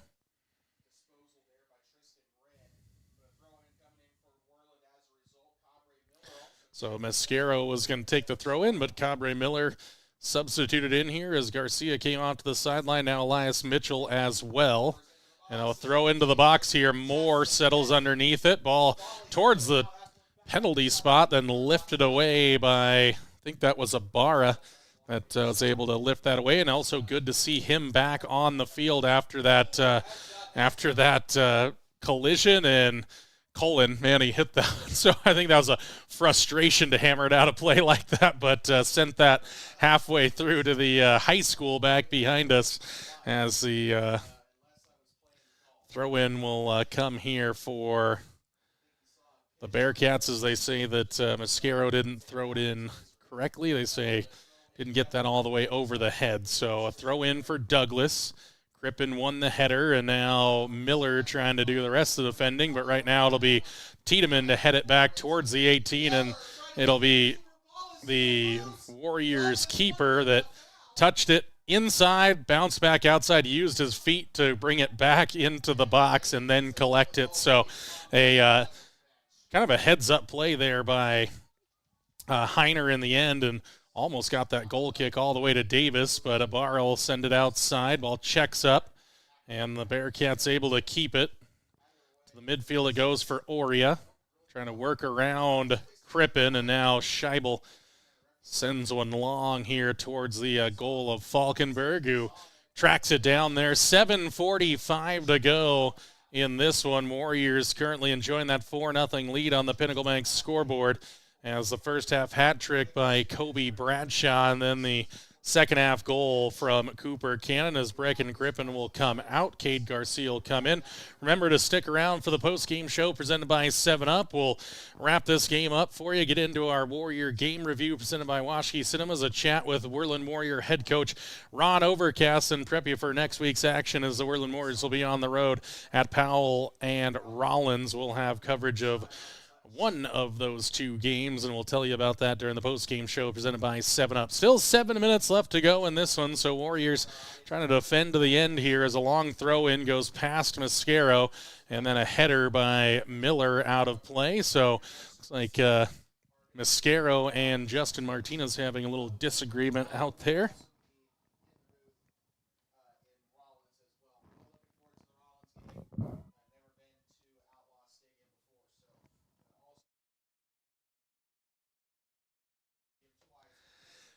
Ball forward here for the Bearcats in a crossing attempt. Now the Bearcats a chance at a shot by Landon Calderon, but blocked away by the Warriors.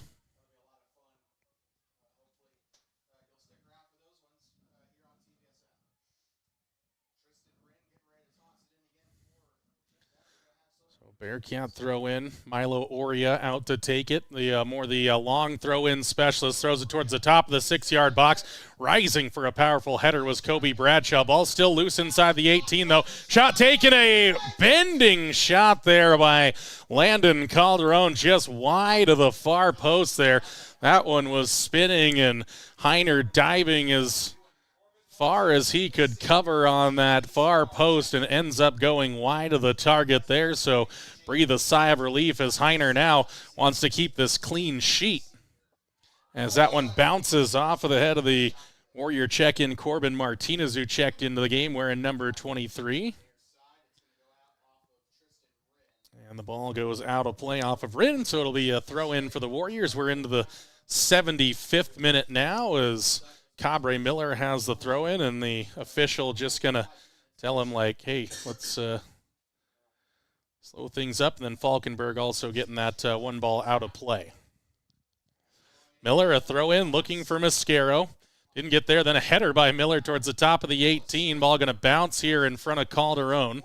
Had the best chance so far of the day for Douglas, and now Miller going to work across some traffic, but bounces back now for Davis. Goes to the middle for Garcia. Tries to go past Ibarra, but good defending that time by Alex Ibarra, and the Bearcats working through the midfield now, and nice awareness by Scheibel. And the ball is loose here. Garcia goes outside for Mascaro. Mascaro leans in now, riding a challenge from behind. Mascaro still has it in a sliding challenge. Hammered shot here by Bradshaw, well over the top.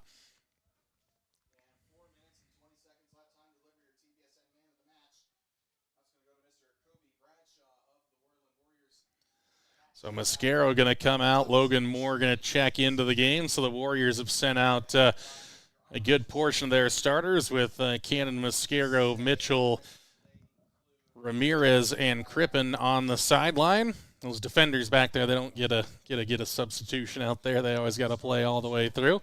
That's just kind of the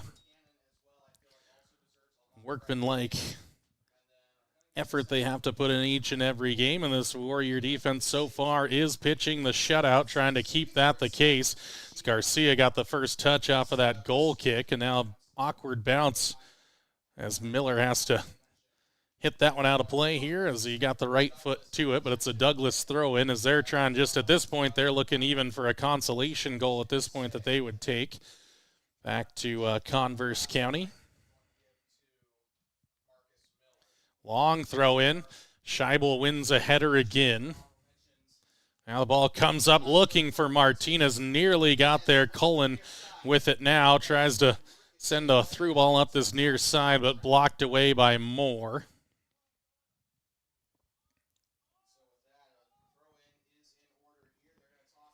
Long throw-in. Header by Tiedemann.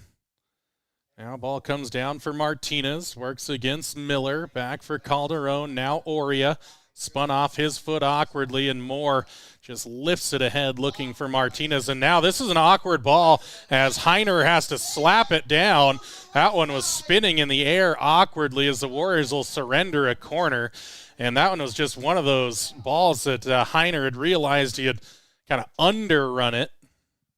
But in the end, able to kind of slap that down and off of a Bearcat last. So 2:30 to go here in this one as Scheibel goes to the middle of the field, came off of Oria. Now bad pass back by Donovan Warren, but Scheibel there to clear away the danger. And now Davis trying to go inside for Bradshaw. Barra with it.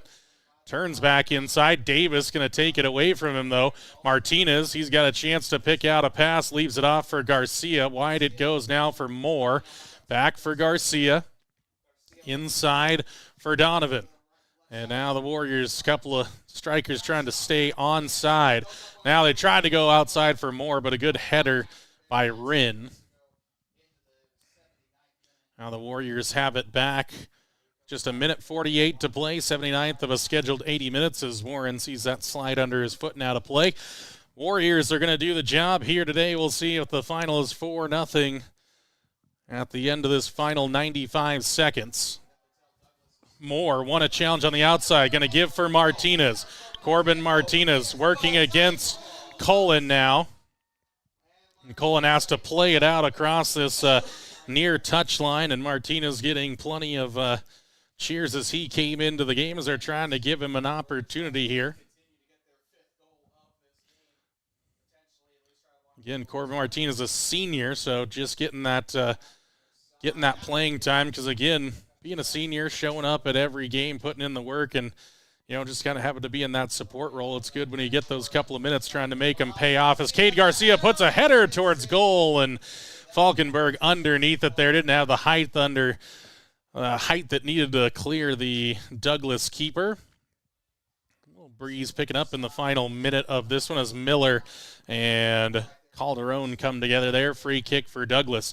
35 seconds to go as Oria throws it up ahead for Miller.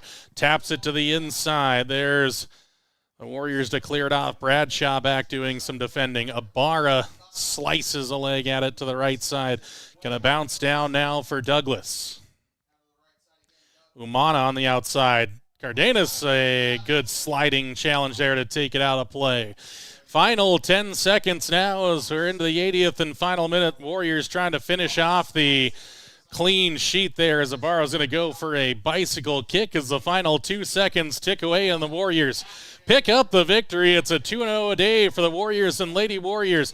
4-0 the final on the Pinnacle Bank scoreboard. Post-game show presented by 7-Up. Your way next on the McCamey Broadcasting Network.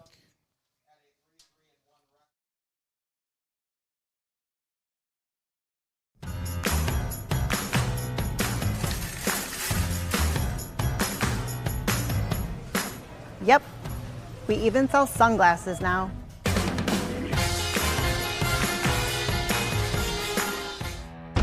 Tool tote, check. Tape measure, check. Impact driver, check. Oakley sunglasses, check. Built to fix, built to flex. And you can find it all at Ace, the helpful place.